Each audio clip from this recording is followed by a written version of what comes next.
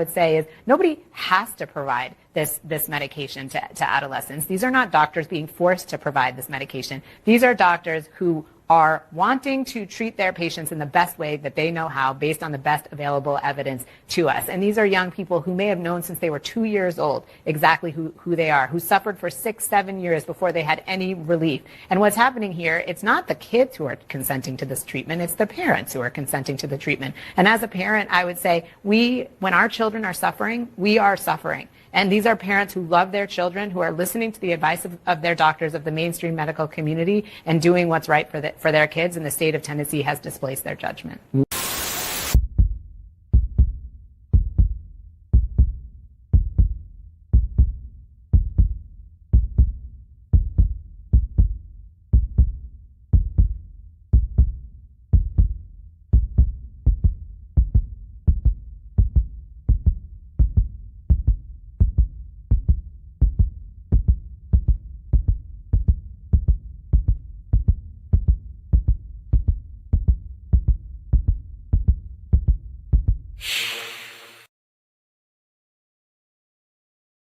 Personally like that. How did I get personal? Bitch! That never ceases to make me laugh. That is my absolute favourite Ralph clip, but even more so than him getting beaten up. Good morning, gentlemen. Afternoon. Whatever. G'day. How's everybody doing? Doing well. What's up? How's everybody doing, chat? I'm okay. That's good. I didn't actually go and grab the Nick stuff from the Discord. I just thought I'd go through it live. There's not really anything. Fuck it, we'll do it live. There's not really anything that new. So, one second, President. I mean, the Ralph news is probably the new stuff. Yeah. So, let's see. So the only was it? This is probably Doxed. The only new Ralph stuff is his warrant has been quashed. He filed a plea, submitted a plea to the court, threw himself on the mercy of the court. That of course triggered an earthquake in California. No, he threw himself on the mercy of the court and took a plea deal. The plea is, I think, 90 days in prison, suspended for a year, and a $500 fine. He doesn't have to attend. And it's a year of supervision. So, what's it called? Parole, if you were. But it's unsupervised parole, so essentially it's just don't fuck around and you won't find out. Otherwise, you'll be flying back to Minnesota. You'll be flown back to Minnesota to spend 90 days in jail. So basically, it's a 90-day sentence suspended over a year. Yeah, it's basically a good behaviour bond that he doesn't get back. So. And a fine, yeah. Okay. And a fine, yeah. So yeah, that's basically it when it comes to Ralph. I don't think there's any Nick news. Does Minnesota get their $10,000 back? I don't think Minnesota spends that $10,000 because it wasn't executed. I think the 10 I thought they had grand to put is it in trust. Yeah, but when you don't spend the money that's in in an escrow, it comes back to you. Okay, so they get the money back. Yeah, I think the idea is it's to cover the costs associated with localities deporting someone or extraditing someone. So transportation and all that crap. Yeah. Like officer time and Yes. Mm-hmm. Plane tickets. And I say tickets intentionally. Well, it's got to be at least 4 if there's 2 officers. That's right. Well, there's 2 officers and 1.8 prisoners. I think what burns Nick is when Worski, Andy, recounted when he went down to it wasn't Nashville. It was Knoxville. Knoxville. Yeah. And then he said Kayla hit on him, and it's pretty funny. He did. He actually said this before. Ralph said that? Huh? No. Wolski said that Kayla was hitting on him in Knoxville, and this is years before the swinging allegations. Yes. Mm-hmm. I don't doubt that. Well, I don't doubt that. I think what he said was that she was flirting with him and she was rubbing his leg. I think that's what he said. And grabbing this is like 2 years before any of the swinging allegations were even on the scene. Nick so said like to me in person that like when I was there in Matsuri, he's like, yeah, Kayla likes women because like Kayla was staring around and like looking at women and stuff like that too. So like he's like, there's been stuff for a while with Kayla that showed that there was some unsatisfaction with just Nick alone. Did Mindset just call Andy Warski a woman? Yes, absolutely he did. I think you're right about the half of this, Bogus. Like, I definitely think that the thing preventing Nick from taking the plea is that he doesn't want to plead guilty to child endangerment, because then the internet will be able to say to him, you were found guilty of child endangerment. I don't think that the divorce is happening. Well, here's my little bit on that.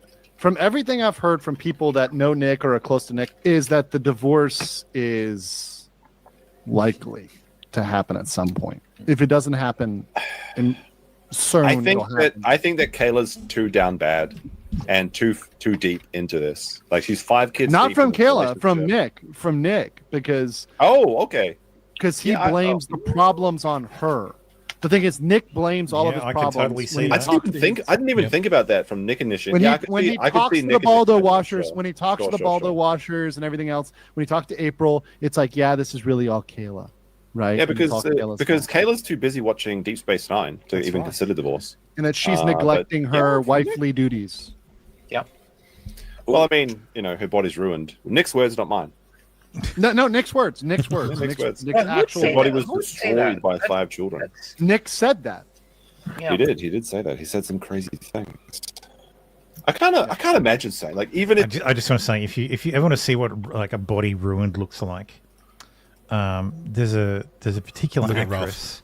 There's a particular adult actress who many of you may be familiar, maybe not. Her name's Gabby Carter, and she retired, got married, and had a kid, and she's back in the industry because, well, money. Yes, the child ruined her body, so. And it's 2 particular assets of hers that are ruined. So I'll let you draw a mental picture of what is ruined on Kayla.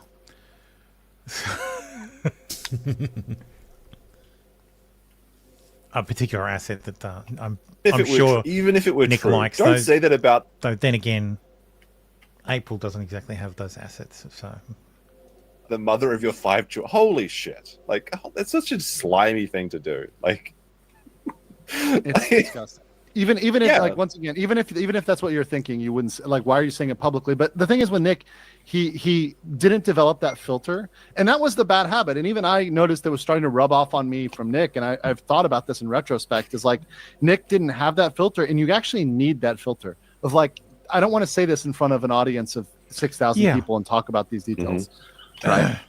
Right. He got too big for his britches. Thought he was uncancelable. Like, he literally said that he was. And I mean, to a certain degree, he's correct. Yeah, because the only person who could cancel Nick was Nick, and he managed to do it. Yep. He's coming in, right? Like, he doesn't have a mortgage. He gets a set amount of money every month, allegedly. Well, he made enough money from the Rittenhouse and Depp trials to keep him going for a while. But Skierke says, Kayla's tits can't be ruined. They're younger than her kids. I don't think we have any evidence that she's had implants. So I think the photos of her when she was younger, she was stacked then. So, but the problem is, like, if you breastfeed, some women, they like the nipples get big, and they don't. Sorry, the whole thing is get bigger, and they don't really return to normal. And there's a lot of weight to carry, and they tend to get a bit. How do I put this? Saggy, droopy. Gravity has its effects. Yes. Yes. Yes. That is a very good example there, Baldo, that you've just posted in the Discord. That is exactly what I was talking about. We said. Oh, okay, because there is 2 of them. Gotcha. I thought you meant she was blown out. No. So, Those two assets. those two assets, yes, left and right, lefty and righty. But I know he's probably Provided you're not spending 20,000 a month on coke. but that could still get him a lot. But Vicky T says, we thought she got a facelift, or maybe it's a vaginal lift. Yeah, I thought it might have been I thought it might have been a mummy makeover, because that's what the Kiwi Farms thinks she went in for a mummy makeover, which is a facelift, but maybe it was a vaginal lift. But I don't think when she went to Minnesota, for the day surgery, I don't think that was that. I think that was actually something semi-serious. I think it might have been a scare more than anything else, because Nick was worried at the time, and you don't tend to get worried. A skin cancer or something. Yeah, well, if you wouldn't go for day surgery for skin cancer, they'd just do it in the surgery. But for for anything else, like a biopsy or something, then they'd probably do a day surgery if they had to go in laparoscopically. So yeah, I think that's what that was. But I may be wrong. We'll never know. I'm just needlessly speculating, I guess. Yeah. But if you made $500,000 or $1 million or whatever, that you can buy a lot of coke with that. Mm-hmm. Yeah, for sure. No, that's if that's even if it's reported as 2.3, you have the YouTube Apple cut, then you have your taxes, and it goes down, like you said, a couple 100,000. That's not a lot. Then you go and buy a stupid car, you crash it the first time you get it. Yeah. Sure. You're already out 150 maybe to Randazza for your civil suit, which should have never happened. And now what do you got? Yeah. I do want to point out, this is depressing. Look at this fucking yearly earnings. Ooh. Dead channel. That's Jesus fuck, man. And that's the thing, Nick's content isn't evergreen. It's topical. It's like this show. Nobody's going back and watching old episodes of the pre-stream. Unless I'm going to be cancelled one day. So I ever see an uptick of people watching old episodes, I know my cancellation's incoming. That's one thing I know to nuke the channel. But yeah, let me get a playboard. Oh shit! Someone's watched. There are 1,000 extra views on episode 15. What the fuck? Yeah, that's. What did I say? Damn it! Now I have to rewatch a fucking episode. Imagine watching a whole episode of this. It's bad enough. It's bad enough performing in it. All right, so here's playboard. So his total revenue is 2 million Aussie. So that's 1.3. 1.3 US. Can I change it? Can I change the? I can change the currency. Here we go. See how good are we? 1.279. So see, Aussies, we can just mentally do the conversion in our heads because we fucking on have most to. things. Yeah. I can't go. Dude, you can't go all because I need to fucking upgrade. Fuck you.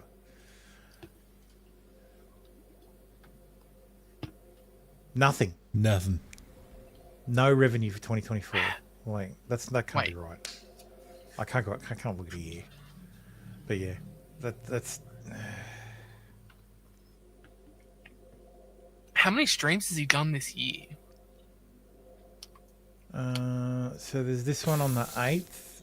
So on the 15th of August, there was $132. On the 16th of August, there's $414. So when he streams, he still makes, way more than I do, but... A couple of bucks. But yeah. For now.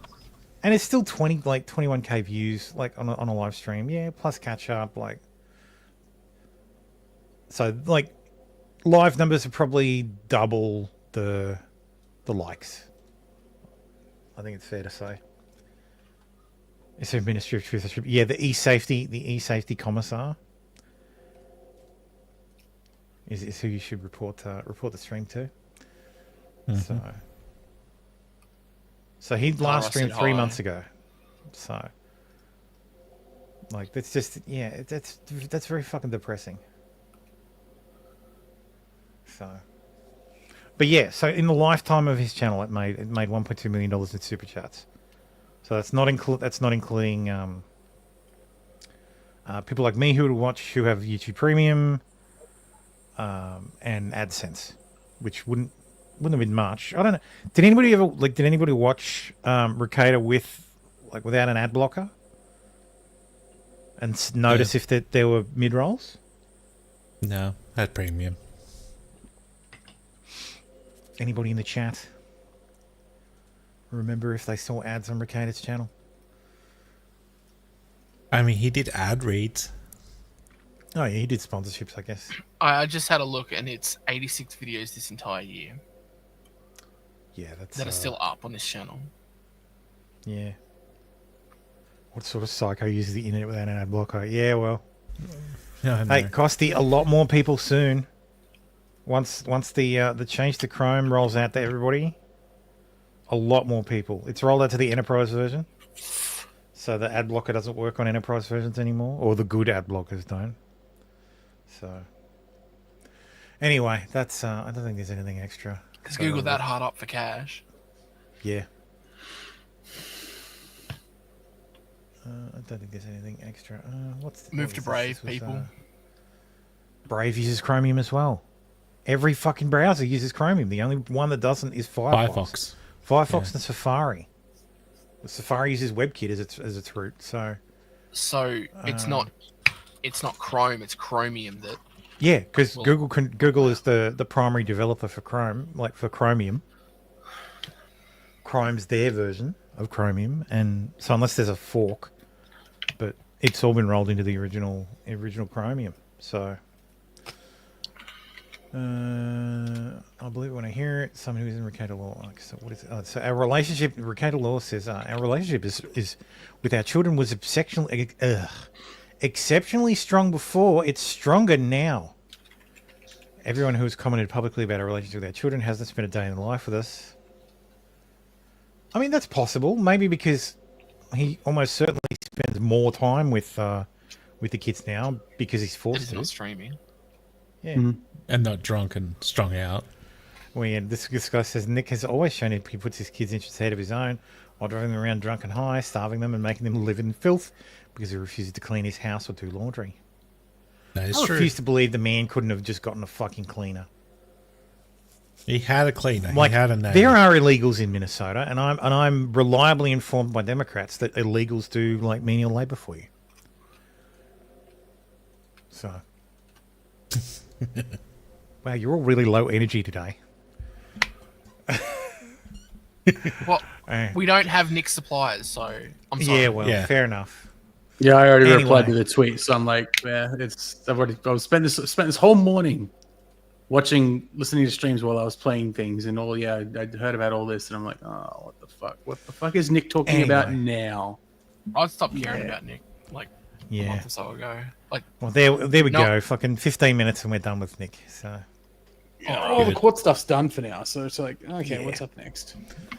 So everything's been kicked in. I think there's not doesn't going to be anything on Monty until 2025, like late 2025. Well, his next on the 15th.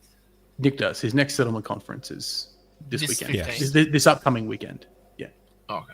I think it's the Friday. Yeah, something like next that. Friday. Yeah. Well, Quiet week for Nick this time. So. Well, I mean that's going to be the last one. It's going to be you take the plea or we get a fucking trial. So yeah, exactly.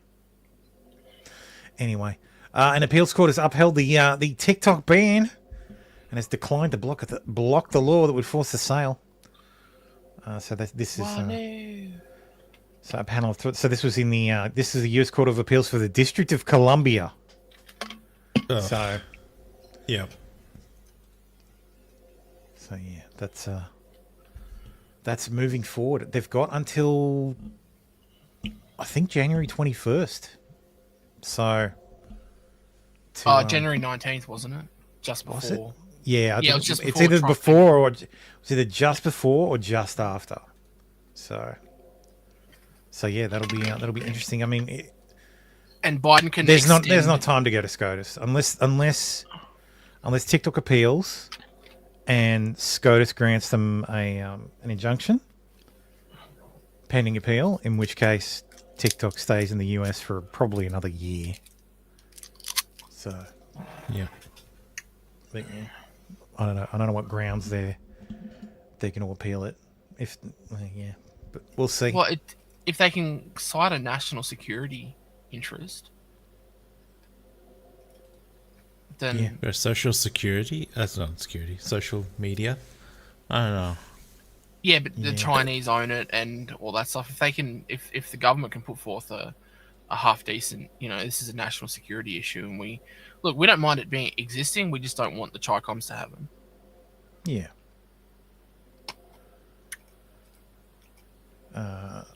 Let's talk about Nick Fuentes. Nick has been charged with battery over the macing incident. Very nice. So yeah, it's a misdemeanor. Here's his mugshot. Looking a bit chubby there. Another Mexican falls. Yes, another Mexican arrested for battery. So it's a misdemeanor. It'll just be a fine. So was he born in the States? Yeah, he was born in the States. Oh, okay. He's just got a Mexican last name. It'd be hilarious if he was an anchor baby. His parents get deported. Yeah, that'd be hilarious. Yes. I'm sorry, Nick. Your parents, they gotta go. Tim Pool says the lawsuit between Tim Pool, and the Kamala Harris campaign has been resolved to my satisfaction. The tweet, I can't remember what the fucking original tweet said. Was it like calling him alt-right or Russian for the Trump campaign or a Russian asset? He called him Russian media. Project 2025. Yeah, Russian media. Because Tenet. Agent for the Trump campaign, whatever. Like it was just okay, that's weird. Yeah. But yes, the tweet has been deleted. So that's Hooray. Okay, good, I guess. Trump operatives say their Project 2025 plan is to give Trump total, unchecked legal power so they can jail and execute those who don't support Trump if he wins. And they've got a picture and/or video of. That's the original Tim. That's the original tweet. And so they completely and utterly misrepresent what he said. Since Trump is elected, we can say that is actually true now. That will happen. Yeah. Yes. Let's. I saw this last night. This might not be of interest to anybody, but Tristan Tate got into an argument with a weirdo who apparently is like someone who quote unquote disrupted the organic baby formula market. He's a degenerate hunter. He thinks he's Chris Hansen. He's a degenerate hunter. I don't know what the fuck that is, but yeah, he accuses Tristan Tate of sleeping with underage girls, being a rock spider, yes. And it comes to this particular one where Tristan Tate says, "Do you like looking stupid? Is that why you write me? Is this some humiliation fetish?" And he points out that the age of consent in Albania is 14, and the age of consent in Greece is 15. Albania says that Albanians in Greece don't approve. Well, Tristan's wrong. I know. Tristan's argument is, well, here's the law. Clearly, they do. Well, no, I think his argument is that here's the law where I was in these countries, and this is the law, so fuck off. Except that's his point. That's basically well, except point, right? that Tristan's an American. Yeah. And who lives under US law, it doesn't matter where you travel. The age of consent is 18. Unless you're in a state. They have an overseas rule about it, do they? Yeah. Yeah, they can prosecute. It's called I've never heard of that. It's a federal crime. It's called sex tourism. Yep. Australia has one too. Yeah.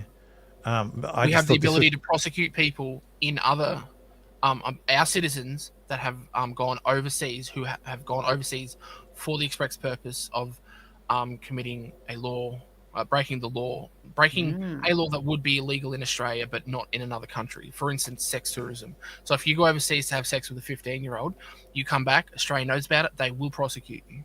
Even though it's legal in the country you went to. Even though it's legal, if your purpose but it's a federal law in the US. So don't brag about it.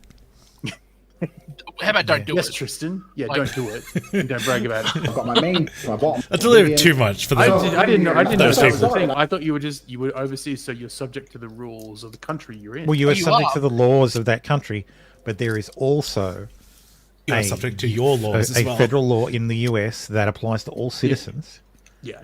That if you travel overseas for the purposes of, so there's a few crimes under the statute. There's like for the purposes of, so you do it with intent. Yeah, so if you fly overseas, but with the intent of fucking a kid, but then, well, not even a kid, but someone under the age of 18, a minor, someone who would be defined as a minor, that's a crime, even if you don't actually do it. So the intent, if the intent is there, that's a crime. The doing it is a crime. If you transport someone overseas or from one country to another as a US citizen for the purposes of that, or then do that and have sex with them, that's a crime as well. And they all carry 30-year jail sentences. So here's one of the Tates talking about his bottom bitch, Vivian. I've got my main, my bottom bitch, Vivian. So Vivian here, that's how it started. I met Vivian in Slovakia. We had a long-term relationship thing. I was living in England. I moved her to England to be with me to start. Stubby says, just play it smart and only date MILFs. This is the way. Yes, this is absolutely the way. Start doing my webcam company. So Vivian's been with me 6 years. So he's been with Vivian for 6 years, right? Is Vivian's younger? Vivian's like 21. Vivian's 21. And at this point, he's been a girlfriend for 6 years. There's a video from 10 years ago that showed me in a sexual act with one of my ex-girlfriends. Hold up. Wait a minute. Yeah. There's a video from 10 years ago that showed me in a sexual act with one of my ex-girlfriends. From 10 years ago. 10 years ago. I didn't say the word listen. Did I say listen? Hello everyone, I just wanted to say something about the video that's been released recently about me and my ex-boyfriend Andrew Tate. Andrew is my still great friend. What you guys saw in the video is just what we used to do. It was just pure game. He's a great guy. He would never hurt anyone. There's a video from 10 years ago that showed me in a sexual act with one of my ex-girlfriends. This is what happens, you don't listen. Look at the camera. Why are you getting hit? You do the math. I don't want to. You do the math. I don't want to. She was basically 14, 15 when they got into a relationship. That means when did he start talking to her? When she was 14. Or earlier. Depending on how long that shit took. Yes, top G derangement syndrome. Yes.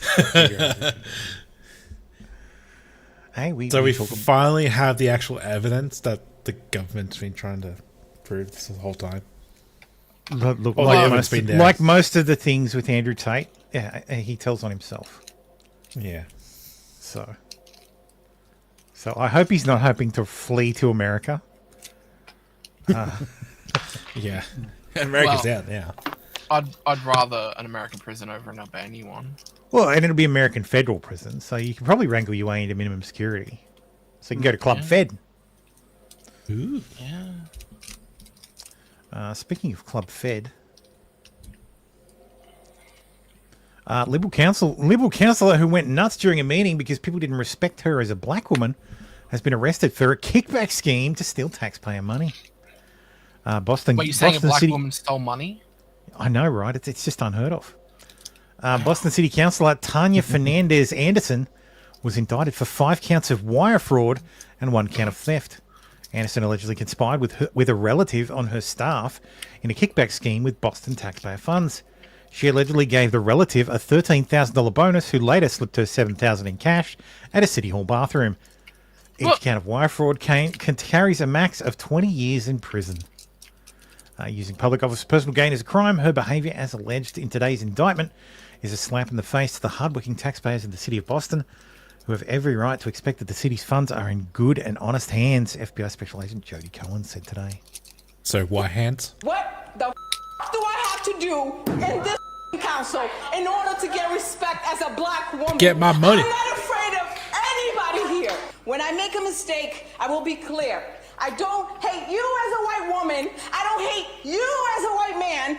I am sick and tired of this body so stupidly racially divided. So I just hate you as a person. Shut the fuck up.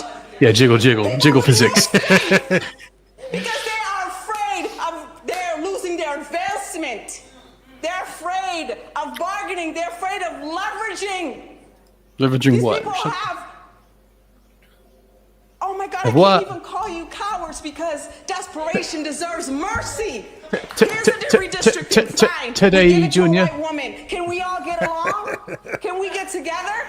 No, we can't get together. I hate you as a person. Fuck off. Just That was a decent little chimp out. Yeah, that's putting it. Yeah. Today, Boston City Council member Tanya Fernandez Anderson was arrested on federal public corruption charges. These 6 felony charges stem from an alleged kickback scheme that she orchestrated to obtain several $1,000s. So yes, all that for a few $1,000s. Yes, the Shibuns are restless. Yes. Jesus. She was thumping on the table, slapping her hands together. She's got that instinct. She wants to hit something. Please no monkey noises. No, I won't do that. That wasn't me. I know it was you, Tim. You racist, disgusting racist. And see, he doubles down. Yep, I know. Terrible. So right. See, at least Tim will be the first to be cancelled. That is true. So she has been a foster mum to 17 children while raising 2 of her own, according to her biography on the Boston City Council poor website. children, biological and otherwise. Well, how much care did she actually give? Like 17 children over. Which she how many did? years? Which you just rotating in through foster care, Yeah. To get the money, like. Probably, yeah. Florida man shoots at a Walmart delivery drone. I mean, it's Florida, No, yeah, well, that's exactly right. A lot of people He made could that have had joke. explosive diarrhea and aimed for the best. Well, I look. Just as the founding fathers intended. You know what I find hilarious? We're all like, "Yay, Elon bought Twitter, and now you can say whatever you want, and everybody self-censors." Like everybody fucking have a look at what fucking libs of TikTok say, like tweets. It's like every fucking second word. They're just scared. They can say it. They're just No, scared. it's because it's the money. The same reason everybody self-censors on YouTube. It's the money. They're afraid of the yellow tick. Like this is the fucking hilarious thing. They're everybody's terrified. Like this is how corporations are controlling us. Yeah. They're going, you can have some money, but you have to just make sure you don't say these words. And we use fucking algorithms to manipulate us into controlling what we say. Well, he does say "shot" in the next paragraph, but you're right. Everyone's putting the dots in. It's not as bad as Instagram, where you just won't get your post just won't go up. Where they would. They're most noticing, yes, noticer in chief. I've noticed it. It's just like, then again, I don't get money from Twitter, so I'll say it anyway. Yeah, well, this is probably gonna end up with a community note for some reason. So, yeah, which means you won't get money for it anyway. Like, just fucking say the word, man. It shoots. Like, it's the same. Like we just saw in the video before. Like, sex, fuck. Like, are you fucking kidding me? You like mute that shit. Like, if you watch YouTube now, and it's like watching fucking a PG movie. We're gonna bleep out everything. Yeah, like it's gonna be like monkey fighting snakes on this Monday to Friday plane. Community guidelines. Like, but there are. That's the thing. There's no community guide. There's no guidelines. Because there's nothing in the rules that say that. It's all nebulous, and they do it on purpose. It's purposely done, but that means Elon's doing it too. Elon's going, well, hang on a minute. Advertisers don't want to be seen next to naughty words. So, like, and honestly, like, I don't have Twitch. I don't have YouTube. I don't have Twitter Premium anymore.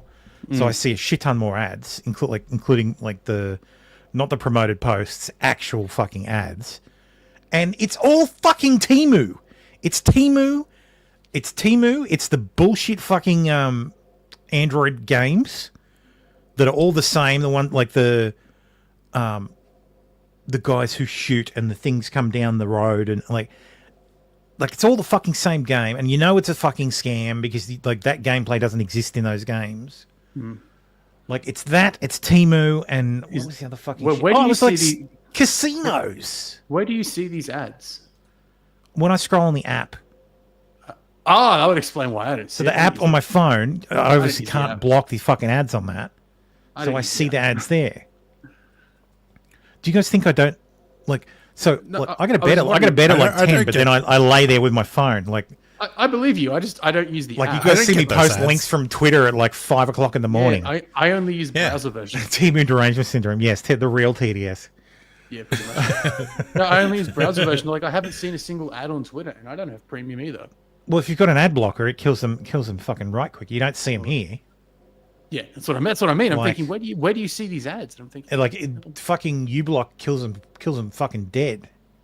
Good. So we don't see them on here, but like fucking on the mobile app, holy shit!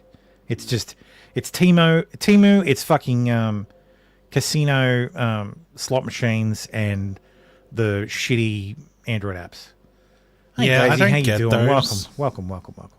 I don't get those ads.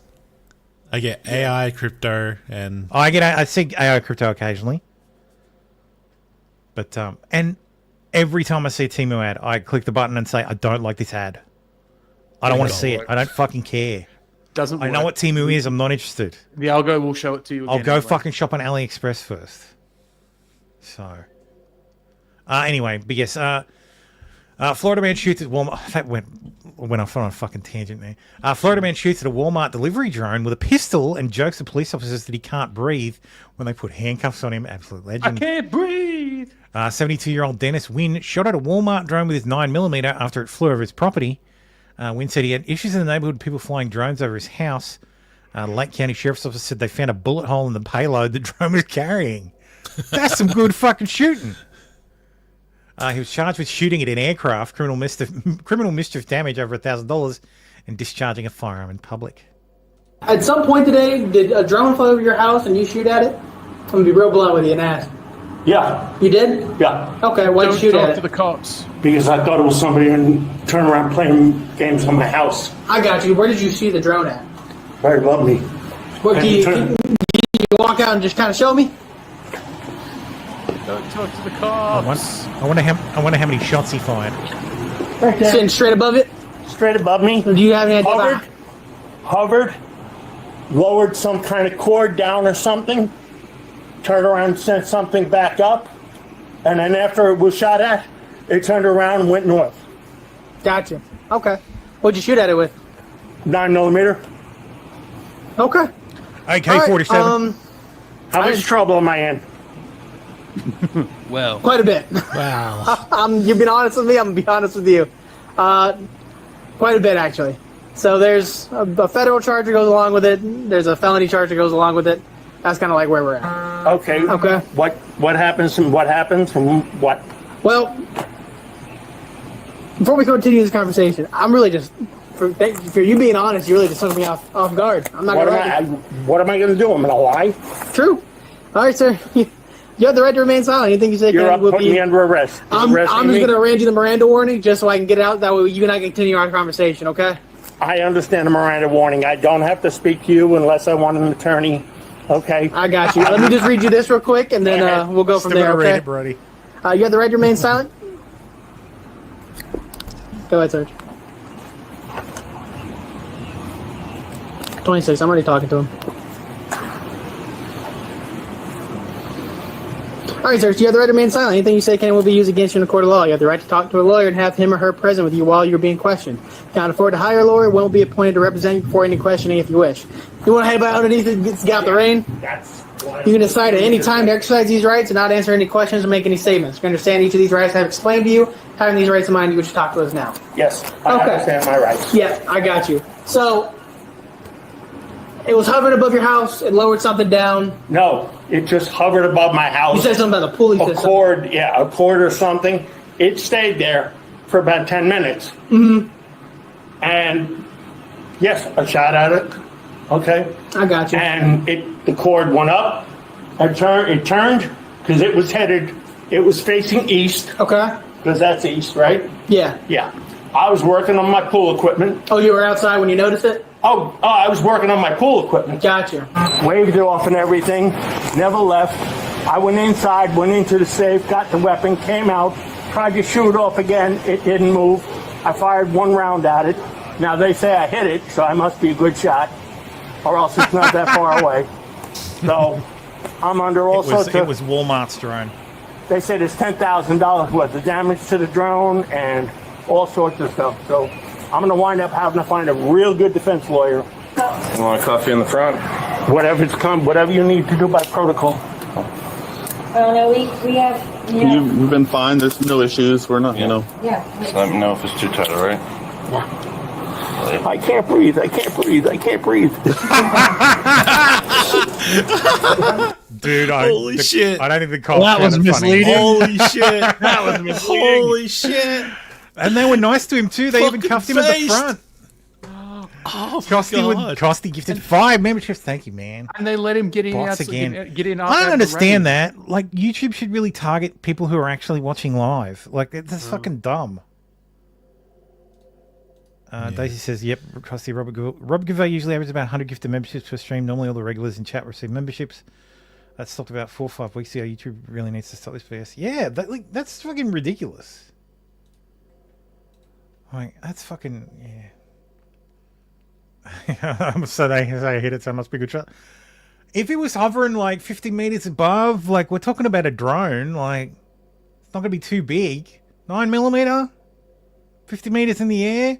Guy's fucking in his 70s. That's a decent shot. That's a pretty good shot. I hope he doesn't get into, like, he's charged with shooting the criminal mischief damage over $1,000 and discharging a firearm in public. I hope that's not a huge crime. Well, the felony, it is illegal to discharge a firearm in the air. Yeah. Fuck off.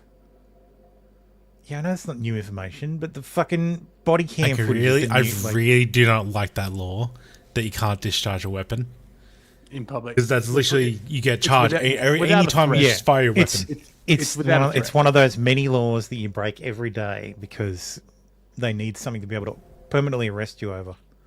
Yeah. It's so. Anyway, moving along. A porn star will attempt to have sex with over 1,000 men in one day, and it's sparking health concerns from doctors. I think it's actually the same whore who did the like the Australian one. Like, no, it's not the Australian one. It's the British one who is here with the Australian one. Okay. British adult entertainer Lily Phillips recently began taking applications for the record-breaking event of the year, which is set to take place in January. Current record holder is Lisa Sparks, an adult film star who bedded 919 men in one day at a sex industry event in Poland back in 2004. I remember that. That's an old name. I remember that happening. Yes, but it checks out. Yeah. And before that, it was 800, and it was like the Houston 800. They did it in Houston. Oh, I can't remember the actress. I can't remember the quote-unquote actress who performed that particular one, but yeah. Oh my God, this is taking me back. Mess, but yeah, that one's messy. If you look up Lisa Sparks, you'll see lots of messy stuff. At the time, Sparks reportedly said she had a blast, but was in pain for weeks afterwards. So there you go. If you want to apply, email a photo ID. If you email a photo of your ID and a photo of you holding your ID to your face to 1000@lilyphillips.co.uk. Obviously, you'll have to be in the UK. But for any of my Minecraft fans, if you want to make history, I guess. If you want however, Phillips 23 has declared she's been in training for several months. I'll let you wonder what that means.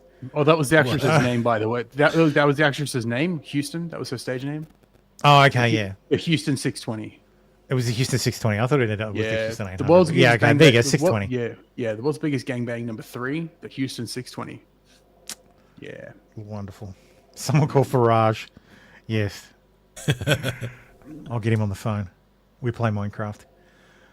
Sydney medical practitioner Dr. Zach Turner, who specializes in preventative health and wellness, warned that when pushed to the extremes, such activity could have a negative effect on the body. Sex, at its core, is a physically demanding activity that engages various muscles the cardiovascular system, and release of endorphins. Done in moderation, it's akin to a rewarding workout promoting stress relief, cardiovascular health, and emotional bonding. However, when pushed to extremes like in a 24-hour sexual marathon, the physical and physiological toll can be severe. That's fucking hilarious. So, she says, I've done 101 and I'm doing 300 in the next few weeks. It's like a boxing match.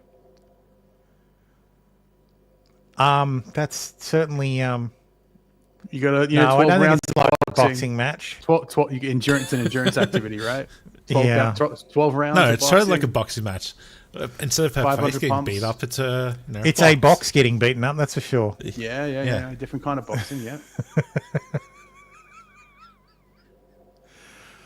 Why are there so many whores? I guess because it's so profitable now. Damn you, OnlyFans! You've made it so profitable. Well, OnlyFans is profitable, but it was always profitable. Regular porn is not. Kinda. No, for those incels out there, I'm paid to be a standing girlfriend at families' Christmas dinners. I'll even wash dishes for a price. What? For a price? Yes. This is one of those girlfriends experiences that you can buy. Silver, $250 plus present. 2 hours at dinner, matching outfits, tell a few jokes. Gold, $450 plus present. 3 hours at dinner, cute backstory how we met. Photos with the family.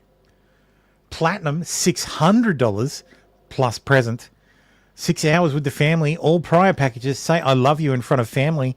Kiss on cheek. Wash dishes with your mum.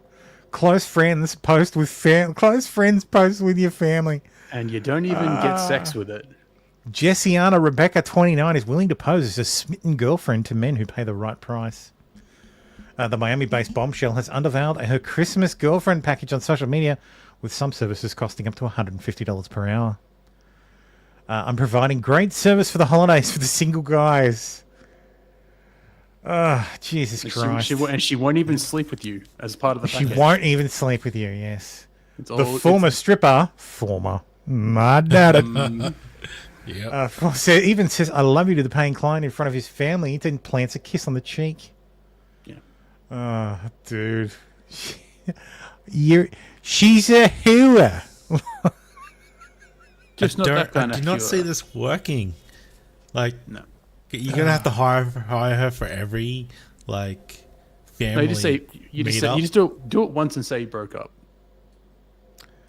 Well, I mean, that's the thing. It's gonna be a one done thing. It has to be. Just next year you say you broke up. Yeah. I mean, I guess she's counting on repeat business, but yeah, I can't see that happening. I don't know. This is just weird. No, I mean, like people got too much. Like, I guess men have too much money.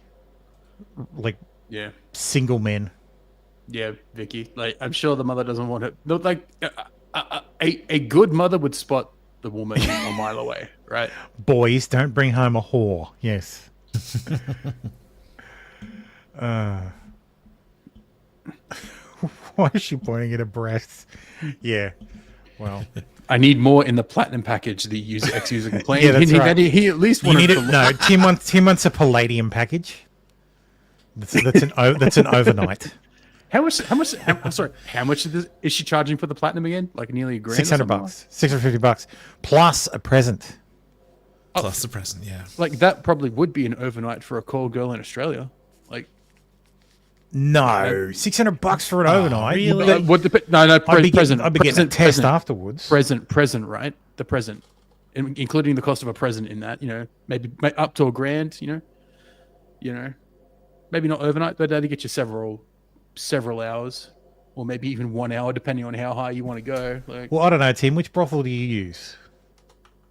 None of them, but I know where they are. They're all public. So I don't. I'm not even Googling it.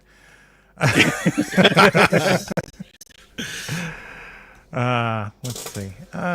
Sorry, I didn't really sort out a flow. I have a whole bunch of stories. Yes, Costa, the president is your dick in a box. Yes. Yes, the president is your dick in a box. That would be funny. My dick in a box. My dick in a box. My dick in a box, yeah. Let's talk about Trump. Let's talk about some of Trump's picks that were announced this week. So Trump announced this guy, Chad Chronister, who is the what is he? The sheriff of Hillsborough County in Florida. Let's see what he's like, shall we? I'm Hillsborough County Sheriff Chad Chronister.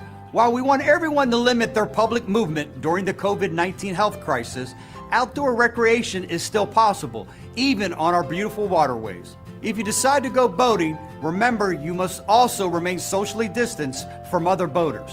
Make sure that you keep 50 feet between you and other vessels on the water. Also, be sure that you are following the CDC's guidelines for social distancing. If you have any questions or concerns while on the water, our Marine Unit deputies will be there to assist you. For a list of boat ramp closures, you can visit hillsboroughcounty.org. There's more. This is also the sheriff that arrested a pastor for holding services during the COVID pandemic. Because despite the state of Florida having the most lax COVID restrictions, including allowing religious services to be what was it? Crucial services. There was a term for it. I've forgotten it already. Can't remember. I've blocked it out. The PTSD from COVID has made me block it out. But DeSantis said that, religious services are exempt. But the county of Hillsborough decided that no, religious services are not exempt.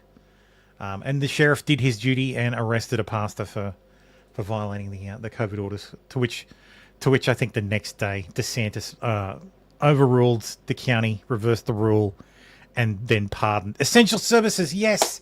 Now I'm having a fucking PTSD attack. Thank you, for yeah. DeSantis overruled the county and then pardoned the fucking preacher. So, which is hilarious. But yeah, Spencer Rogers says, I'm from Tampa Bay, Florida, which is the county that Chad Chronister's from. I've followed Chad Chronister's career, and people are asking me why he's a bad pick to be the head of the DEA. Conservatives here do not support Chronister. Chronister is woke and a woke and weak Democrat plant that will backstab President Trump. He cannot be trusted. Here's some of the reasons. His office promotes transgender teens by participating in the Tampa Pride event and created a liaison office for transgenders and other Pride affiliates. He expanded his office's DEI programs and has been a major proponent of anti-white male discrimination by removing merit as a primary role of advancement, turning to race and gender-based hiring and promotion practices. He arrested a local pastor. Pastor spent $100,000 to upgrade his church's air filtration system, making his church safe for those who wish to attend services. Nonetheless, Chronister arrested him and held a press conference touting the arrest. He's a big Democrat donor. He gave to Barack Obama, Mayor Jane Castor, Congresswoman Kathy Castor, Congressman Charlie Crist, and the DNC.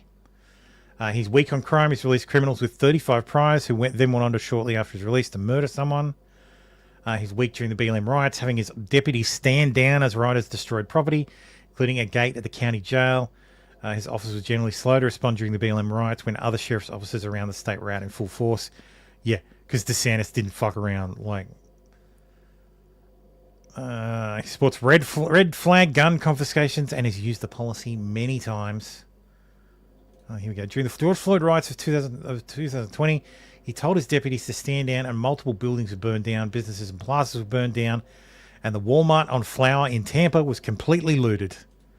What a Chad. Pride Month. Hello, I'm Sheriff Chad Chronister, and this month we're celebrating equality, dignity, and self-affirmation no matter how we identify. At the Hillsborough County Sheriff's Office, we are proud to focus on the wonderful members of our law enforcement family that... So this is Trump's pick for the DEA. In the military, when a senior commander Densko is fired, at the saying they used on official paperwork is, I have a loss of confidence in his ability or behavior. Trump's pick... it's just reiterating the same shit. Even Thomas Massey weighed in. I'm going to call him like I see him. Trump's nominee for head of the DEA should be disqualified for ordering the arrest of the pastor who defied COVID lockdowns. The man himself says to have been nominated by President-elect Trump to serve as administrator of the DEA is the honor of a lifetime. Over the past several days, as the gravity of this very important responsibility set in, I've concluded that I must respectfully withdraw from consideration. There is more work to be done for the citizens of Hillsborough County, and a lot of initiatives I'm committed to fulfilling. I sincerely appreciate the nomination, outpouring of support by the American people, and look forward to continuing my service as Sheriff of Hillsborough County. Fallen Prince says, why did Trump pick him? Well, this is the interesting part. He's married to a woman whose father used to own the 49ers. And this owner of the 49ers, well, he got a pardon from Trump in 2020. So I think it's a family friend thing. So, but yeah, bad choice by Trump. But after the pushback, Trump picked up the phone and told him to remove his name from consideration. Yes. So yes, he will need to. There will be a new DEA pick. It's pending. Trump has picked Billy Long to lead the IRS. He's quite the character, and I think it's hilarious. We are one of the few people that can actually keep up with the national debt. I'm going to tell you, $2 trillion now, 3 able to buy them, $3 trillion now, $4 trillion, $5 trillion, $6 trillion, 7 able to buy them, $7 trillion, $8 trillion, 9, 10, 11 trillion down here, 12 trillion, 13. You get the point. That may sound familiar. If it sounds familiar to you, it's because it's from this. Please help us, Mr. President, before it is too late, because Jack Dorsey is trying to influence the election, to sway the election. What'd she say? I can't understand her. What? Steal the election. That is why he is censoring and shadow banning. How about it in? 12 and a half, 15, 7 and a half, $20, 2 and a half, 5, 7 and a half, 30. Hit $30 down here, 2 and a half, 5, 35, 7 and a half, 40. Hit $40, 2 and a half, 5, 45, 7 and a half, 50. Hit $50 down here, 2 and a half. Officer, will you escort this young lady out, please? Hit 2 and a half now, 5, 55, 7 and a half, 70. Hit 2 and a half now, 5, 75, 7 and a half, $80 to 5, 85, 90. Hit $100 to 10, 10 and a quarter, 1 and a quarter, 1 and a half, 75 to 2, 2 and a quarter. Hit 2 and a half, 75, 3, able to bomb 300. Hit 3 and a quarter. Cut 3 and a quarter now, half, 3 and a half. Set a 5, 400. Hit but a 4, 4 and a quarter, 4 and a half. We're selling the cell phone there. 4 and a quarter, 4 and a half. Hit 4 and a half. We're 75, 505, 5 and a quarter, 5 and a half. I yield back. But yes, he is an auctioneer. Somehow I think our auctioneer in residence is going to get tweeted about today. So yes, that is Congressman Long. He is a professional auctioneer. So, and the other, where is it? Damn it! We needed to talk about one particular pick that I'm sure you have all heard of this week because he's getting absolutely hammered on all sides because people are very, very fucking triggered. Pete Hegseth. So there was a post. Bitch deleted it. Where she, it was this one. The original. It was this picture, yeah. And she said, "Look at him. He's wearing underpants at 9/11. What a loser." So, actually, if I click on this. And I go she blocked me. Archive. Oh no, there it is. There it is. Here's the tweet. Yeah, Trump's pick for Secretary of Defense deleted. Visiting the 9/11 memorial in his underwear. The Pentagon has nothing to worry about. Our armed forces have longed to be led by a drunk rapist in his underwear. Well, yes, that is incorrect. Here's the Fox. That's News a lot of words to say, Marine.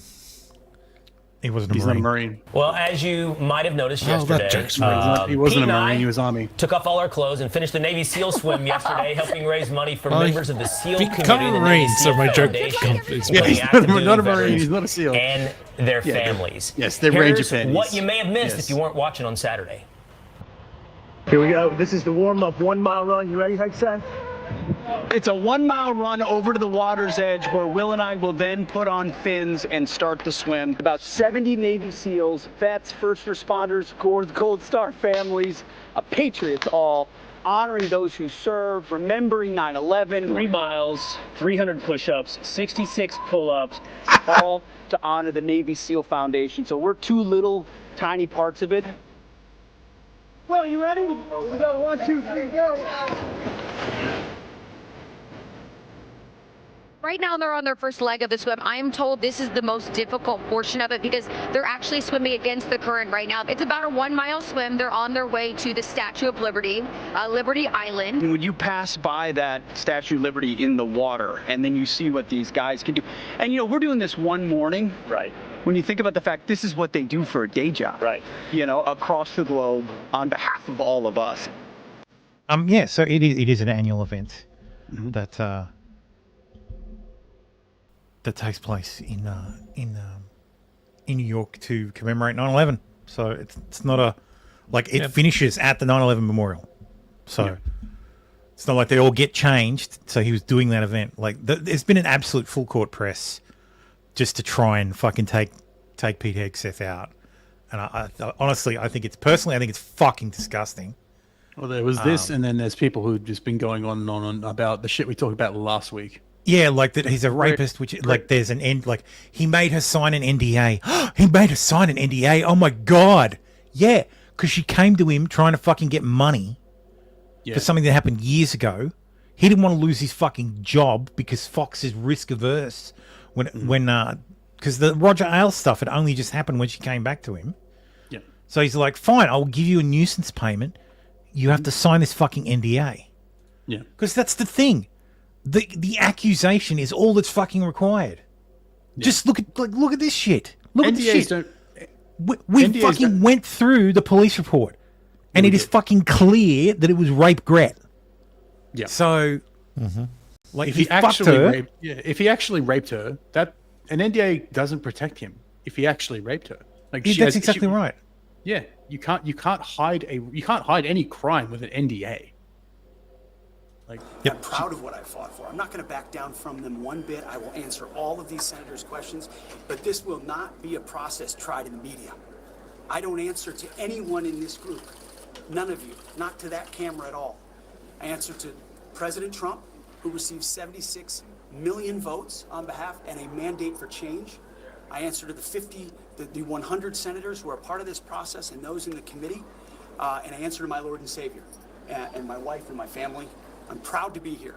And as long as Donald Trump wants me in this fight, I'm going to be standing right here in this fight, fighting to bring our Pentagon back to what it needs to be. And so far, Trump is behind him. I hope he continues to be behind him. Donald Trump says, Pete Hegseth is doing very well. His support is strong and deep, much more so than fake news would have you believe. He was a great student, Princeton, Harvard educated. They're just good colleges. With a military state of mind, he'll be fantastic. High energy, Secretary of Defense. One who leads with charisma and skill, beats a winner, and there's nothing that can be done to change that. JD says, led by President Trump, we're fighting for Pete Hegseth, and we're doing so because Pete Hegseth will fight for our troops. For too long, the Pentagon has been led by people who lose wars. Hegseth is a man who's fought in those wars. We've got his back. The Washington Post was calling into question his 2 Bronze Stars.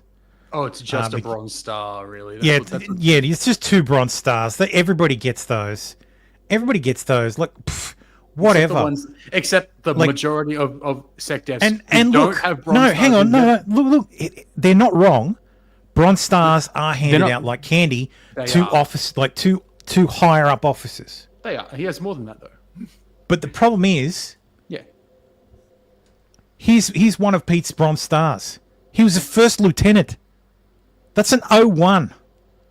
That's not a high. That's literally the fucking bottom rung. Yeah. Mm-hmm. So the fucking shit is disgusting, man. Yeah. He got it because he was served. This fucking retarded shit. Some anonymous sources at Fox News claim Pete Hegseth sometimes drinks alcohol while working. He openly drank Tennessee whiskey while filming a war on warriors for Fox Nation. I provide receipts. Fox Nation is Fox News. Keep going. Well, it doesn't matter. We're good. Her point is, he's working. He says he doesn't drink when he's working. Except he had permission to do it. Well, thank you guys. NATO, it's an 01. Cheers to you guys. First Lieutenant. Cheers to Warriors. First Lieutenant's 01, yeah. Thank you, sir. Under NATO, it's 01. Welcome to a special edition I don't care of about what Modern NATO Warriors. says. I don't care about what the War American. But that's the on comparison. Warriors. NATO's the comparison. So in any other force, it's an 01. Just because the Army calls it an 02, doesn't matter. We are all here at an undisclosed location outside of Nashville, Tennessee, to talk about these concerns over some Tennessee whiskey with real warriors. Someone pointed out that he actually poured himself the smallest glass.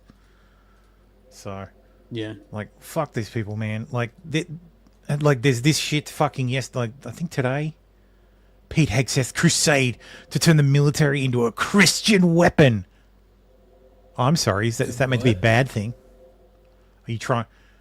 Trying to make me like him more? You're telling me the Marines don't? I think the already replies are fucking like, do that? "You trying to make me like him more?" You're trying to act like they don't already it's not already a Christian weapon? You're trying to tell me that the United States military doesn't already fucking pray? That the Marines aren't majority fucking hardcore Christian? Like, Pete Hegseth is going to get his appearing before the Senate right, Armed Chris, it is Services O2. Committee. In the US standard, it's O2. NATO is O1, but it's O1 for NATO. No, you're right, because second lieutenant is below first lieutenant. Yeah. Not a sham hearing before the American media. We believe that Pete Hegseth is the right guy to lead the Department of Defense. That's why President Trump nominated him. We're not abandoning this nomination. We're not going to make it easy for people to allow them. Who our Secretary of Defense is Donald J. Trump, who just won an election by a very significant consent of the United States Senate. That's who determines who the Secretary of Defense is. I don't know. I think it's the source. Support Pete. I think Pete's going to get confirmed, and we are completely behind him. I have talked to Joni. I've talked to a number of my colleagues about this nomination and about other nominations. All I'm asking is that people actually allow the Senate process to work.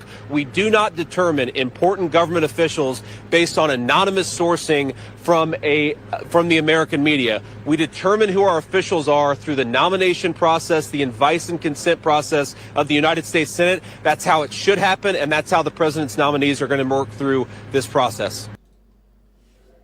Yeah. Yeah.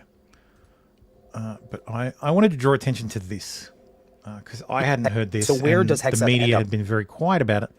But it's interesting because it's from the New York Times Daily. So this is their daily news podcast. But they did an issue on the 26th that was all on Pete Hegseth, and I thought this segment was very fucking interesting, and it made me think that holy shit, this is the right man for the job. So where does Hegseth end up next after Guantanamo? Yeah, so he comes back from Guantanamo feeling like he didn't necessarily achieve very much. And he's watching the news, and this is 2005. And so Iraq, which was supposed to be an easy and quick victory, by that point is really falling apart. And he feels like, again, here's a chance for him to step in and help. And so he volunteers, and he joins the 101st Airborne Division as a infantry platoon leader, and he goes to Iraq. And what's his experience there? He arrives on the ground in what is essentially a mess that's getting worse every day. What had been a relatively swift invasion is now curdled into sectarian fighting, into roadside bombs everywhere, into mounting American casualties. And the infantry troops that are on the ground, like him, they're supposed to fix it. And he realizes how difficult that's going to be because he's getting some very conflicting instructions. What's an example of that? So lawyers in the Army who are giving a briefing to him and all the soldiers that he's arriving with tell him essentially, hey, look, the rules are very strict. You cannot fire on an Iraqi, even if you see them with a rocket launcher, unless that rocket launcher is actually pointed at you. On the other side is some of the leadership in his brigade, combat commanders who are saying, you should expect to fire on pretty much any military-aged male, and you don't even need to give warning shots. Wow. So he's got some people saying don't fire until it's too late. Some people say fire way too soon, and he's a young infantry guy who's leading 40 soldiers who are trying to figure this out. And whose advice does he ultimately take? What is his conduct? This is really interesting. He took a very moderate and measured approach. He's like, okay, we're just going to be really careful. We don't want to shoot anyone we don't need to, because that's just going to make us so many more enemies in a war that we're trying to end. Mm-hmm. And so not only did he tell his soldiers, hey, we're not going to shoot unless we're sure, but he volunteered to be the first one through the door on raids they would go on because he didn't want to put that really difficult decision in the hands of some 21, 22-year-old soldier who might make a rash decision. And people who served with him that I interviewed say he was flawless, careful, cared about what he did, and his soldiers loved him for it. Yeah, interesting. Yeah. That's all good and well, but he was only an infantry platoon leader. I don't give a shit. Yeah, I know. So like this is That's not that's an what argument. that Like, lately, Tim. That's where the critics. The only argument that actually holds water for him not being SecDef is, he doesn't have a lot of management experience. That was the point. Bullshit. Yeah, that's where his critics are going after him. Like, he was only an infantry platoon. But He was only a major. But that's what deputy secretaries are for. Like, if you're worried about his management experience, all right, appoint a deputy secretary of defense who has a fucking MBA, like who is used to managing that stuff. Yeah, SecDef's a leader. Like, yeah. Oh, but he's not not necessarily a Austin. figurehead. He has actual statutory obligations. Yes, but he is in a lot of ways figurehead. And man, look, if you want to get people back into the fucking military, which the military does, they're fucking trying. There's a new ad from the Marines that is like gung ho, like none of this fucking woke shit. Full on like gung ho, like join the Marines and fucking kill motherfuckers. Make them lose if you weight want first. people to fucking join the military, he's your guy. He's your fucking figurehead. Yeah. Still won't be good enough. Like there's all the problem is a lot of like there's a fucking story that was planted about fucking Trump's thinking of ditching Hegseth and appointing like Ron DeSantis, and it's like, what? Ron DeSantis doesn't want the fucking job. Fuck no, and he's a lawyer. Like, do we need another lawyer becoming SecDef? Do we really? He didn't want VP. Why the fuck would he want SecDef? Like, fuck off. Yeah. Like, and now it comes out that, actually, it seems like one of the senators on armed services, Jody Ernst, who also served, and is like, she's one of the people fucking stirring this shit up because she wants the fucking job. Yeah, she's the senator.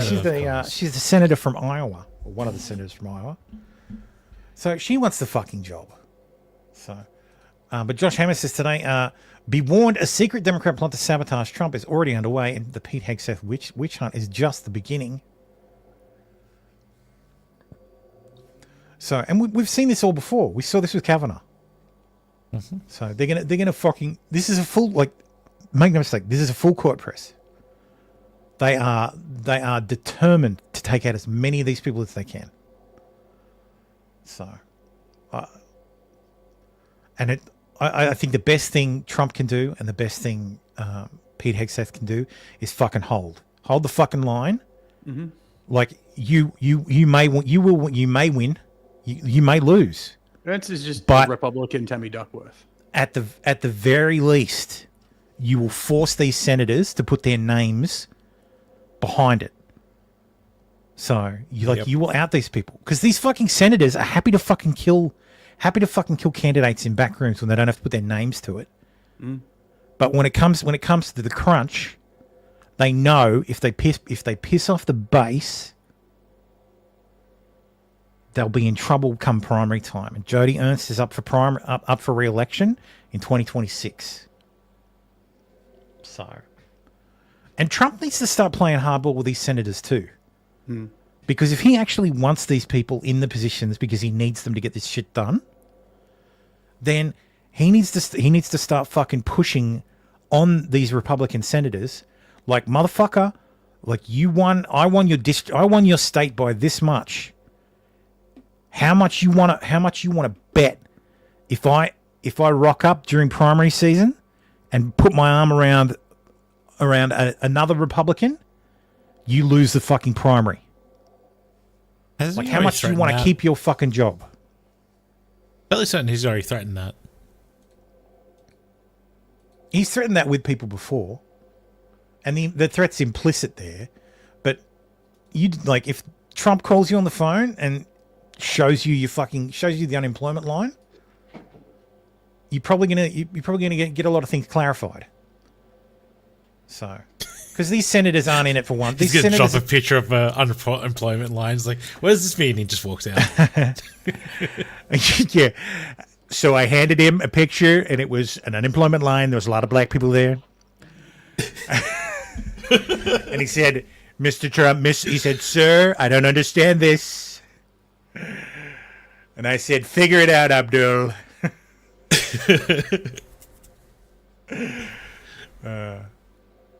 But yeah, like the guy's literally a door kicker. The man volunteered to be first in. Like there was, I listened to the whole episode, but apparently after he finished his tour, some guys in his battalion went in and overreacted and shot up a room of people and ended up killing like 4 or 5 civilians. Those guys went on trial, like, and I think they're still in Leavenworth. Actually, no, they're not. Sorry, no, they're not. Because Trump pardoned him. And you know why Trump pardoned them? Because Pete Hegseth fucking petitioned him to pardon them. Because during Trump's first term, he was considering Pete for VA secretary. Yeah. So this isn't even his first rodeo. So, but he ended up going with some Obama stooge. Oh, that just means Hegseth is a poor leader because he had all of his men screw up so badly. Again, you know why Joni Ernst hates Hegseth? Because she outranks him or outranked him. Like that's. Yeah, well, yeah, she retired as an LT, as a lieutenant colonel, like Duckworth. So she's of course, they all do because that's what the military does to women. Does for women. They get promoted out. Look, I don't know if you guys, I don't know if we covered it on the show, but when Hegseth was nominated, there was a whole back and forwards about Hegseth's view on women serving in frontline roles. Yeah, a couple of weeks ago. Yeah, he's open about it. And there was a whole back and forwards on Twitter from servicemen. Yeah. Who was saying, yes, these like women are bad for unit cohesion. Yeah, full stop. Is hilarious because Joni Ernst was not because they don't like when the number of pregnancies that occur just before deployment, like when they get their papers for deployment, pregnancies go through the fucking roof. And then they get themselves knocked up, and they're all fucking on deployment and getting knocked up over there too. Yeah, and it's just like fucking hell. Like. Oh, I agree with him, 100%. And look, I don't think women should be in frontline roles. I really don't. And for an example, like for a really good reason why, look at Israel. Israel does it because they don't have a fucking choice. Because half the population is women. Yeah. And discounting half the population from fucking from national service is not really an option. But look, like it or not, whether it's misandrist or not, a woman being killed, it always hurts more than a man being killed. Like I don't like it. Just is what it is. Like a woman being murdered is a tragedy. Like because we're engineered to feel compassion for women more than we are for men. And does it suck? Does it suck for men? Yeah. Is it an advantage for women? Hell yeah. But it is what it is. I'm at the point of just banning women from the military entirely. And look, rape's not. Yeah, because he's a simp. Yes, yes, I'm a simp for women. Like I like women. I have 2 daughters. Would I want them in a situation where? Because look, if you're a female in war, you got to worry about getting raped. Yep. Like you have to worry about being taken prisoner and being used like being raped. Simple as that. Mm-hmm. So like it's not lovely. The reality is that it's just reality. And the reality is the fucking like female IDF soldiers who were fucking murdered on October 7th. Some of them were raped before they were murdered. The ones that were taken back to Gaza, well, 2 guesses. We fucking saw video. So I'm pretty sure she wasn't having a terrible I'm pretty sure she didn't mess up. I've been hearing about that because of a bowel movement. Yeah. So not even from the enemy from their own team. Yeah, allegedly. I mean, there's a lot of allegations that it's sexual assault, but a lot of times it's the enemy. A lot of times, so Uniform Code of Military Justice is pretty strict on this. If you outrank someone, you can't have a relationship with them. No. So a lot of time, but you'll both be discharged. Yeah. So a lot of times, what'll happen is it'll be a consensual relationship. They'll get busted, during coitus, and all of a sudden it turns into I was raped. Yeah. But there's a lot of couples in the military, though. So yeah. So how does that work if it's illegal?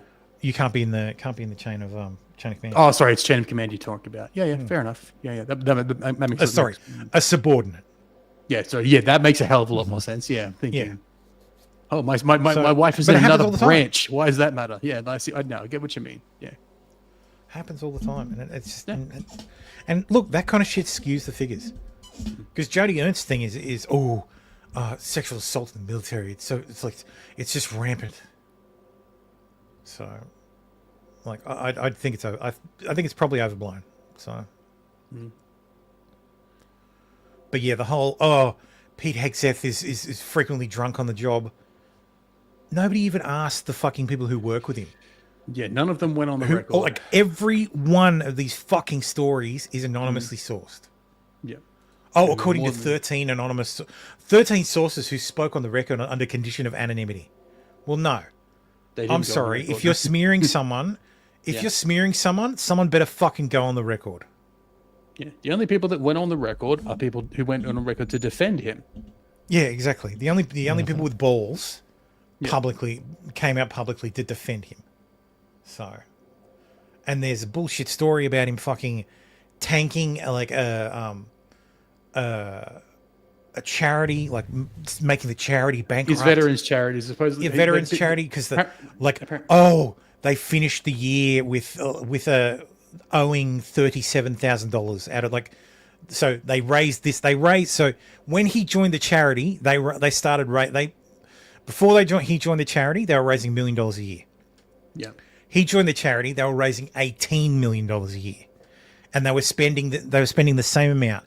And in the year of what's it called, 2008 election, they went in hard for McCain because McCain was very gung ho about the military, military man. He went in hard for McCain and spent a shit ton of money to just try and get him over the line, and they ended up owing $37,000 at the end of the year.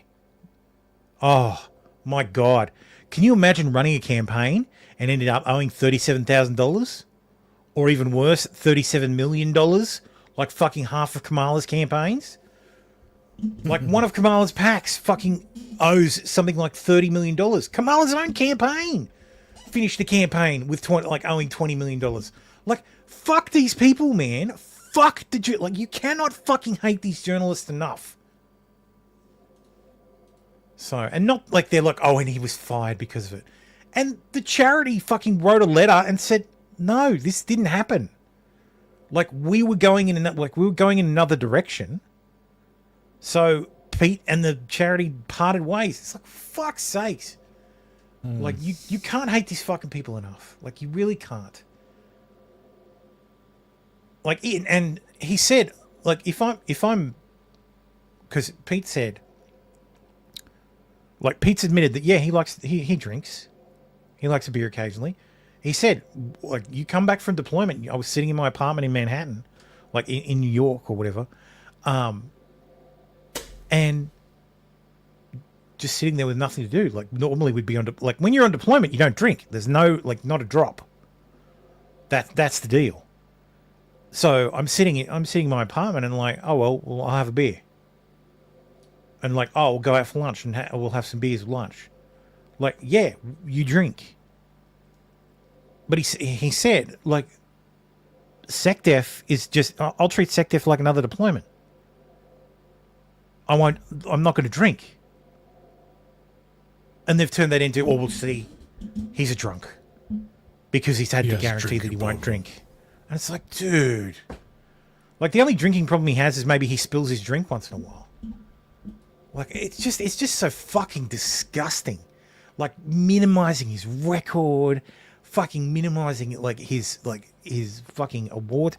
Like, fuck you, man. Like, seriously. Like, you people are fucking scum. Like, I cannot fucking elucidate the level of fucking hatred, like the fucking venomous hatred I have for these fucking journalists, man. Like, fucking hell. Like, it's almost as bad as the fucking hatred that these people have for fucking, what's it called? healthcare executives. Yes. Speaking of which, United Healthcare CEO Brian Thompson was facing a DOJ probe for insider trading when he was killed in a targeted New York City shooting. So that's why this they is the can't find the CEO killer. of United Healthcare. So he was murdered. He was murdered in the streets, in the wonderful streets of New York. In the hood. In the streets of New York. No, it was in Manhattan. This wasn't the hood. Yeah. This was outside the Hilton. It's the hood now. Oh yeah. So I saw a lot of people who were like subsonic ammunition. It's well, yeah. I saw people who were like subsonic ammunition. I saw a lot of people who were like, oh, the suppressor like ruined the like He didn't have a reduced Nielsen the pressure device on on the his fire pistol. and He didn't have a Nielsen device. That's why it didn't cycle. Like it's not his ammunition. There have been many videos of people demonstrating it's not the fucking ammunition. It's an improperly fitted suppressor. I don't even know that because he's just taken a gun. He's That's put what they he's suspect thrown a why with the suppressor on it. cycling. But you can't just screw on a suppressor and expect everything to work properly. I mean, at this like I don't even know at this point because this makes me wonder too. Because Yashir release says the words denied, defended, deposed were discovered by detectives on shell casings found at the scene where Brian Thompson, the CEO of major insurance company United Healthcare, was gunned down. Police sources told ABC News late Wednesday night. So I was reading reports that they it recovered looked like he fired way more than 3 shots. Yeah, but the point is it looked like he was policing his brass. Yeah, to me, like he's cycling the action every single time, which you wouldn't normally be able to do. If your suppressor is fitted properly, you would need a single shot. You'd have to have a single shot pistol. Or you modify it to fire single shot. Yeah, it's that or the gas pressure is not enough to cycle. Yeah, which can be caused by an improperly fitted suppressor. So it all Or we'll it's see one when of those all ones comes where it out. tilts tilts the barrel. It's subsonic. Or he was ammo. using what's the World War II pistol? The 911. No, not the 911. Sorry. No, 1911 Liberator. was fine. The Liberator. No, not the Liberator. It was it was designed by like the Office of Special Services. You got the well rods. It was which basically the the well rod. Yeah, the well rod. Yeah. It doesn't look like a well rod. No, it's not. His action, like his hand action, doesn't. This one, It's yeah. not a well rod. Yeah. Bolt action. You have to Bolt twist action those. suppressed. He's not cycling a bolt. He's not twisting. He's properly cycling it like a normal semi-automatic gun. CEO. I heard reports that they suspect it's a Glock. I don't know. I could be wrong. Either way, like, yeah. I don't know. There's a lot of conflicting speculation about what pistol he was using. It's just like the real question is how the fuck did he get one in New York? Well, he brought it in. It's not like he get fucking scanned to the border or something. Well, there you go. Like he's not gonna United get that in New Healthcare York City. CEO suspect gunman looks like Timothy Chalamet and Jake Gyllenhaal, says lowercase I internet. Internet trolling. Like the number of people who are thirsting for this person is fucking retarded. He took down his mask because he was flirting with somebody. Yeah, and he was flirting with a girl. Like it's just a fucking Christ. Like this isn't the best health insurer. They use faulty AI to deny elderly patients medically necessary coverage. Their AI model has a 90% error rate to deny care that they use. Yes. So. I was looking into that because what they mean, it's not that they Yeah, you can get a permit to own a gun in New York, but good luck getting one unless you're super famous, though. You have to get like the mayor can't even issue them. It has to be the police commissioner. Yeah, and you need a reason. Like it's the PC has to issue them. Yeah, it's good luck. This AI. I was reading. It's not that they deny 90% of claims. It's that of the claims they do deny, 90% get reversed. So 90% of the denials they do issue end up getting reversed. So yeah, it's fucked. And I literally work. I know I'm not American, but I work in the same industry. I fucking hate AI for this fucking reason because it gives businesses a reason to be or an excuse to be lazy. It's like for sure, yeah, sure. That's one of the reasons I hate AI. I won't go too much more into it, but like I don't blame. Like I sympathize a lot with what fucking happened. Like the dude seems to be a piece of shit. And then there was the whole rule about. Then there was the whole rule about, or the whole plan. Says, that's not the dude, Thermo. Don't make me hijack the stream. Why is that not the dude? I get distracted. Yeah. See, I saw the photo that I saw those photos and thought that doesn't look like the same outfit. Yeah. Like, no, their model is not well trained, Tom Bolo, because there's extra work that has to go in. Because 9 times out of 10, if they deny your claim, it's wrongly denied. That's the problem. Their model fucking sucks. No, that's exactly how the model's supposed to work. No. It's supposed to deny as many claims as possible. And that way you have to manually appeal. And the people who manually appeal, well, they desperately need it, so. Yeah. It's supposed to work. So there's the guy's outfit. Where's the image of him? There it is. So that's a different colored backpack, yes. Yeah, it's a green backpack where he has. Yeah, I don't. Could be the street lighting. Could be the internal lighting. I don't fucking know. He'll probably never get caught. Okay, so what is it? So where's number one? 6:44 a.m. The victim is walking alone towards the New York Hilton. After leaving his hotel across the street. The shooter was lying in wait alongside the buildings, fires at him. The shooter then runs to an alleyway between 54th Street and 54th and 55th Street. Once at 55th Street, the shooter continues to walk on 6th Avenue, where he gets onto an electric bike. Shooter rides north on 6th Avenue towards Central Park. At 6:48 a.m., the shooter rides into the bike into Central Drive. We know this because a data analytics engineer dug up the information using oh fuck you, Washington Post.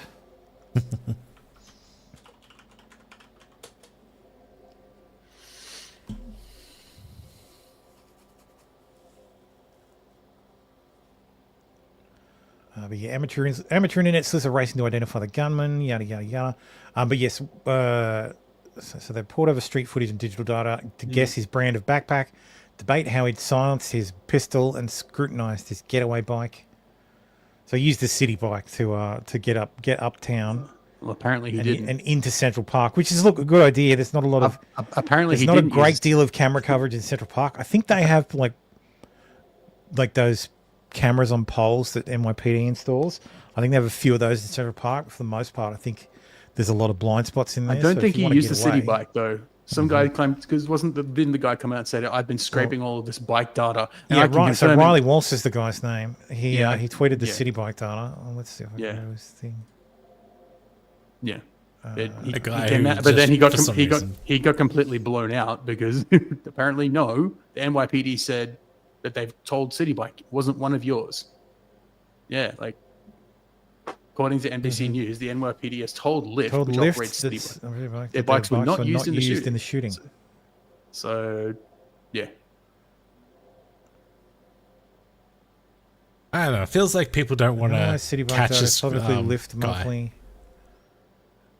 Well, the latest report I heard was that the NYPD thinks that so he ended up at a bus station, and they think he's on his way to Atlanta. On his way to Atlanta or Atlantic City. Okay. No, Atlantic City. In Jersey. In Jersey, yeah. So, FBI's involved now. They've state lines. State lines, yeah, that's right. Okay. Yep. So there's a lot of talk about they did the because anesthetic is no longer going to be covered for the entirety of actually no, back to the Riley thing. So he did that analysis, started getting fucking death threats. Ooh. Okay. So the engineer tweeted the public city bike data, thought he could help catch the killers, told me he'd gotten hundreds of threats and that his home address had been widely posted. One tweet with a photo of his house got 5,000 likes. Absolutely terrifying. So because people are fucking simping for this fucking killer. People are literally like, this guy did a public service, yada yada. Like, bitch, like, I don't care how much you fucking dislike health insurance or like fucking big pharma. It's still a fucking human being. Like, you can't just walk up and pop them in the middle of the fucking street. Oh, but what's one life compared to all the people who die from not It's being not going to fucking It's killing not the. gonna. You know what? You know what it's going to do? It's going to make health insurance go up in America. You know why? That's why Because I know every fucking CEO and and executive exactly who why works for insurance companies are going to have to hire private security to fucking shadow them everywhere. Yes, I know exactly So why. good it's luck. gonna go up. All you have accomplished is making shit more expensive. Yeah. Like, you fucking geniuses. It's because these people don't can't, because they're so fucking retarded, they can't contemplate second and third order effects. Social. All they can do is go, people yay, insurance direct executives dead. Yeah. Like, You okay, guys yes, aren't- insurance executives being killed, fantastic. But for what's going to fuck's happen sakes, afterwards? now And what? again, yeah, and you weren't going to. You were not going And to look, have it's those more costs likely passed he on. got assassinated by his employer because of insider trading. Yeah. So, because those costs from anesthesia, they're not going to be passed on to the customer, at least in terms of out of pockets. well, They're gonna be that's passed. exactly Yeah. that's the thing. But their premiums will still go up This as a one. result. A major insurance company announced that it would be reducing reimbursements for anesthesia, and that's Because that the is not how you doctors spell because the anesthesiologist. doctors It's an overcharge. anesthesiologist. This sparked outrage as many people, including a U.S. senator, claimed it would lead to surprise out-of-pocket expenses for patients. Yeah, but that that's was not not how- true.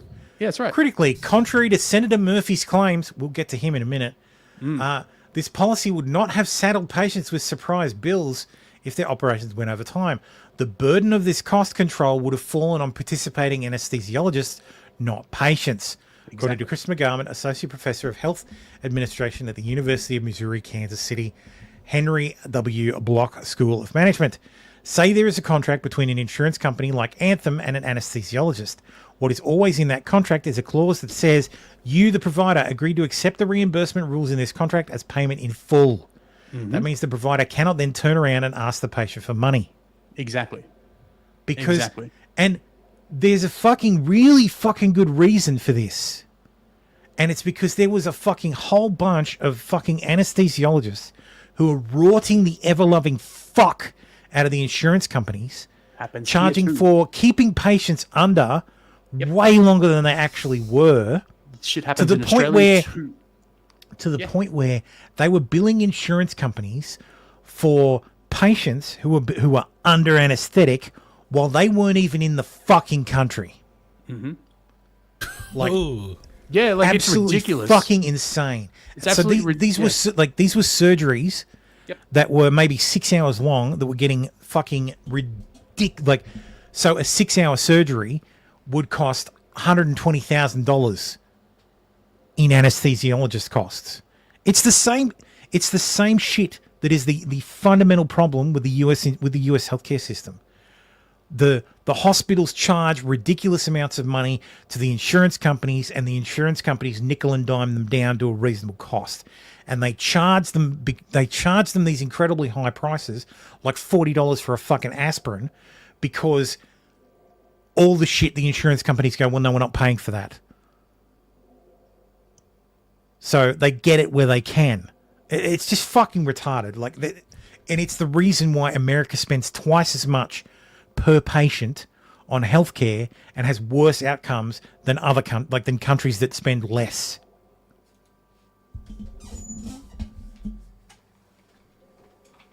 It's kind of weird that a hospital wants to make a profit. Well, for-profit hospitals is retarded. Like, It's not weird at all. Like, I They're a fucking understand business. You need to, Otherwise, I understand that it is a business, but I'm saying it's not a business that should exist. Like, hospitals should be. That's why it's like, weird. No, They exist, I guess how it should it's be kinda weird. is doctors should I guess be employees of the hospital, and the hospital is a not-for-profit. Like, they can like. that's not like they gonna can take change donations. anything. Like, if you donate money to the hospital, it should be tax deductible. Hospital being the Charity facility where charity hospitals patients already and Every doctors hospital should be a charity, and could join into a or a special type contract. of charity, like not a regular charity, but hospital charity. And Charity hospitals already exist. I know they already exist, but like it doesn't change anything. Like again, it's simple. It's simply scarcity. Healthcare is a service. It's a finite resource. You may have all the money you want, but you don't have all the doctors. You don't have all the drugs. At some point you have to interact with the private market to get something in this system. Whether it's a doctor working privately, whether it's a pharmaceutical company, whether it's a medical supplier, like government can't do all of it. It's just not possible. Like, at some point, we used to, Eric. We used to have free healthcare. Was it really free? Define healthcare, because we used to have, I guess no. There's no such thing as free healthcare. Because ever since we've always had subsidized healthcare. So we pay 1.5% to the government for as the Medicare levy. Yeah, but technically, it's not really. That doesn't. So the Medicare levy is 1.5% on your income tax. It doesn't actually cover Medicare. It goes into general revenue, so it can actually be spent on whatever the fuck they like. What they make from what they make from the Medicare levy does not cover the cost of Medicare. The only reason it exists is because when they founded Medicare, they wanted a price signal, or a few years after Medicare was brought in, they wanted a price signal. They wanted people to understand that there is a cost.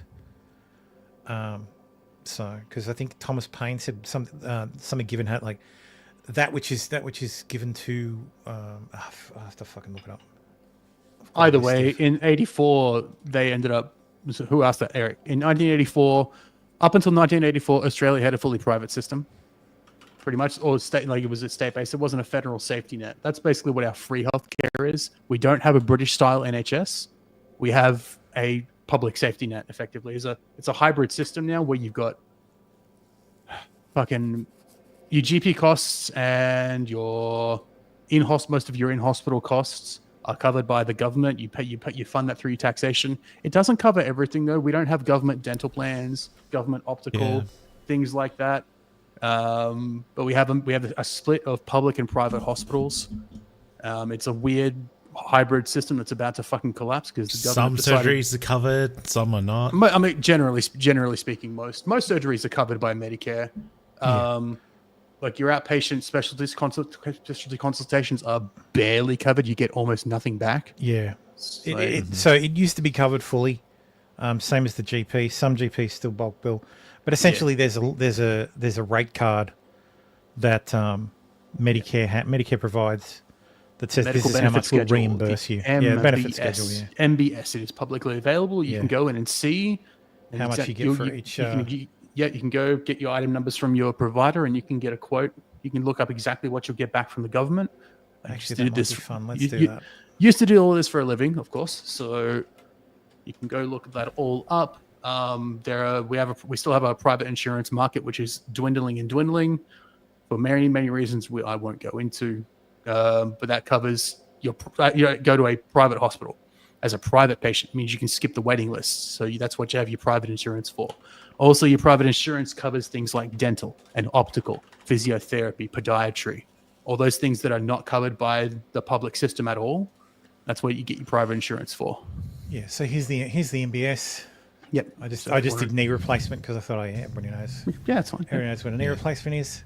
Mm-hmm. So therapeutic procedures, category 3. Yep. Initiation. So for the anesthesia of a knee replacement, it's $157. Yep. Initiation of management of anesthesia is another $220. Like many pieces will add up to a rate card, RATE. Yes. Card. Just like a medical invoice in the US, you've got a shitload of line items that are all coded in. If you guys know about medical coding in the US, arthrotomy of the knee includes one of the following: meniscal surgery, repair of a collateral or crucial ligament, paleolectomy, a single transfer of ligament or tendon, repair or replacement of crondal, osteochronal surface, excluding prosthetic replacement, other than a service associated with service which applies to this group, $557. So if you had both knees done in a surgery, you'd be $1,000. If you had multiple things done, so it all adds up. But essentially, that's what the fee is. So and I think 75% is what Medicare pays. So this is roughly. So fee. So that's the fee benefit. Skin tag removal. That'd be like minor. That'd be like skin surgery, like removal of. I can't remember the item. I have seen it like once, many moons ago. That'd be like outpatient burn. It'd be almost like burning off a wart. Or using ice to burn it off. No results were found. Yeah, well, that's basically how they burn it out, is with cold. Surgery. Liquid nitrogen. Sorry. Neurosurgery specialist referral, pre-anesthesia consultations, circumcision revision items. I'll have to look into that. Minor surgical repair following a complication from the circumcision of a penis. Okay, performed in conjunction with a service for $437. Yeah, fuyo. I've been watching too much Uncle Roger. God damn it. Uncle Roger. Uncle Roger. So that's how our healthcare system works. It's just basically you punch in a number and it tells you how much you get paid for it.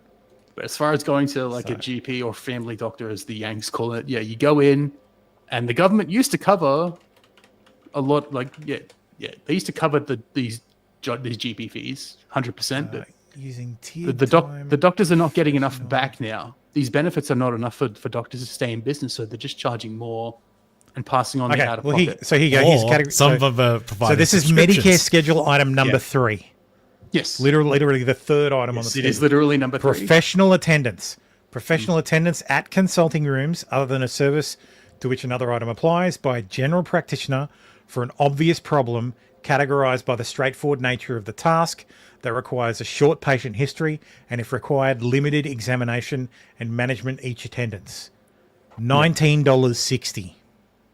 Yeah. That's generally not the so item that is a 10-minute consult. Yeah. With I would say an existing patient, so that you don't require a long history, with maybe like a skin, like a cut or like a mark or something, and maybe I don't even think this covers the script. I think if a script's filed, it's more money as well. Now try 36. 36. All right, 36. Which is probably closer to a normal consult. 36. General attendance item. That's the one. Professional attendance by a general practitioner. So taking a detailed patient history, performing a clinical examination, arranging any necessary investigation, implementing a management plan, providing appropriate preventative health care. $82. For 20 minutes. So that's a 20-minute consult. So that means if the doctor gives you a 20-minute consult, they'll get $82. And that's not enough for them to do a business anymore, so they'll charge you $100 and you'll pay $15. So that's odd, because I pay.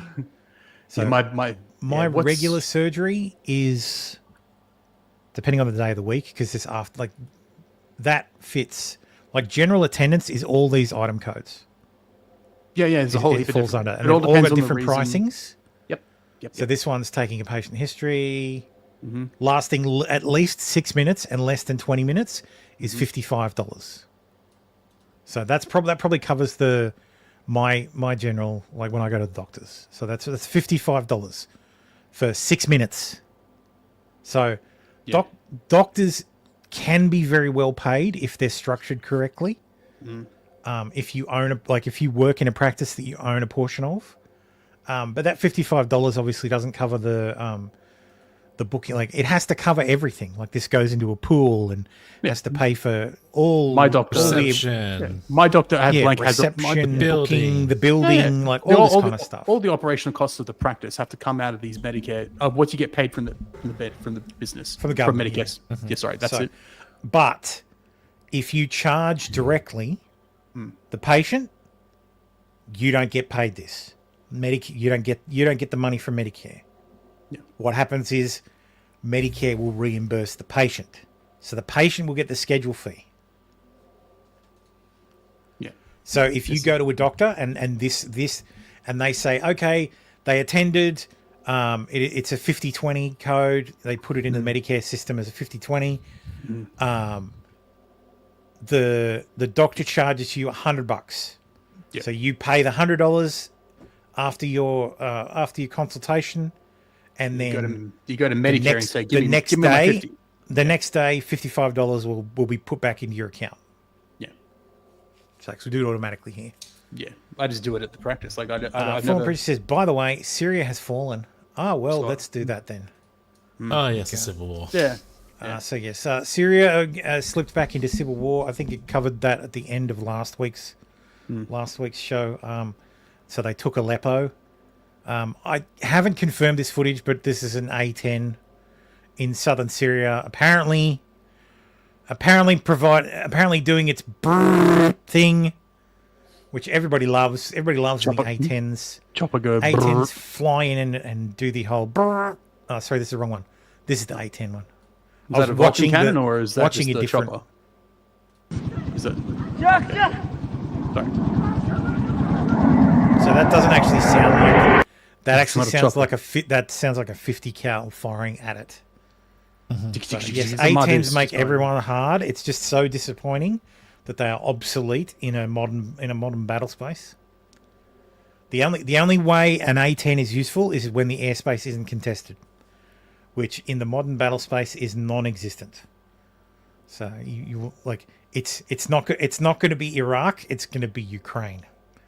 It's going to be S-400s and Patriots squaring off and F-35s flying wild weasel missions to try and take out anti-air radar so that all the F-15s can operate without contest.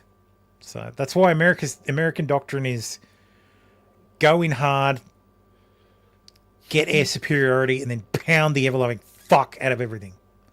Why do they call it a warthog? That's just the name. Okay, I know it's technically a Thunderbolt. Same as the F-22 is a Raptor. Same as the F-35 is a Lightning II. Yeah. Same as the F-18 is a Hornet. The A-10 is technically a Thunderbolt, not a Warthog. But yeah. Well, it's a Warthog. So, I think because it's unwieldy, it's slow. Yeah. It's heavy, Why have they got and it the can take other a fucking nickname? beating. It's already got a designation. Why has it got another nickname? That's fair. That's fair. Yeah, that makes sense. Just rams, you ugly bit fierce. Okay. Ugly bit fierce. Yeah, it's a gun with wings attached. I can get behind that. Yeah. It's an Avenger cannon with wings attached. Okay. So if you are unfamiliar with the A-10, you're probably not a male. But the A-10 is so. If you've ever seen a CWIS close-in weapon system, the things they have on ships, or a CRAM, which is what the army uses now. So it's an easy way. It's basically a very fucking big chain gun machine, a minigun on a pivot that can like take out missiles as they approach, or drones or mortars. CRAM's used for mortars. But yeah, it's one of those, but instead of turning, it's built into a fucking aircraft with a 1,000 round drum that fires bullets the size of the old milk bottles. and the noise it makes is akin to and it's very cool, and it's also killed more friendly troops than it has enemy troops. Oh, yes. Unfortunately, yes. Yeah. Preacher. R2D2 with an erection. R2D2 with an erection. Yeah. Yes. It's when it's doing anti-tank operations, it uses depleted uranium. Yeah. But so do the tanks. Here's some Syrian rebels attempting to fly a military chopper by watching a YouTube video. اوكي بدور على اليوتيوب طريقة تشغيل طيارة المروحية ما عم نعرف مشكلة. Looking at this helicopter, I don't think it's actually operational. I mean, this looks like it's been exposed out in the weather. Like, I can't imagine that thing's operational. If it is, they certainly don't take care of it. CWIS on a ship is depleted uranium. It is depleted uranium. Really, they use DU on fucking on Phalanx. That seems pointless. Like you're not firing it at heavily armored targets. You're literally firing it at aluminium fucking rockets or missiles. That's insane. That feels like a waste. I guess they've got to get rid of all the DU that they've fucking stockpiled. So if you're going to fire it, I guess fire it at sea. Get the fish cancer. Vaporizing. Okay, so Syria has Syria actually fallen though? I know we joke about that, but Assad, when he got on his plane to watch how the crew members were speaking Israeli.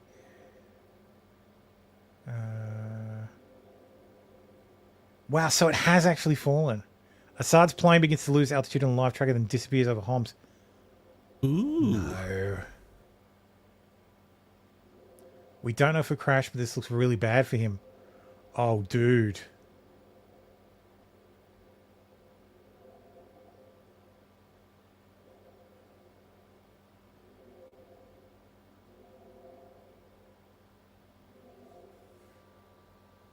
13 years ago, a global conspiracy involving 80 nations. Yeah, sure.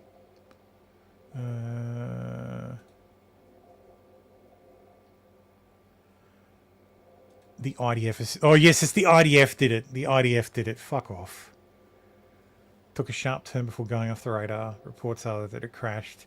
What reports? Yeah. So...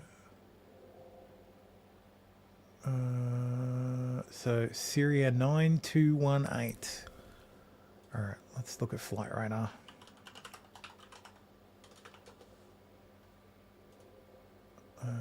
What was it called? Syria 9218. Continue. Most tracked flights? Is it in the list? No. Syria 9218. Syrian Air.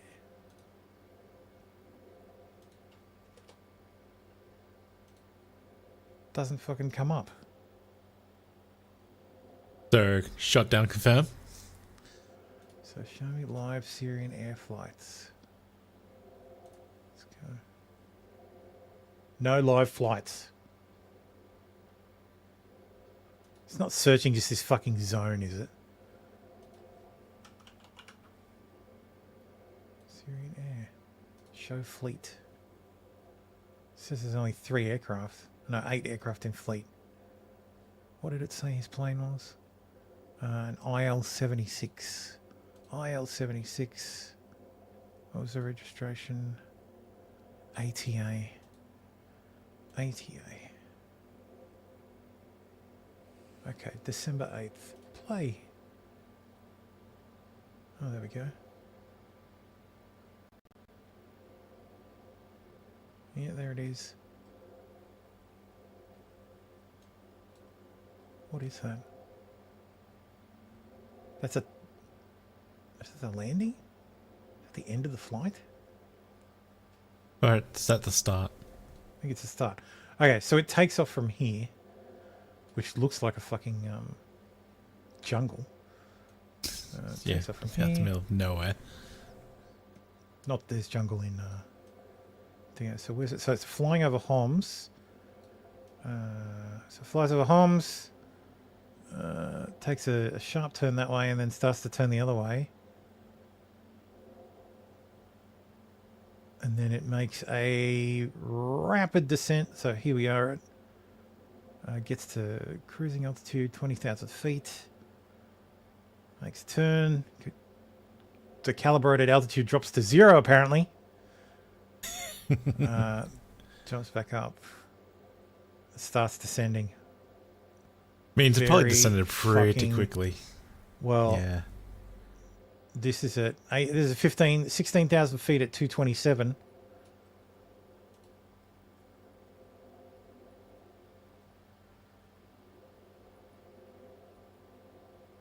It's losing tons of ground speed. Oh, it's losing a lot now, yeah. What the fuck?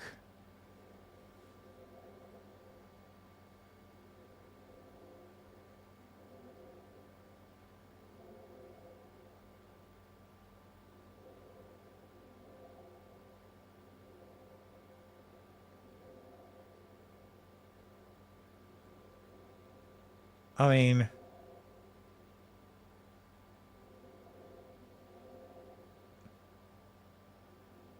mean, I know there's S-400s in Tartus. Did the Russians just fucking accidentally shoot down fucking... Maybe. I know the rebels took Homs. I don't...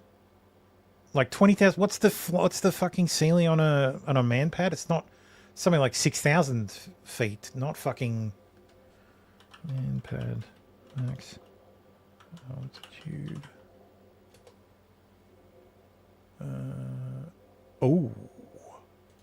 Well,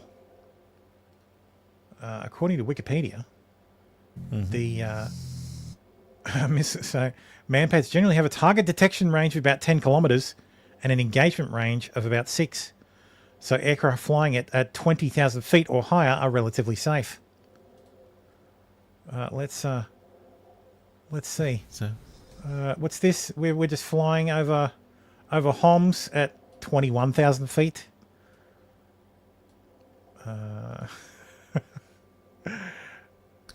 Taking a bit of a turn. Dropping. Oh, we dropped below 20,000 feet. Now we're at uh-oh. Oh, now we're at 16,000 feet. 0 feet. And then we make a sudden turn. They're at 10,000 feet. Like, I think they might have got shut down by a fucking manpad. I don't think that's outside the realm of possibility. I think you know where it dropped to 0 feet. I think that's where it got hit. I think that might have been where it got hit too. Yeah. Yeah, that's here. And then because all of previously was just a basic maneuver. Like, yeah, because they were at 15,800 feet, which is well within the engagement range for a manpad. It's a safe bet to assume that the rebels have a manpad. Mm-hmm. Holy shit! Did the fucking rebels just fucking down Assad? Holy shit! That's insane. I know we're calling them rebels, but what the fuck else do you want me to call them? True. Like, Assad. Like, I need to find out some actual fucking reporting. Because, like, I like Twitter, but there's so much mis and disinformation on Twitter just being pushed intentionally just to fuck with people. So, Syrian dictator Bashar Assad flees into exile as Islamist rebels conquer the country. So he was fleeing. Yep. Because I know the Israelis, yeah, ISIS 2.0. So HTS, which is I can't remember the fucking. I remember the acronym now, but I don't remember the name. HTS is it used to be. They used to be a lot of them. Used to be members of Al Shabaab. And before that, they were the guy running the shop. Was a member of ISIS. But they're I would describe them as ISIS with better PR at the moment, because they're making all the right noises. They're making all the we're gonna run the country properly. I think they've pivoted. They may have pivoted. The leader of the gang may have pivoted from being a global jihadist to a Syrian nationalist. So I think he's more concerned about his country now and wanting to take it back than global jihad.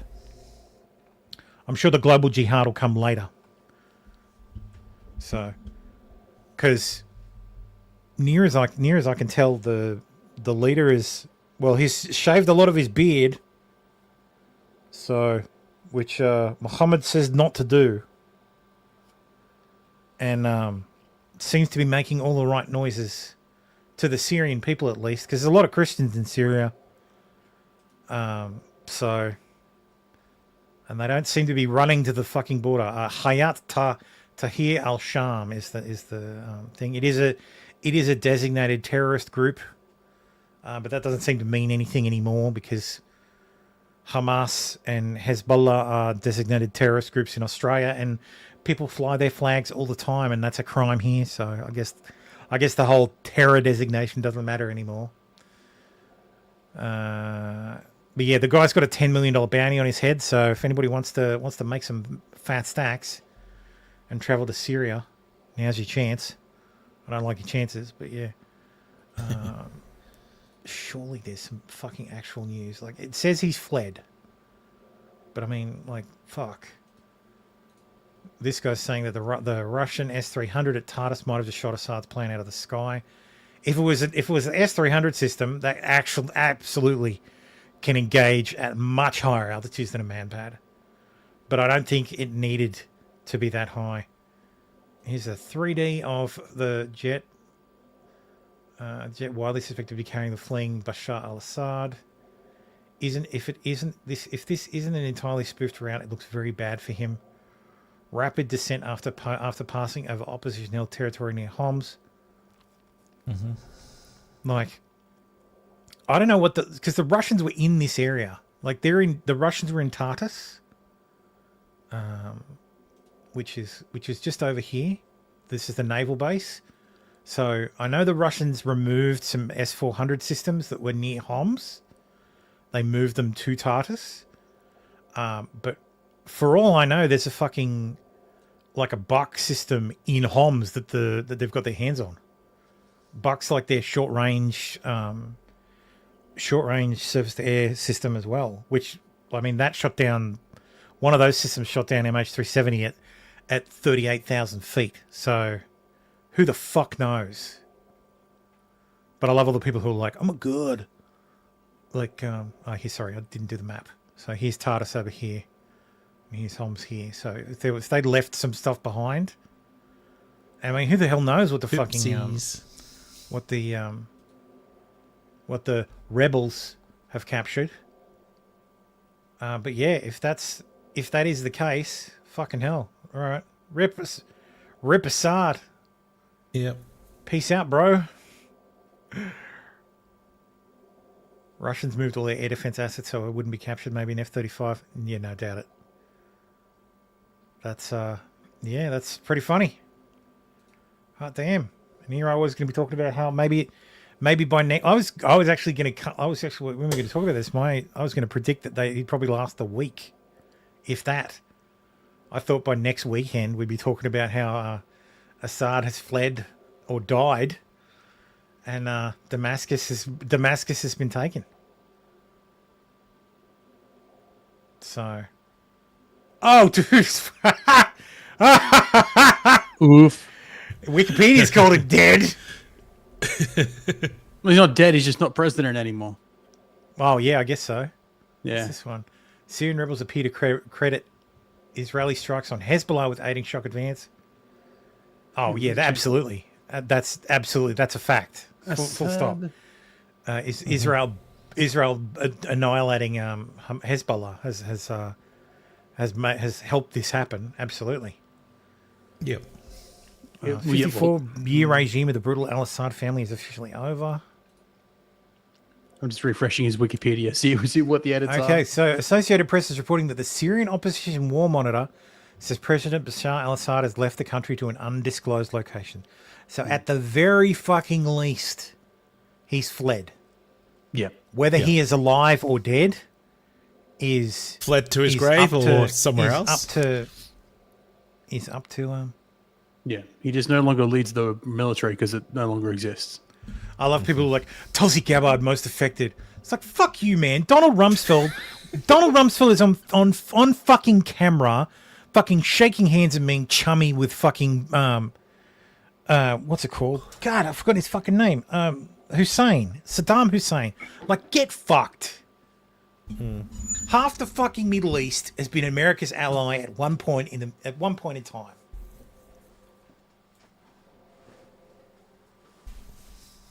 So, fuck you, piece of shit. Tulsi didn't do nothing. Leave my wife alone. Tulsi gets dragged for it. Fucking Dennis Kucinich was there with her. He gets the fucking free pass. Leave my wife alone, motherfuckers. Leave my wife alone. He gets a free pass, apparently. Well, so at the very least, the regime is done. Yeah. Yep. I guess the only thing that remains is whether he's dead or not. So, Rest in peace, motherfucker. I was gonna say, since I don't know shit about Syria. I was gonna say, since I don't know shit about Syria, is this a good thing? Like, I'm guessing the answer is yes. It's good he's dead. It's to be. But are the revolutionaries any? Who the fuck knows? That's the more important question. Oh, God damn it, Fallen! It is not a fucking. The CIA is not competent enough to pull off color revolutions everywhere you think. That's what they want The you to CIA think. was more. The CIA was surprised about the revolution in Ukraine, the Maidan revolution in Ukraine. So, because that Victoria Nuland thing, which everybody fucking keeps going to, it's not them planning, it's them theorizing what should happen because they were caught completely unawares. If you think these people have those discussions on open lines that the Russians can just listen to, no problem, when they're like, this is my issue with the color revolution stuff, and that it's the CIA. You are implying that the CIA is so hyper competent that they can snap their fingers and treat that.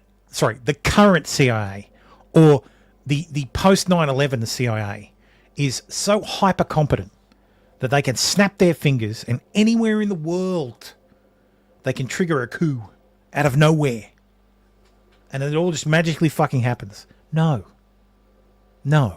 I'm sorry, they are not hyper competent. That is the thinking of that is conspiratorial thinking. Have they actually captured Damascus? Because if they got all the way from the north of Syria to Damascus in a week, like, because we were talking about this starting on last week, like last week on the show, we were like, oh hey, Syrian civil war's kicked off again, and now it's over. Insurgents reach gates of Syrian capital. Are you fucking kidding me? Oh goddamn! Hit stop share. That's insane. The Daily Mail says it. Fucking insane. The Daily Mail says they got there without resistance. Well, yeah, like holy shit. Oh yeah. Yeah. That is Assad's gone, so the Syrian army is just like, nah, fuck it. Well, I think it's a matter of they were getting there so fast. Assad thought, oh, game's over. Yeah, just giving up. Yeah. Because this is where I get all my breaking news. Yeah. It all breaks on Sunday. I mean, I prefer, the less bloodshed, the better, I guess. So, well, I mean, last Sunday, we were literally talking about them. They took Aleppo. We were like, holy shit. Okay. Like I saw analysts calling their assault what was it? It was a fucking term I hadn't heard before. It was like a catastrophic success. And what a catastrophic success! It's actually a thing. A catastrophic success is when you organize a military strategy to push forward to a point, and you have all these points set up. You can push forward to point A, point B, point C, and then eventually you move on and on and on. So you have a grand strategy, and you execute a step in that strategy, and you are so successful that you blast past all these other checkpoints that you were going to have. So the catastrophe is that you were so successful, you've now outranged your supply lines. That makes sense. So that's the catastrophic part. These guys have apparently managed to just fucking blast past that and then just keep going. I think the Germans call it Blitzkrieg. A Blitzkrieg. What the Blitzkrieg? Like fucking nuts. Well, these guys, the thing is, these guys were making a whole bunch of the right fucking noises. So there was concerns in Aleppo about the bakeries. Fucking HTS came out and said, look, it won't be a problem. We've got our bakeries in the north running 24/7. We're going to make sure there's enough food for everybody. They fucking organized deliveries to the bakeries so the bakeries could keep operating. They were telling the Syrian troops that that if you lay down your arms, we'll let you go free. If you wish to join us and rid the country of Assad, you are free to join us. Like, absolutely that wasn't across the board, because there was footage of fucking what's it called? Because it's not just HTS. There's also ISIS units in Thinger. There's also YPG guys. The YPG guys are basically sticking to their area, because the HTS even told the Kurds, which is YPG, and SDF, which is Syrian Democratic Forces, which is mostly made up of the Kurds in the north, that you leave us alone, we'll leave you alone. We're not interested in you. Like, it's fine. You do your thing, we'll do ours. That isn't making the Turks very happy. But we saw footage through the week of Syrian soldiers getting fucking just murdered, like getting captured and then disarmed and then murdered. So they're not doing a whole join or die thing. They're doing a, look, put down your arms, you can leave, or join us if you like. Our beef isn't with you. Our beef isn't with you. But if you fight us, yes, we will fight back. And it looks like the fucking Syrian army is just going, well, fuck this shit, I'm out. So, I mean the most, I can't remember, it was like the fourth motorized battalion was led by one of Assad's cousins or something. And they weren't being deployed to the fight. They were being kept in and around the presidential palace, because that's how afraid Assad was that shit was going to go sideways. That his most trusted battalion and most well-armed, he didn't want them leaving to fight the rebels. He wanted them to fucking stay with him in Damascus, which let's fucking remember, like, Damascus is a long way from fucking Aleppo. It's like Damascus is in the southeast of the country, like almost on the border with Israel. Like, it's a long fucking way, and these guys have just fucking upped and gotten there. Fucking nuts, absolutely fucking nuts. Let me see if there's any more new. Like, they've got to confirm this shit soon. Like, that's insane. In a fucking week, bitch, please. Rebels reached gates. Meanwhile, Assad left an hour ago, so they missed him by an hour. He's like they're like the rebels are an hour. The rebels are fucking an hour away. We need to get the fuck out of here. And he hopped on his plane.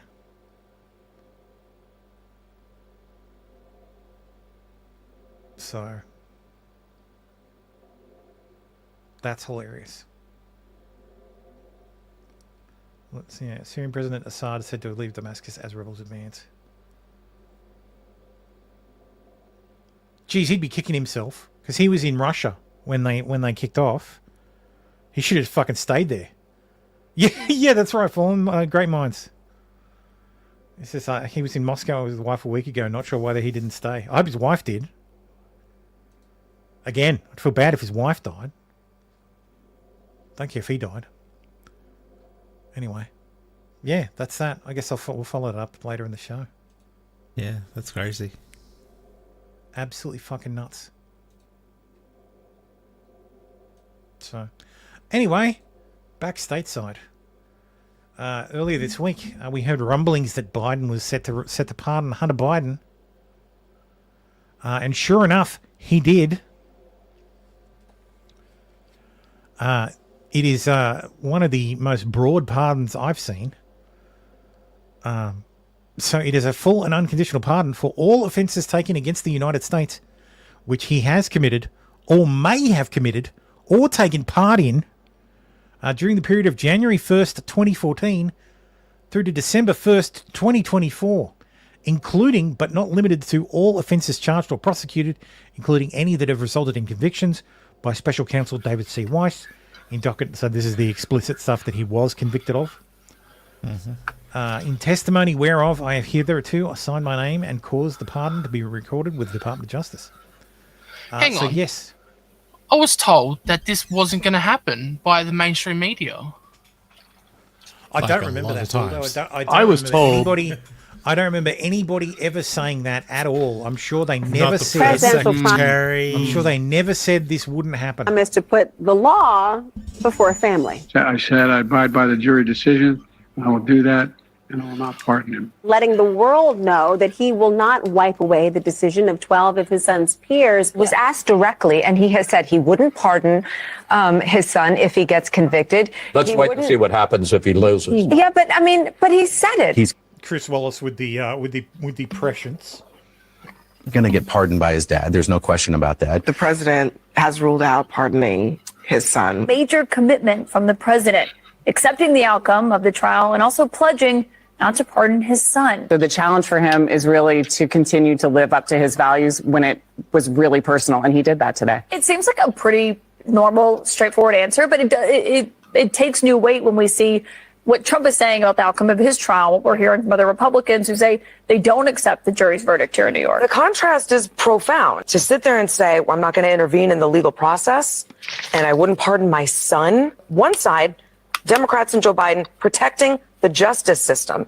And on the other, Republicans and Trump protecting Trump. A current president of the United States has so much respect for the law that he has said he would not pardon his son. I just want to point out, this goes for 9 minutes. I mean, what, again, it's all about the contrast. President Biden saying, I will respect whatever this jury decides, versus right. Donald Trump after he was convicted on 34 counts, saying the entire system is rigged against him. Their latest attack has been that Joe Biden has politicized and weaponized the DOJ, right? That was the whole argument around Donald Trump's conviction. And this week, of course, Hunter Biden was found guilty. And Joe Biden has very clearly said he would not pardon his son. He would not commute his sentence. How stark is this difference? I mean, how can Republicans keep making this argument now that Joe Biden has really put it out there? Turns out pretty Where's easily. Hunter? And he stood there in a courtroom, flanked by his family, and he's accepted his sentence. He is not pardoning his son, which he could do. These are federal charges. Right. He is not doing that. He is not doing it because he is living what it means to have a rule of law in this country. Yeah. And it is, like a woman. I mean, if you want to know if he believes it, you could actually see what is happening with his own son. The president, Anderson, has been really clear that he is going to accept the outcome of the trial no matter what happens. So Joe Biden's gotten asked about, talking about law and order. He's gotten asked if he would pardon his son. He has said no. On the other side, I love that every single one of these people just accepted that. Oh, he said he wasn't going to do it, so that's it. Like, any fucking idiot knew that this was going to happen. Yeah.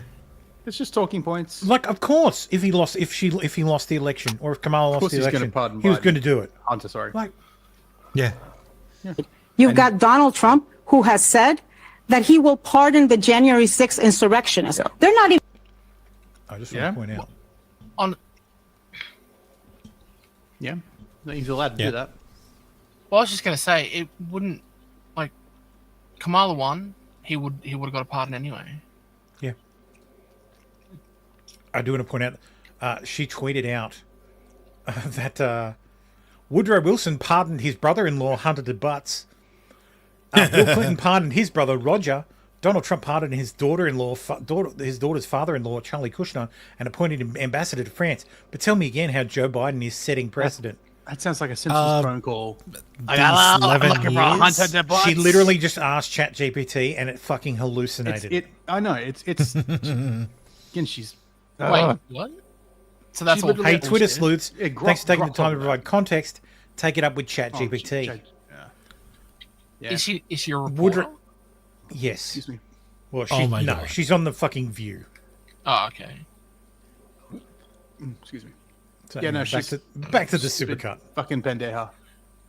Even his sons, they're just sons of bitches. Washington said, I am not running again because he understood the self-restraint was absolutely essential to this country. So you don't have a king. He did not pardon his son. He did not order the Department of Justice to say don't prosecute. That was him literally comparing this, Joe Biden saying I won't pardon Hunter, to fucking George fucking Washington not running for a second term, like not running for a third term.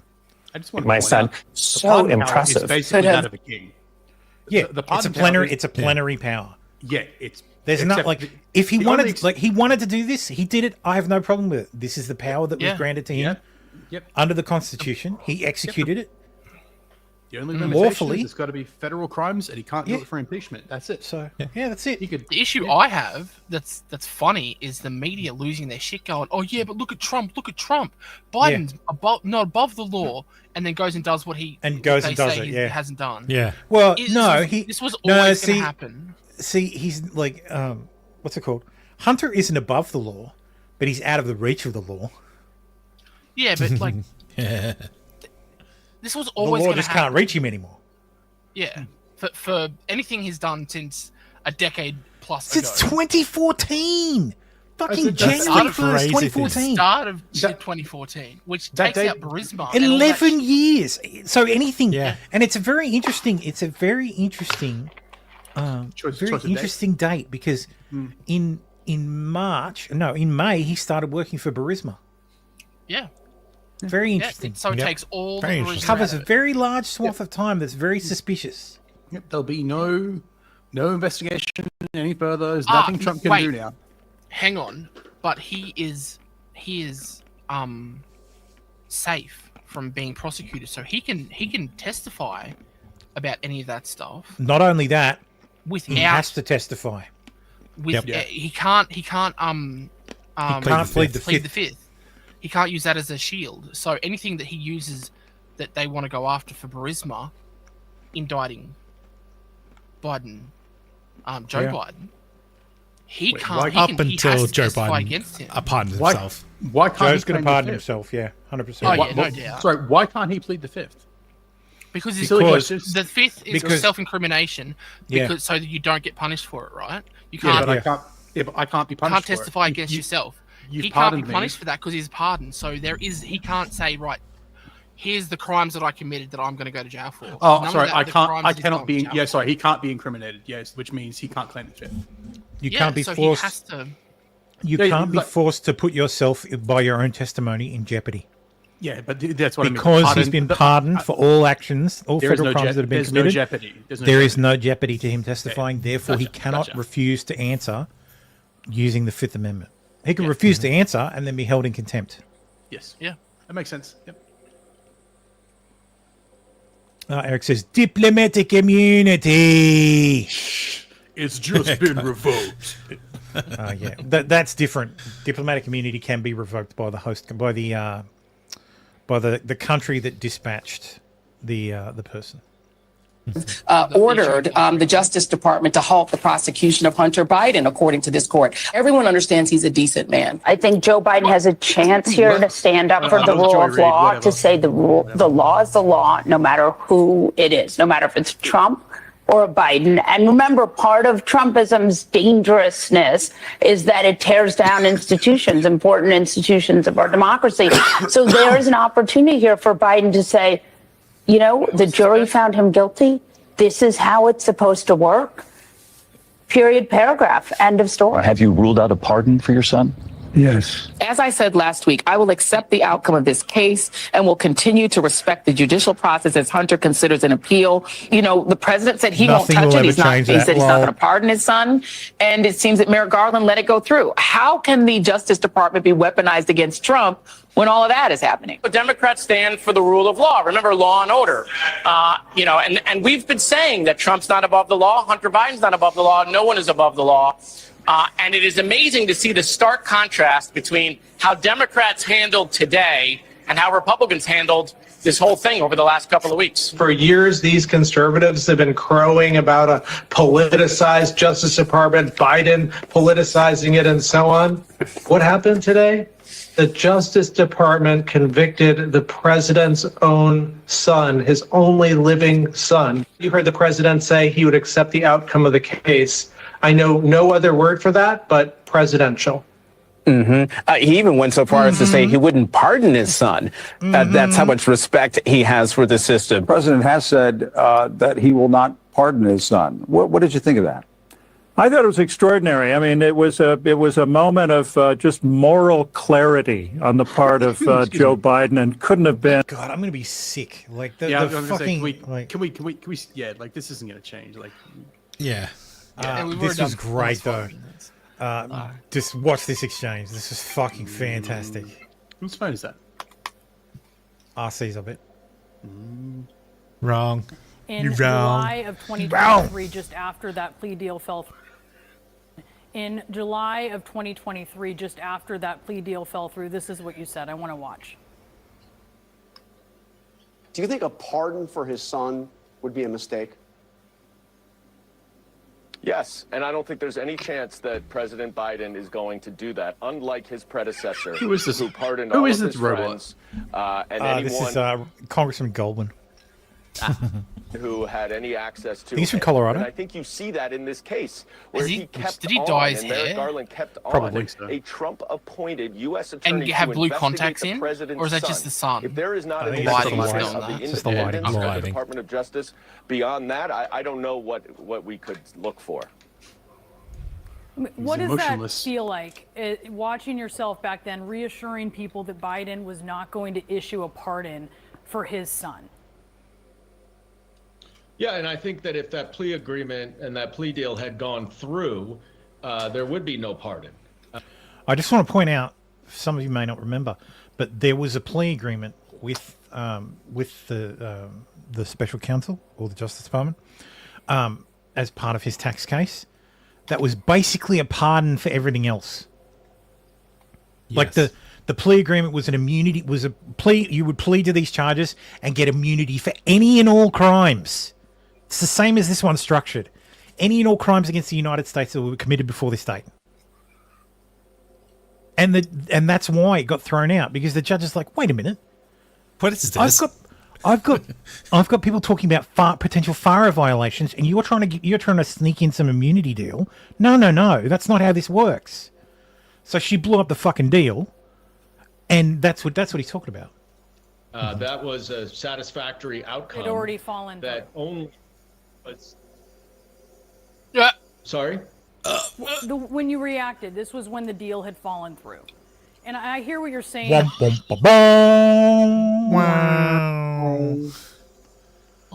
says, let's put the Hunter Biden stuff in perspective. Forget about the gun charge. Just look at the tax stuff. Yeah.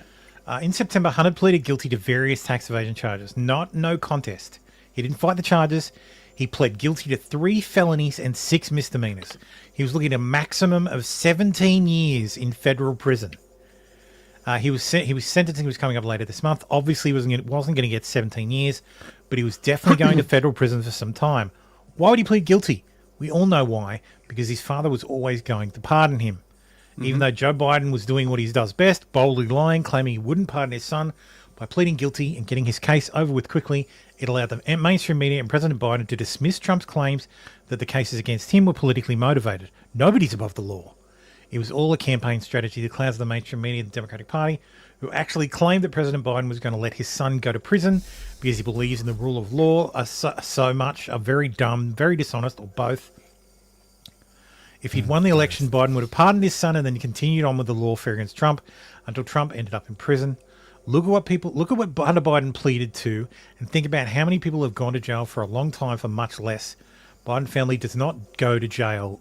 Joe Biden's close family members have been arrested at least 9 times over the years. Everything from fraud to resisting arrest to drug possession. 0 days spent in jail. Robert Hunter Biden pleaded guilty in the federal court in Los Angeles this afternoon to all counts in the 9-count indictment. So, as alleged in the indictment, to further his scheme, Hunter Biden subverted the payroll and tax withholding process of his own company by withdrawing millions outside of payroll and the tax withholding process. Spent millions of dollars on an extravagant lifestyle rather than paying his tax bills. In 2018, stopped paying his outstanding and overdue taxes for the tax year 2015. Willfully failed to pay his taxes in 2016, 2017, 2018 and 2019 taxes on time, despite having access to funds to pay some or all of these taxes. Willfully failed to file his 2017 and 2018 tax returns on time. when he did finally file his tax returns in 2018, included false business deductions in order to reduce the very substantial tax liability he faced as of February 2020. As of sentencing, he faces 17 years in prison. Like this, the last one alone is huge, man. If ordinary American does that shit, filing false deductions and gets busted for it, they're going to fucking jail. They're going to fucking federal prison. We're not talking, toilet paper for the year was put on the company credit card. And Yeah, no, it was it was hundreds of thousands of dollars in there was fucking false deductions. 20 grand for some bullshit. Yeah, $40,000 for snacks. That was for a whole It's like for 2 Decatur. nights. It's like, really? How do you think you're going to get away with this bullshit? Like, because I'm Hunter Biden. My last name is Biden. My dad's the president. What are you gonna fuck? My dad's the president, or my dad's the vice president, or my dad's a senator, or my dad's a congressman. Like that's the fucking problem with this whole fucking family. What are you gonna do about it? I'm above the law. This is why Hunter Biden fucking recorded all his crimes. Wasn't fucking afraid of it. Tax deduction for art. Yeah. Fucking Christ. What's this?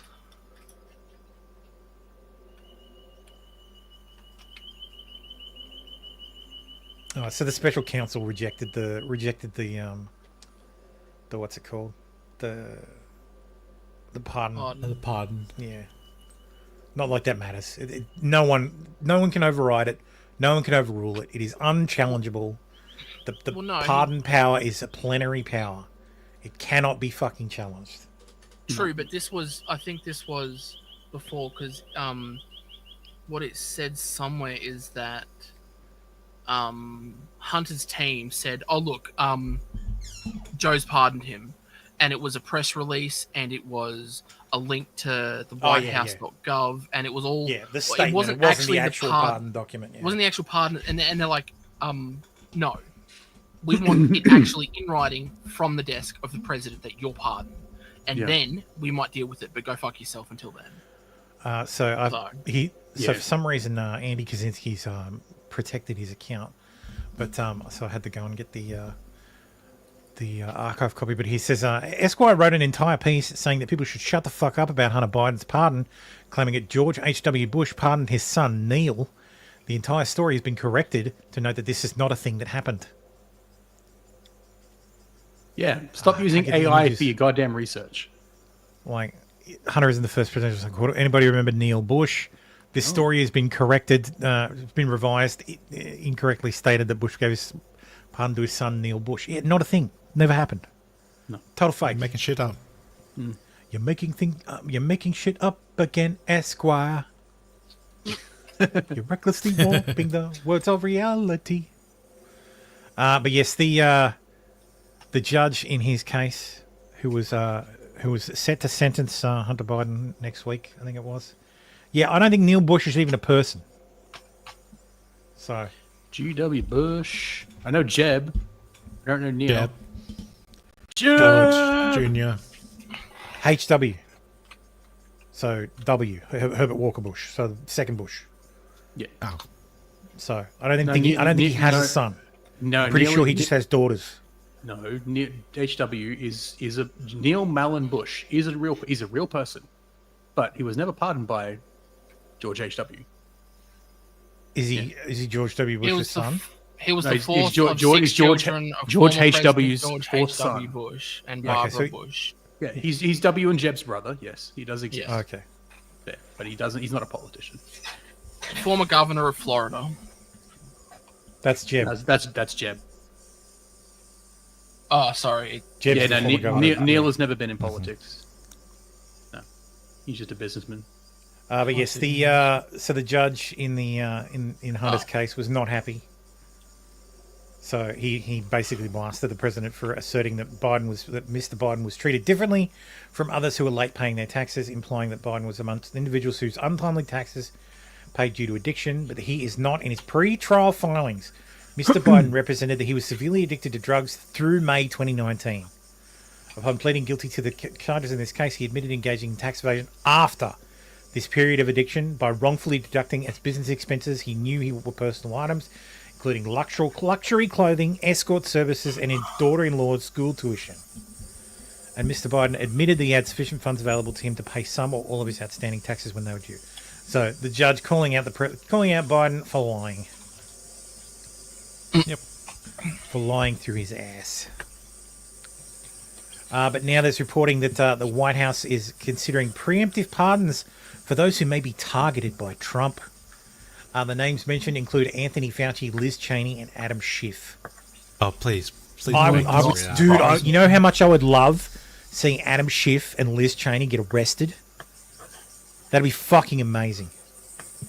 That would be good. Adam Schiff deserves, Liz Cheney's already got her fucking comeuppance. She's fucking drummed out of politics. She's never going to be anything in politics ever again. All she gets to be is a millstone around Democrats who embrace her. Yeah, I was going to say Adam Schiff was a fucking piece of shit scumbag who fucking drove the Russiagate investigation in Congress, and as a reward, he ended up becoming a fucking senator.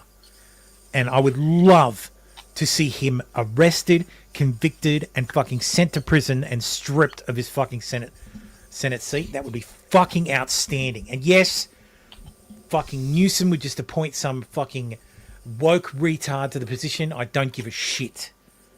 I would love to see Schiff fucking take a fucking massive That would be the top tier.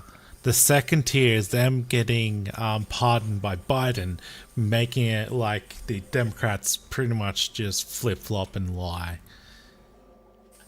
Yeah, can you imagine it basically destroyed Biden just hands out pardons like the candy at Halloween. Yeah. He's just handing them to everyone because they're so terrified.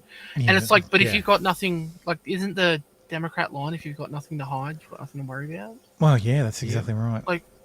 Why are you so afraid? Why these dates? Why? Yeah, what are you afraid of? What are you afraid of? Oh, we're afraid of Trump. You're afraid of Trump, are you? Okay. Yeah, and you mean basically you're afraid of him doing exactly what you've been doing for the past 10 plus years now. 12 years? Since 2015? Since Obama. But no, it'll work with at least 50% of the people. And you know why? Trump simply hearing Trump over and over again.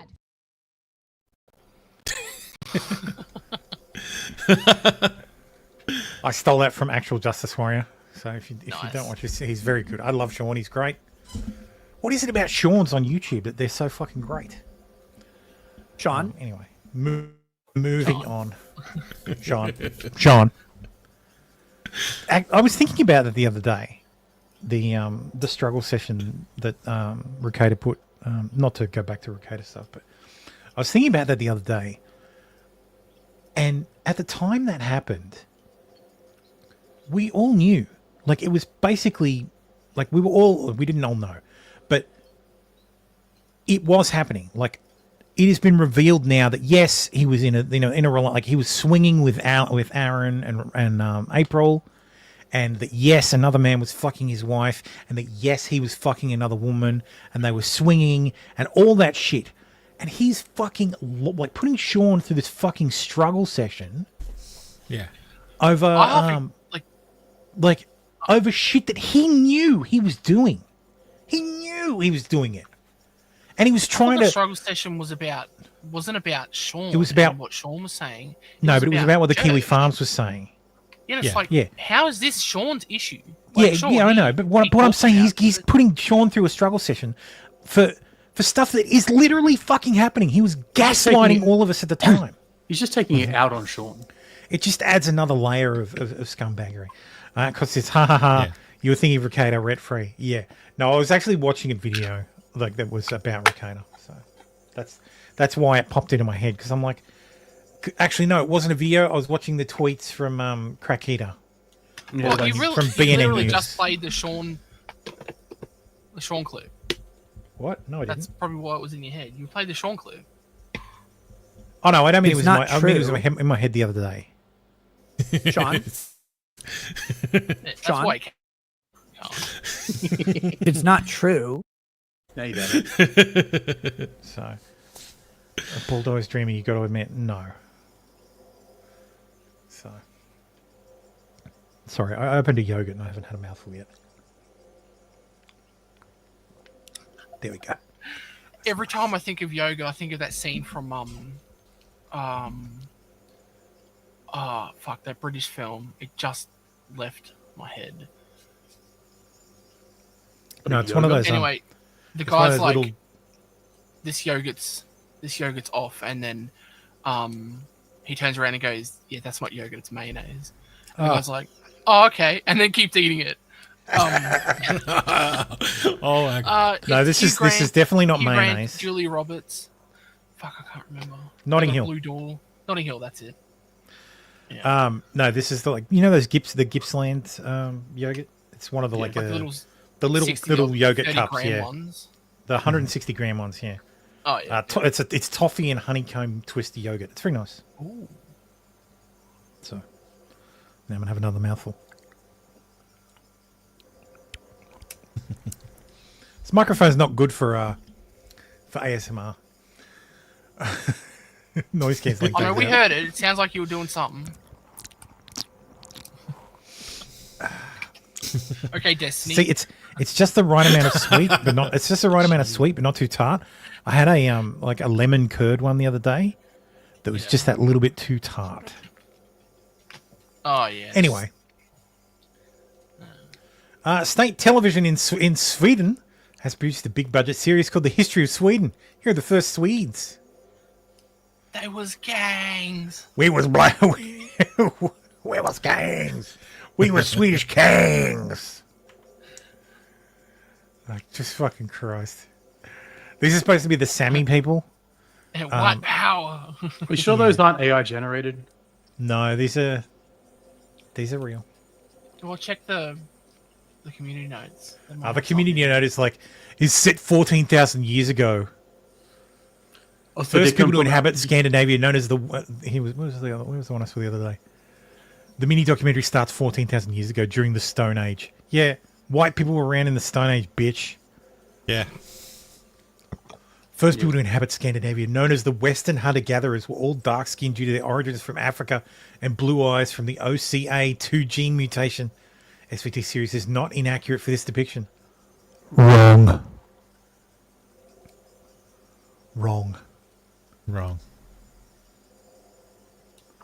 Take your fake news and fuck off. So they died due to lack of vitamin D. Yeah. Want people in this area to see. So JD went to North Carolina. Administration that starts in January. Well, I think hopefully it doesn't take 45 days for this to happen, but as I mentioned earlier, Tom and Ted have explicitly asked the Biden administration to grant the FEMA waiver that would allow mobile homes to come back to this area, that would actually give people some short and maybe some medium-term housing. I mean, Tom and Ted are welcome to talk about that if they want to say more. I hope it's Tom and Ted's Excellent Adventure. But if God forbid it takes 45 days, Tom and that's something that Ted's is Excellent Adventure. Oh shit, you remember the cartoon too? Holy I crap. do, yes. The argument here is that you can't allow people to put mobile homes in a floodplain in an area that has the risk of flood damage. Well, that's pretty much this entire area, an area of the state of Massachusetts. If you don't grant a waiver, you're effectively telling people they've got to move hundreds of miles Bogus away Journey, the and do it movie, 2 weeks before and the Christmas. sequels, but then there was It's Bill and ridiculous, Ted's it's Excellent atrocious, Adventure, and which was we the need a cartoon. government that No, Bill and Ted's responds Excellent quickly Adventure to was the the needs of first its film. Yeah, there Bogus was the Journey cartoon was with the the same second name. film, but it was also Yeah. the name of the cartoon. Yeah, that's right. I think Keanu and Alex Winter came back to do the voices. And everybody else, it's not Colin malice. didn't. I don't believe Bad show. that the officials of the Biden administration are intentionally doing bad things, but it's Yes, they are. bureaucratic red tape, it's slowness, it's a bureaucracy that is moving at the speed of a glacier when what you need is people to respond to the concerns of the people of Western North Carolina. Yeah, because people were trying to get in, what's it called? Like tiny homes. In like a whole bunch of tiny homes into the towns, and FEMA's like, no, you can't. It's not zoned for it. It's not zoned for it. They're not allowed. It's like, bro, these people living in fucking tents. You telling me it's zoned for tents? What? No, not even that. People are being told, look, your house is demolished and it's falling apart. There's black mold. There's all this shit. You've got a week to get out. Oh, can you help me somewhere to go? No. But you're FEMA. I don't care. Leave. get out of your own house that you've lived in for 40 fucking years, and we're not going to help you get anywhere else. Like, there was a lady on, I can't remember where she was, but she literally crying into the camera saying they've evicted me from my own house. I've got nowhere to go.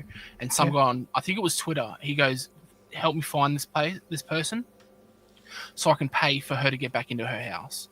Yeah. I'm banned on TikTok. Someone help me reach out to this person. Yeah. I will pay for her to get back into her house. So the FEMA, the American government, have completely dropped the ball on the response to that latest hurricane. Yep. It's absolutely disgraceful what they've done, what they haven't done for these people that deserve. Yeah. Like, this is literally what a government is for. Camps.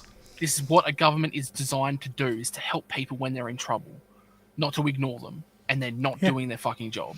And it's pathetic. Yeah, and I tend to agree with JD. I don't think it's intentional. I think they're just useless.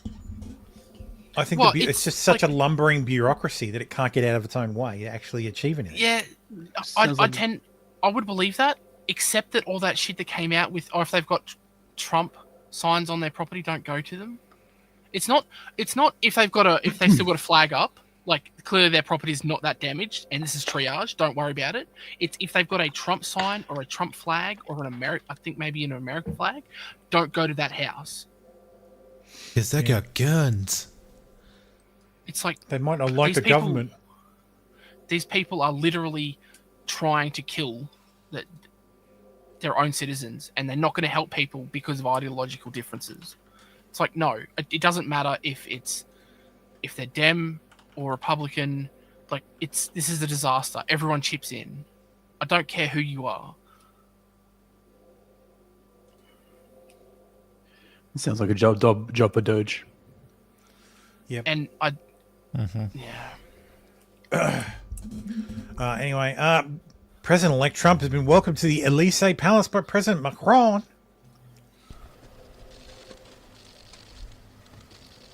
Look at him. Towering. He looks very fucking happy. Like, Macron's like, yeah. They're doing the hand wrestle again.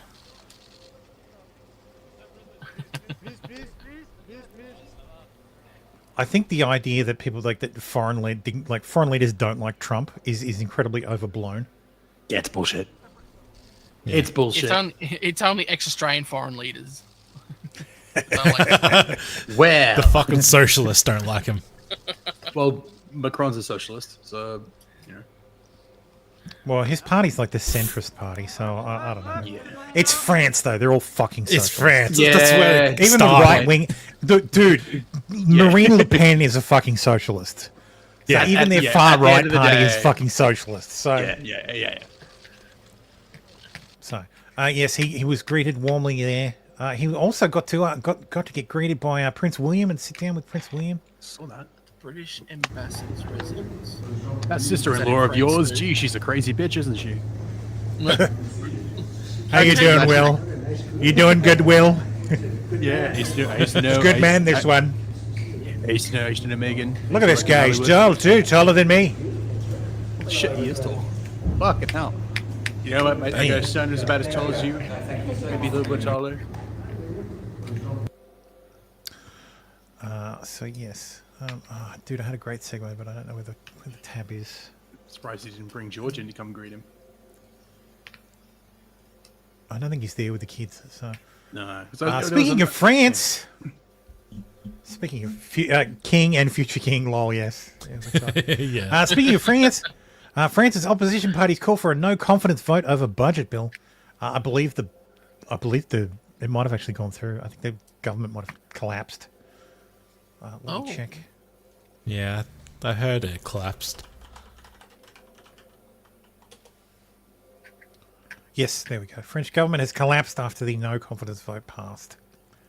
So Wait, hang on. Is this the one?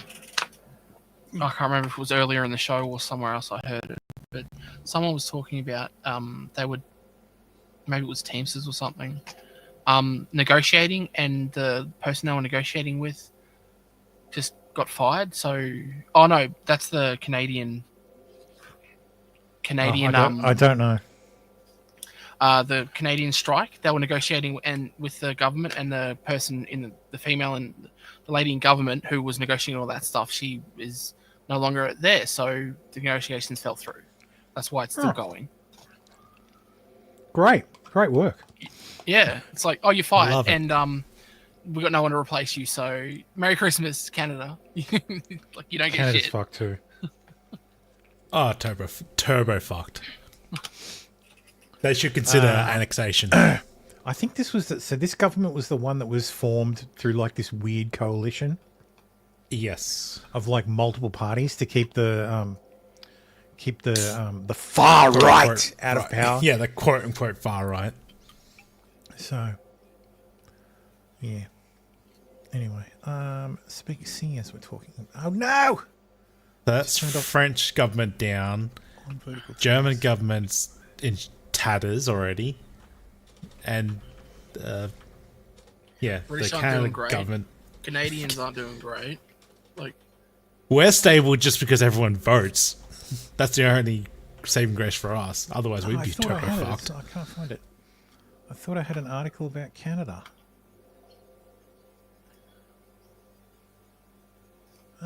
Where did it go? Yes, No. Syria is turbo fucked.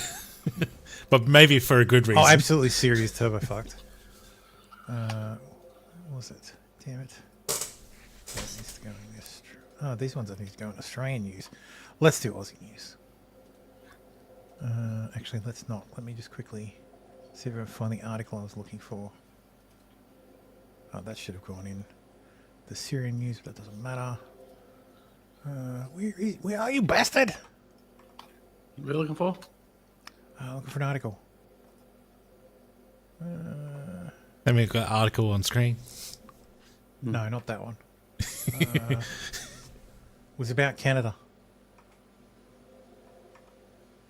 An article. It might have just been a tweet. Damn it!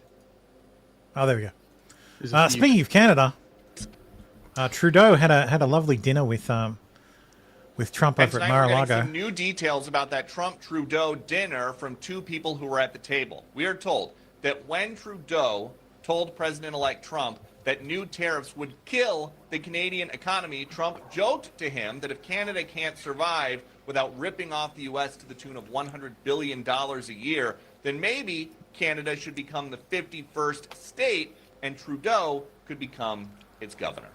Right. Let's fucking go! Let's fucking go! More on that, baby. This is where it all begins. The day of the rate is finally here. I knew it was coming. It's only another 30 million people.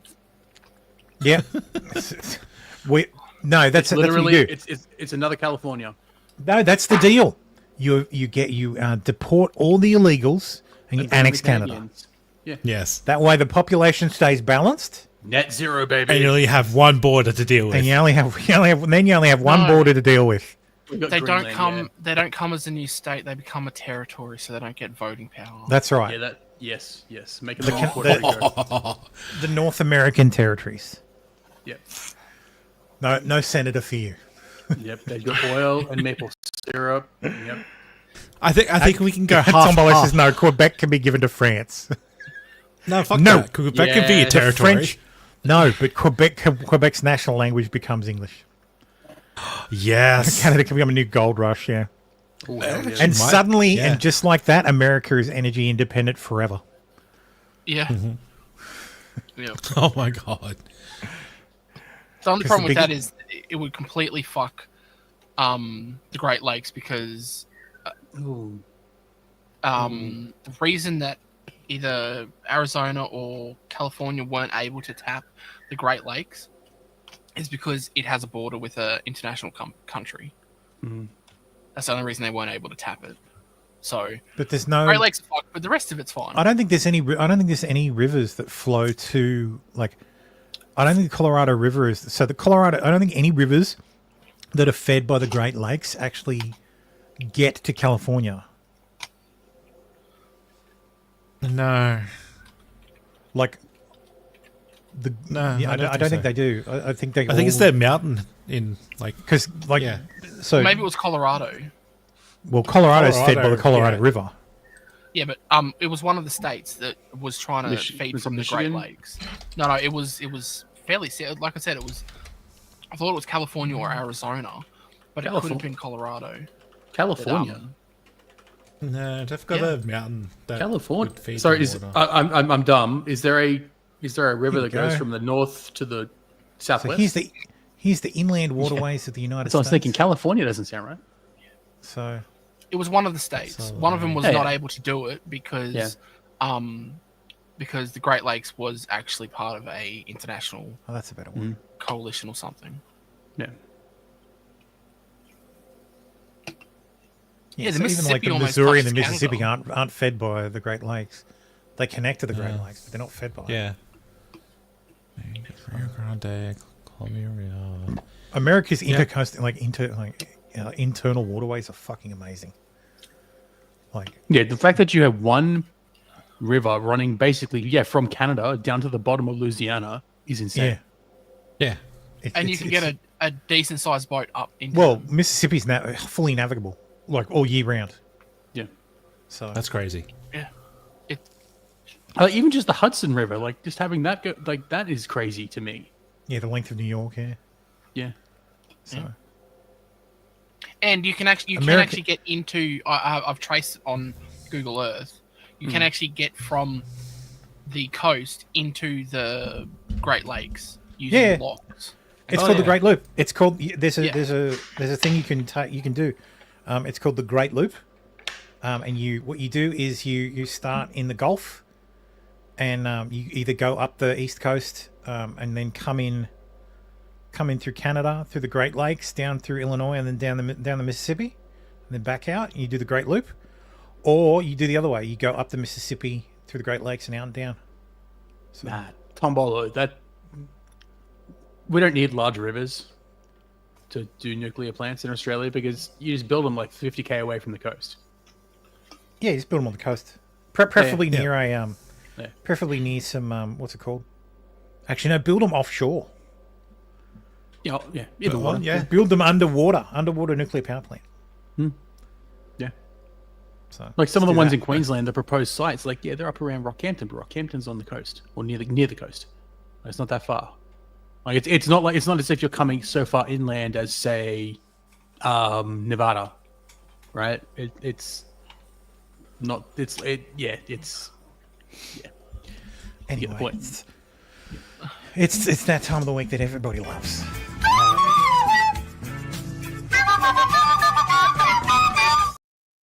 Oh, Tim's here again. That's right. Tam on the flute. So, I'm going to make that joke every single time because that's all I think of it. I have no problem with that. Always in our thoughts.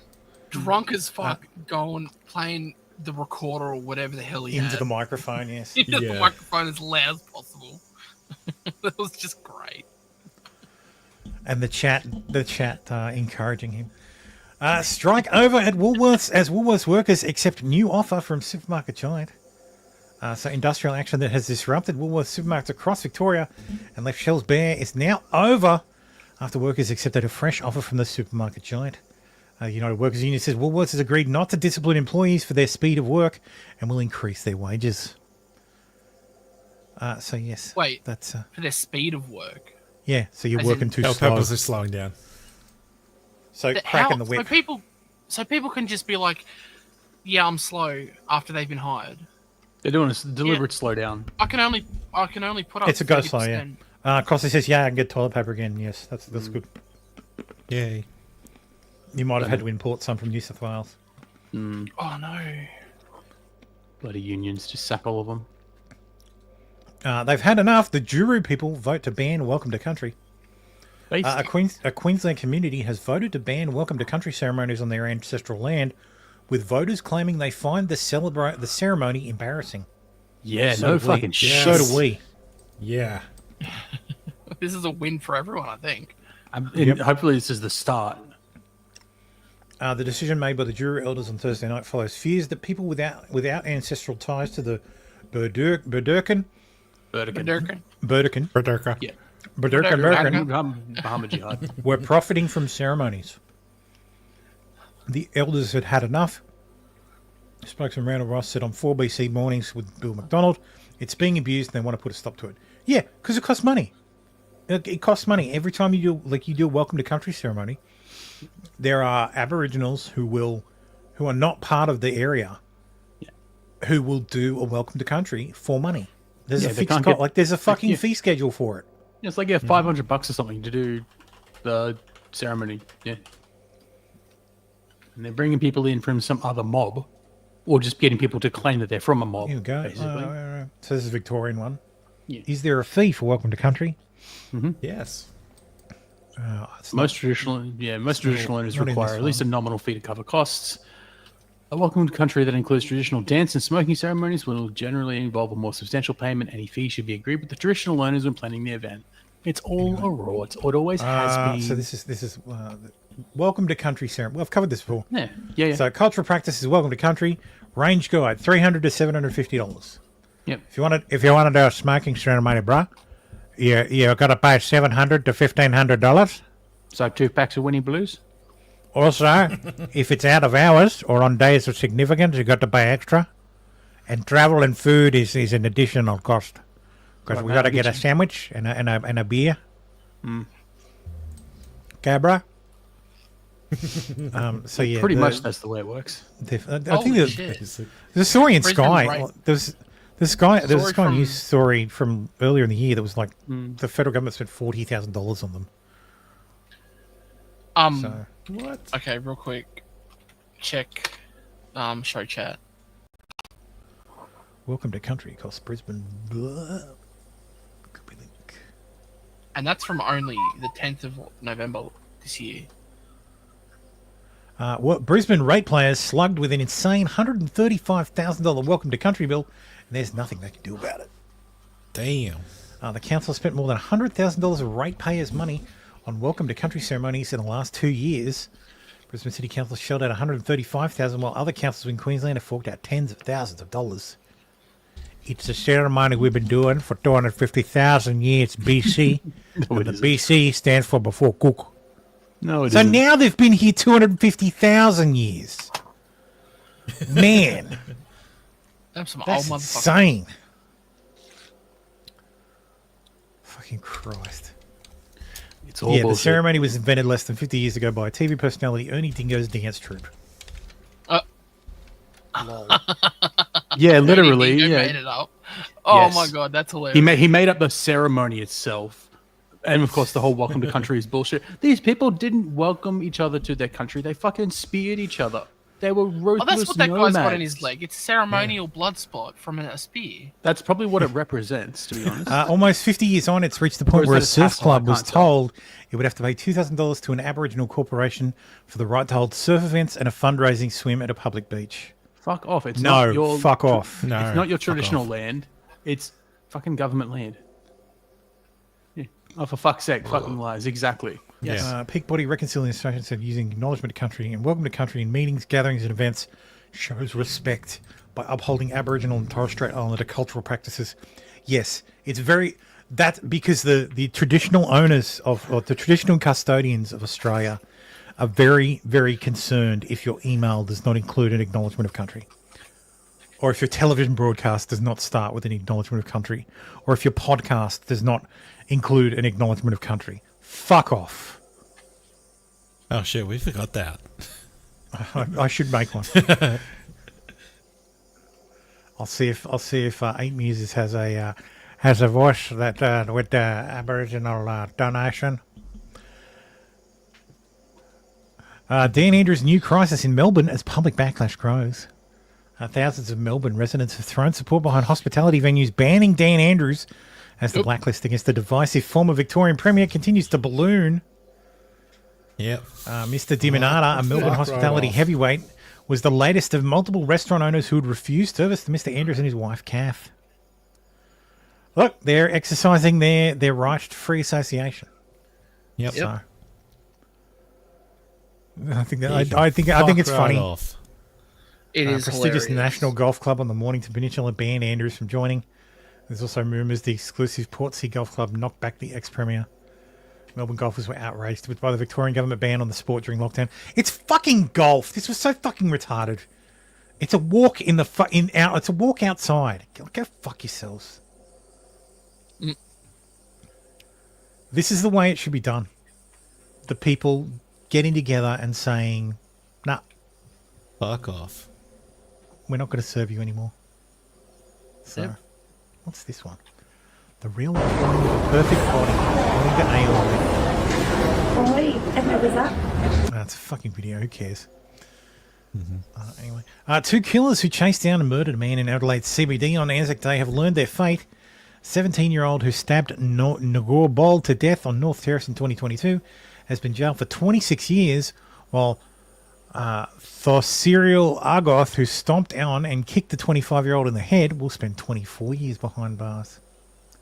They're traditional Australian names, of course.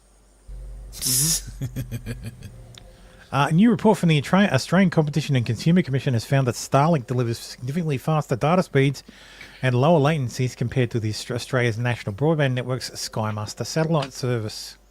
That's this should surprise no one. Skymaster's a fucking geostationary satellite. Yeah, like, of course. How far above the Earth? I'd have to look it up. Hang on one sec. Yeah, but that's what I'm saying though. It's why isn't NBN utilizing the best technology there is? Oh, I know why. Because the government implemented it. Oh, this was Government launched. said This had was to launched implement fucking all technologies years ago. for it. Yeah, it's Skymaster. There we go. Fuck off, Wikipedia. You are rich as fuck. Yeah, I keep getting them all the time. Jimmy Wales is begging for your money again. So it was launched in 2015 and 2016. So there's two geostationary satellites covering the whole country. They are 35. They are 22,000 miles above the Earth. And how high is Skynet? No. Above the equator, north of Australia. Further away. Starlink. If it's for Starlink Melbourne. is significantly lower in the atmosphere. Yeah, it's low Earth, I believe, and that's why their latency is so low. Yeah, like 60 to like 100, maybe 100 kilometers, I think. Yeah, so what? 40, 50, 60 miles? So there we go. So where are they? Launch mass.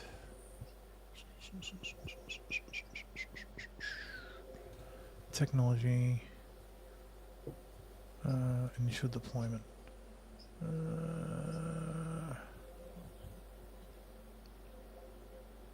God damn it.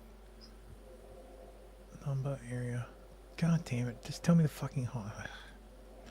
What height do Starlink 55 kilometers altitude. 324 miles. Yep.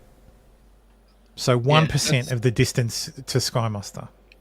Yep. Oh, and light can only travel so fast. Yes. Like literally, there's a physical. Yeah. So that's why the latency is so high. But yeah, and also it's two satellites servicing every Skymaster satellite user. So versus dozens per user can access at a time. Yeah, and they purposely only allow it for rural Australia. And look at it; it's over half a second. Yeah.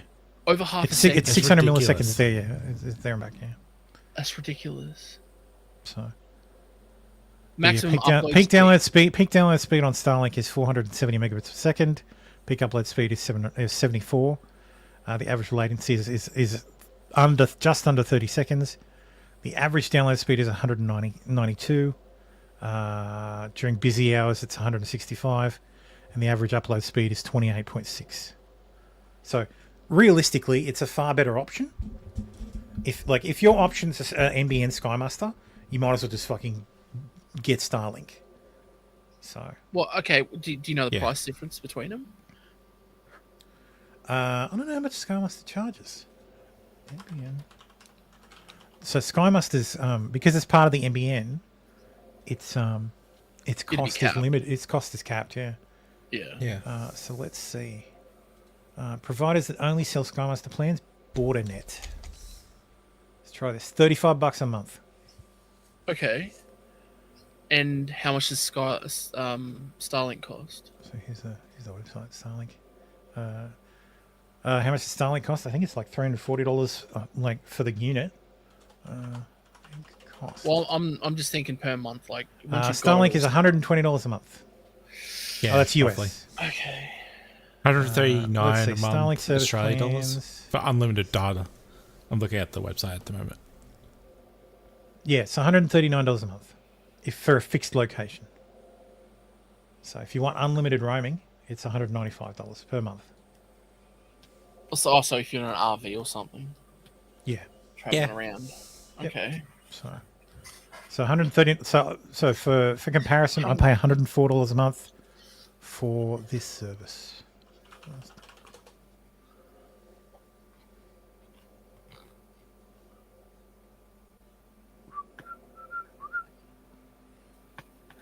So this service costs me $104 a month. Okay. Hashtag internet flexing. Tumblr says you get less latency to the US and back, and you mean 30 milliseconds. No, to the US you will get about 200 milliseconds. So 200, 250. Yeah, Yeah, 200, Discord 250 says milliseconds. my connection to a West Coast Discord is around 180, and East Coast is around 270. So somewhere around there, 180 to 270. So, and Europe that's using is shocking. That's using fiber to the premises. Yeah. Well, what does mine say? Where does it say it? I've never actually looked. If you're connected on a voice channel, it'll be here. I'll show you a screenshot of where to go.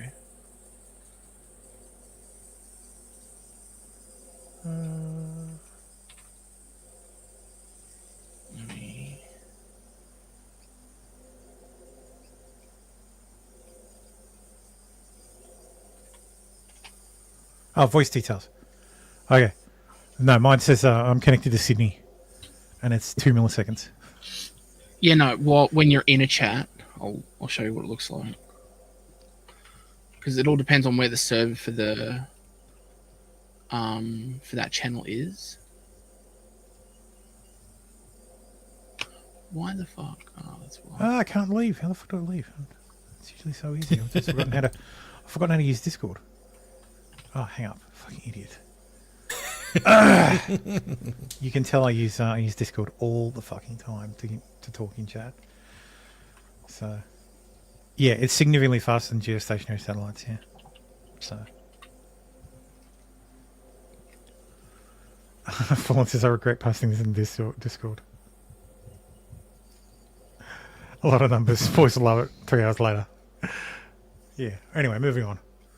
Australia has its first modern Moderna mRNA vaccine manufacturing facility in Melbourne, capable of producing up to 100 million vaccine doses per year for a range of illnesses like flu, COVID, and RSV. No thanks. Yeah, I'm going to take a pass on mRNA vaccinations. Look, I think it's good that we actually built the capacity, but I don't really care. You kind of ruined the name. Use it for something. Use it for something else. I'm good that we make stuff here, but use it for something else. Rural MP Bob Catter ranges after bank's latest attack on cash.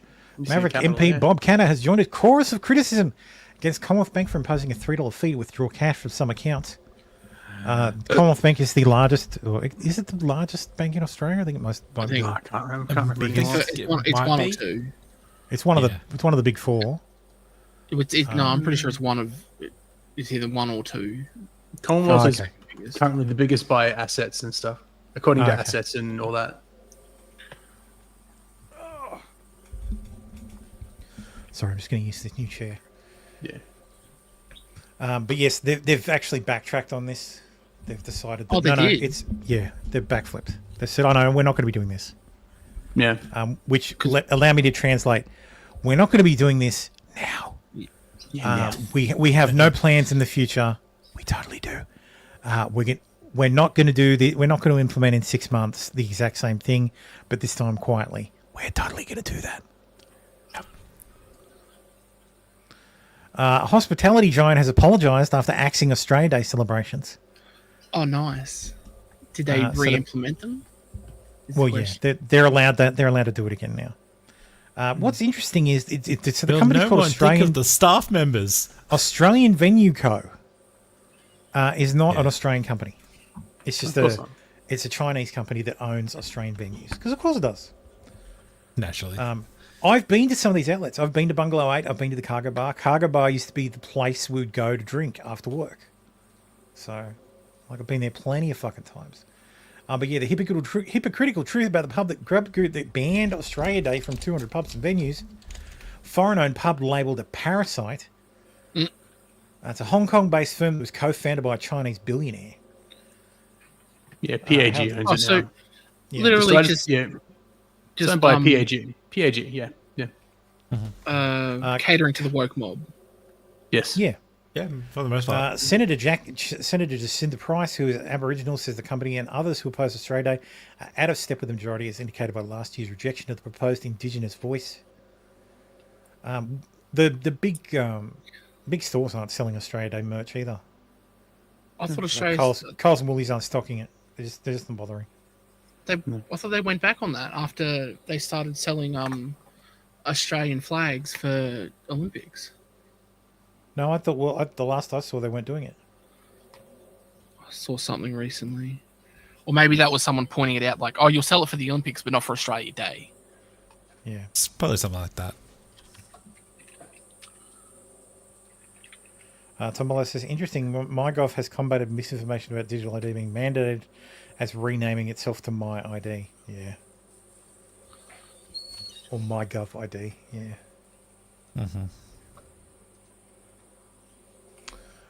Controversy continues to swirl about the celebration date, which marks the arrival of the first fleet in Sydney Harbour. Yada, yada, yada. Invasion Day, yada, yada. Fuck these guys. But yeah, they're backflipped very quickly. Didn't take long. So, Ian Smith is leaving the TV show Neighbours after nearly 4 decades as Harold Bishop, following his cancer diagnosis. Oh, Harold. So yes, those of you who know and love Neighbours, unfortunately, Harold Bishop has received a terminal cancer diagnosis and will be leaving the show. Oh, Alf Stewart's still around apparently. So yeah. Yes. Flaming following up on last week's Flaming Glass. Yep. Yeah, Flaming Glass. Bloody Drongo. Yep. Yeah, they still sell flags in Woolworths. Like, do they? Good. That's good. Yeah.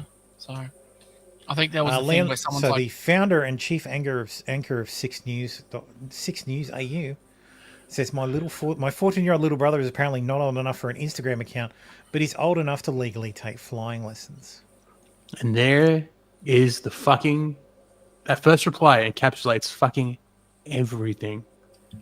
Your brother's out in the fresh air with hobby, learning a productive skill instead of sitting in his room, being trolled or trolling on social media. Good for him. Think it through, dude. Trash.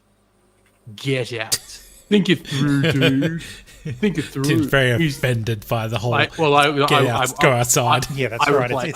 It's 15. You can fly solo. Yeah. I got in a little spat with that guy that first reply. It's just like, fuck you, motherfucker. Yeah, you can join a political party at 14. By the way, the Greens will accept you if you're 14. You can't run for office. From the moronic cruelty that comes from being able to say anything online. Think it through, dude. I just suffered. Good lord, you absolute imbecile. Bullying and trash talk happen with impunity offline as well. Kids can put their life at risk flying an airplane or even working a physical job, learning a trade, and you think they're too young to use a chat program. By calling me an absolute imbecile without actually knowing me sort of proves my point. No. First impressions matter. I don't need to do your history to understand the strength of your argument or lack thereof. Very good. Very good, Tim. Yay. Well engaged. I'm sure you've convinced that guy. I'm sure you've totally convinced that guy. And it's not just you two arguing to each other and no one's seeing it. He's going to rethink his life. He's going to change. He's just some going to come fucking random guy. He's not going to fortify his position. He's going to move to Canada with more followers than all of us combined. He's got triple my followers. So and he lives in Tasmania. Punched up on a Tasmanian. Oh. He also can't read. Yeah, he can't read. What do you mean? Well, sort of math. He's saying the sort of math that only appeals to them watching share prices. So, $16.50 each, or 2 for $18.50.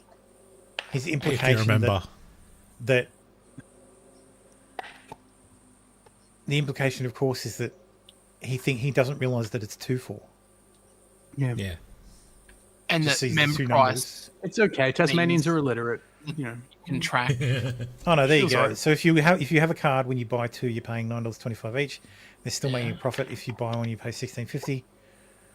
Yeah, Get a bro, card. it's called a Get- a loss leader. If you haven't realised this, It's not price fixing. It's saying, let us track your habits so we can put it into a pool so we can figure out and sell that information, figure out how to best advertise. That's all it is. That's all that Everyday Rewards does, is that it tracks what you purchase. oh, he's a fucking commie. That's all it does. Saw an advert for a watch on a legit website with 5-star reviews. 117 reduced to 70. Found the same watch and brand model on Temu for $6.95. That's capitalism, folks. you can tell he's a comic just by his fucking bio, though. Like his bio read, like, yeah. Anyone Student of human nature in awe of the universe, in debt to teachers, amazing. Anyone who says that shit, humanity's stupidity.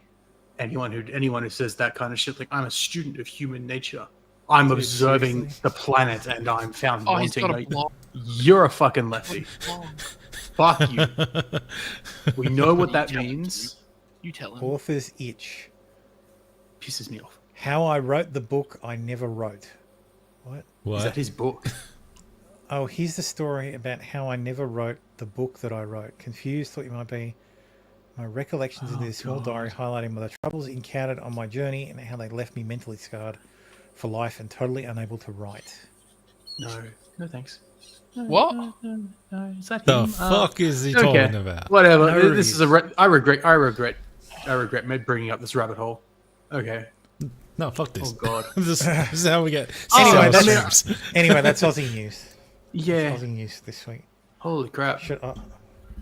So yeah, that's.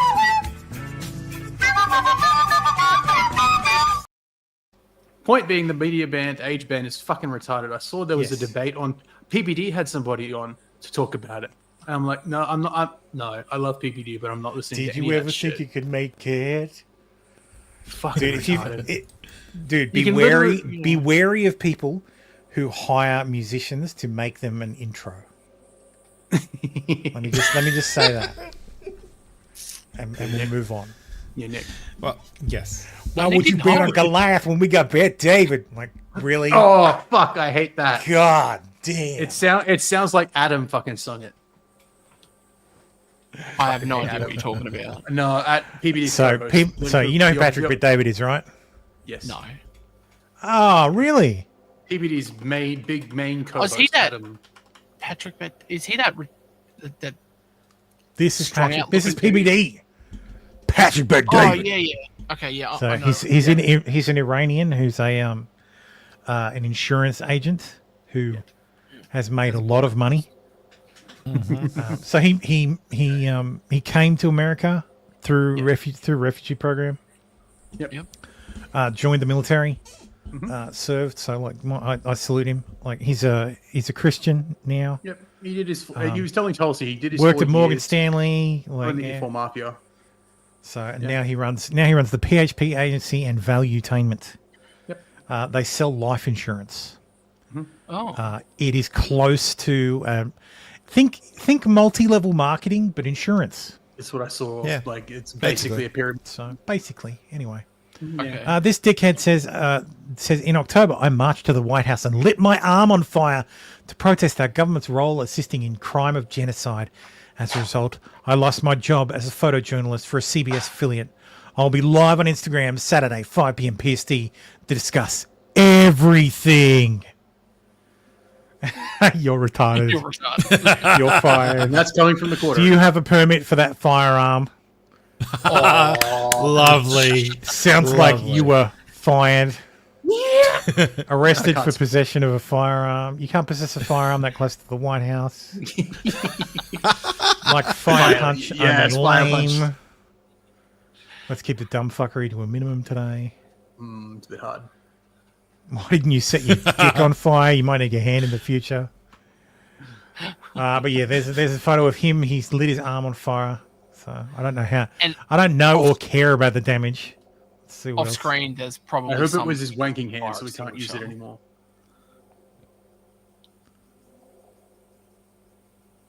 You wank left-handed? I am left-handed. Alright.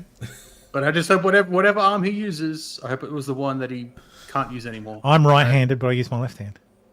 You guys are weird. Porque no los dos. Yeah. Well, That's all I'm going to say. I hope his left is Bulldoze worse have a here like, wait, you can use one hand?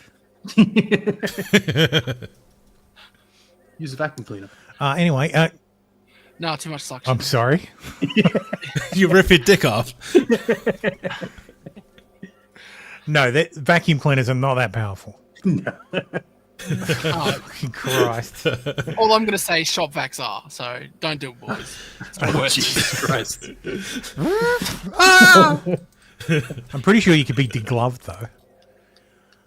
Anyway. Glamorous female lawmaker, 30, bullied male aides into sex, then made him run her errands. How glamorous A is she? glamorous Washington state lawmaker bullied a male aide into sex, then made him run her errands and tried to fire him when he reported her lawsuit claims. This is the lawmaker. Her name's Emily Klaus. Yeah, I would. Yeah. Lawmaker for Not here, like not with this photo, but lawmaker for what? I can see it. she the state government. No, she's like the she was state government, but now it's the Thurston County. So she's like one of the county commissioners. Okay. Anyway,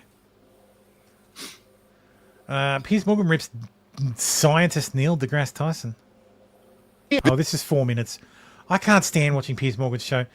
Like, No, don't play it's the just clip. it's the fucking it's the kill stream, but with higher production values. I can't. Yeah, I hate And I hate more that, yeah. retards. I'm not worried because I'm not a CEO. Oh, this should have been in the CEO shooter section, but people are arriving to a CEO shooter lookalike competition in Washington Square Park in New York. That's probably the guy in the middle. He's wearing khaki. Yeah, he should win. Can you imagine so that as an much alibi? stuff. Like, you just went there and you're like, yeah, no, see, all the media came out about me because I won the competition. Yeah, it's not me. I was actually doing something else. I was at a lookalike competition. It wasn't me.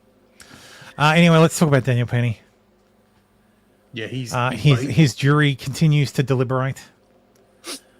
This is his prosecutor. Have a listen. So I'm going to give you an example of something that I did with a recent case shit, of that mine, sounds and like a this was man. has never been done in my office. I had a murder case where the defendant did not intentionally kill the victim. He went into an ATM on the Upper West Side and tried to rob an individual. Unfortunately, it was an older individual. He was 86. And in the course of the robbery, he fell to the ground. And as a result, he died. This is, under the law, a felony murder, which is akin to intentional murder. However, when I first got the case, I learned, I took the time to learn about the defendant. And it was a strong case, so it wasn't about a whodunit. I knew immediately who did it. I could prove it. I could take it to trial that day and win it. But it wasn't about that. It was that the more I learned about the defendant and his life and the circumstances, the kinds of things that Jarrell was talking about, that one should take into account the trauma of that individual, I really felt incredibly sorry for him that he had gotten to that point in his life where he felt like there was no other choice but to commit this robbery. He was just a poor black man being forced to commit this robbery.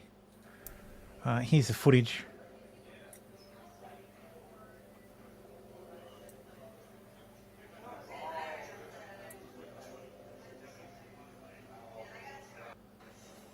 I wish they'd use better cameras. That's like literally stop motion footage. Yeah, and what was his sentence? 10 years. Lead Daniel Penny prosecutor secured light sentence for thug who killed 87-year-old in ATM robbery. One sought reduced punishment for a Manhattan mugger who killed an 87-year-old over $300 under the concept of restorative justice. And it's not like he was a poor young black man. He was 57 years old. Snuck up on the victim, a former Lehman College professor named Dr. Young Kun Kim, from behind at a Citibank ATM on Broadway. The fatal blow, a punch to the head from behind, appears to have occurred off camera. So this bitch is like, oh, he fell down and he died. No, bitch! He punched him in the back of the fucking head. And yet, he was hospitalized and died later from his injuries. Asians. So not only was Matthew a broke nigger, a lazy nigger, he was also an aggressive nigger. Yeah. Kim survived the Japanese occupation of Korea and the Korean War. Oh my god. The New York Post reported in 2019 his son forgave the killer at sentencing in a Manhattan courthouse. You're a fucking cuck, bro. Gay. You're fucking absolute cuckoldry, man. Under a 2020 policy introduced by the Manhattan District Attorney, Alvin Bragg's predecessor, Cyrus Vance Jr., Yoren saw an opportunity for a transformative outcome. It was the first use of the program in homicide case, of course. It's just a continuance of the soft on crime policies that have penetrated our big cities, said Louis Gellamine, Staten Island defense attorney who said the case against Penny should have never been filed. Kim's son and daughter-in-law, Jinsu and Julia Kim, agreed to meet with Lee, his sister, and a social worker for 90 minutes, according to contemporary reports. The couple could not immediately be reached for comment on Tuesday. So they sat him down. They sat him down with a social worker and the man who fucking killed their father and basically shamed them for 90 minutes. Spun a fucking sob story. After the meeting, Lee was charged with manslaughter instead of felony murder, reducing his potential sentence from 25 years to 10 years. And this was a slam dunk felony murder. Like, he punched him in the back of the head, and as a result, during the commission of a robbery, he punched him in the back of the head, stole $300 from him, and ran off. And as a result, he died. Not, he fell to the ground and accidentally died. No. Bitch, you punched him in the back of the fucking head and he died. If this had happened on a fucking city street in Sydney, like after hours, it would be a fucking coward punch and carry a fucking extra sentence. Yep. Lee is currently being held in a medium security state prison in Otisville, New York, and is eligible for parole in 2026. Because of course. But the manslaughter charges against Daniel Penny have been dismissed. I think there was a bit of confusion as to whether jeopardy would attach because of the fuckery around the actual dismissal. It appears the jury came back and indicated to the court that they were deadlocked after 5 days, I think it's been. So after 5 days, they were deadlocked. Ordinarily, that would be a mistrial. But what the judge did was, because there was a lesser included charge of negligent homicide, the judge allowed the he said, so this is where the confusion comes in. The reporting is the judge allowed the prosecution to withdraw the manslaughter charges, and he told he said he would tell the jury they've been dismissed,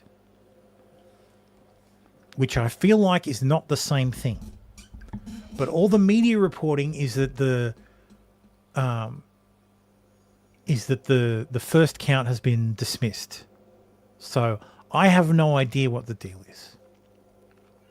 Yeah, and ordinarily, that becomes the issue with that would mean jeopardy is attached, because the jury has started jeopardy attached. The jury has gone to consider the verdict, which means jeopardy's attached. So if they come back with not guilty or then that's it. That charge is gone. I don't know what happens if it gets dismissed at that point. I would have thought they couldn't refile, but I've seen people indicating that maybe they can refile. But anyway, it's very messy. But they're hung on the first count of manslaughter. They can't consider the second count until. So according to the jury instructions, they can't consider the. So here's the jury instructions here. So here's the verdict sheet for the jury. So this is what they were given when they went in to deliberate. This is what they have with them in the room. So there's 2 crimes charged. Manslaughter in the second degree. If you find the defendant guilty of count 1, manslaughter in the second degree, then do not consider and do not render a verdict on count 2, criminally negligent homicide. If you find the defendant not guilty of count 1, manslaughter in the second degree, for the reason that the people have failed to prove beyond a reasonable doubt that the defendant was not justified, then you must not consider count 2, criminal negligent homicide, and you must also find the defendant not guilty of that count. If you find the defendant not guilty of count 1, manslaughter in the second degree, for some reason other than the lack of justification, then proceed to consider and render a verdict on count 2, criminally negligent homicide. So, in every situation, it is required that they come to a fucking decision on count 1 before they consider the second count. And they have not come to a decision. If they were decided, hopelessly deadlocked, if there was only one count and they were hopelessly deadlocked, mistrial. That would be a mistrial. If it's been 5 days and the judge says, I want you to go back in and keep trying, and then they come back again and say, do you think there is any possibility that you could come to a decision, and the jury says no, then that's it. Then boom, mistrial, and the charges can be refiled. But dismissing the charge, just saying, "Oh, ignore that charge," I don't know how that applies. It's so weird because it's way too late in the process to dismissing a charge. Yes, it feels incredibly weird to be doing this. Yeah, well, the defense brought up that this will encourage prosecutors to overcharge, and then just dismiss it when they to be like, oh well, we're only going to charge him. He's only going to get 3 years if you give him, count 3 and 4. So we'll just dismiss count 1 and 2, and just where you've seen enough. This guy's a bad guy. Just do that. It's like no. So, it's fucking bullshit. So I happen to know an appellate attorney in New York. So I reached out to him and asked if the decision the judge made is appealable, like via a interlocutory appeal. And he said that there's a very limited number of cases in criminal trials that can be appealed in an interlocutory fashion. And this, as far as he's aware, this isn't one of them because it's very unusual. But it can be used if he's found guilty on criminally negligent homicide, then it can be used as grounds for an appeal for that charge. And they can argue that charge should never have been considered because the manslaughter charge was improperly dismissed and it should have been mistrial, yada, yada, yada. So it's very strange. Most of the other lawyers I've seen seem to think this is very strange, like the New York ones as well. This doesn't normally happen. So yeah, I don't know what the fuck the deal is. It's very fucking strange. The Inner City Press has the so ADA urine. Don't tell them it's an acquittal on count 1, only that it's dismissed. Penny's lawyer Kenneth. This has never been done before. It would encourage prosecutors to overcharge the grand jury with the option of withdrawing if hung under coercion. I'll take a chance and grant the people's application. I'm going to let them go to return and consider count 2 on Monday. Bring them in. Yeah, and then he tells them that manslaughter in the second degree is dismissed. So the ADA is saying don't tell them it's an acquittal. Does that mean he's been acquitted on the first charge? Like this is the fucking thing. Because they wanted. It's very weird and unusual. Yeah. And I understand why the judge is doing it because he doesn't want to spend all this time on this fucking case. They've impaneled a jury. They've got these 2 charges. I understand he doesn't want to waste the court's time. I think it's a very fucking bad decision. And it happens. honestly, if the happens. prosecution withdraws it, it should be right. It's dismissed with prejudice or whatever it is, so you can't do it again. Well, I think if the prosecution withdraws the charge after jeopardy's attached, I think it has. That is it. That it's gone. They can't refile. Double jeopardy attaches, and he can't be prosecuted for it again. But the question is, but I don't know. This is fucking so weird. Yeah. Because has it actually been dismissed, or has it actually, or was it just no? Was it just quitted? Just tell them it's been dismissed, and then let them consider the second charge. So. And how can they do that with the current jury instructions? They're going to have to redo jury instructions. Which is why they've just said no. It's been just tell them it's dismissed. This is the fuckery around it. Yeah, it's also to try because acquittal would mean it's not Costi, guilty. if this loses, this is another point of appeal. So yeah, but this is only on. This isn't an appeal on the grounds of evidence or justice. This is an appeal on judicial misconduct. Yeah, which it's paperwork. It's procedure. It doesn't. Yeah. I don't think it really helps him much. Like, well, procedural stuff is the stuff that gets cases like this overturned. Yeah. Yeah. Yeah, I suppose. But if jeopardy isn't attached, then he could get found guilty on charge 2. Yeah, they could order a new trial on appeal. They could order a new trial, and then the whole thing starts over again, and then he's back to. Because who knows what the breakdown is? Like, there's a guy there with a mask on. So is it 11-1? One person with the mask is like, yeah, no, fuck him. Social justice warriors all the way, or is it the other way around? Is it honestly? He should have cleared the courtroom, and brought the jury in with and polled the jury about where they stood on count 1. Yeah. So I think this whole fucking. But who's going to know what that outcome was until, like, no one's going to know the outcome until. Well, yeah, they're not allowed to talk about it now, and after the case is done, then they're free to talk about it. But yeah. But I mean, these guys aren't sequestered, so they're coming into the courtroom every day through protesters. This is standard fare nowadays. Like it's fucking retarded. Yeah, and BLM are bitching about Yeah, this guy, Black Lives Matter leader, sparks outrage as he claims KKK got another victory in a rant outside Daniel Penny trial. So this is him. This is the leader of New York's BLM chapter. You know what I did find fucking funny though? You know how we always talk about how it's just a grift. It's about making money and yada yada yada. I looked at this guy and I thought, geez, that's a really distinctive coat. Like that jacket's really distinctive. Yeah, you know why? It's a Dolce & Gabbana logo printed zippered bomber jacket that retails for $4,000. Holy shit! Oh damn! So BLM is. I mean, here it's listed as from $1,400 to $8,000. So, like Dolce & Gabbana bomber jackets. So yeah.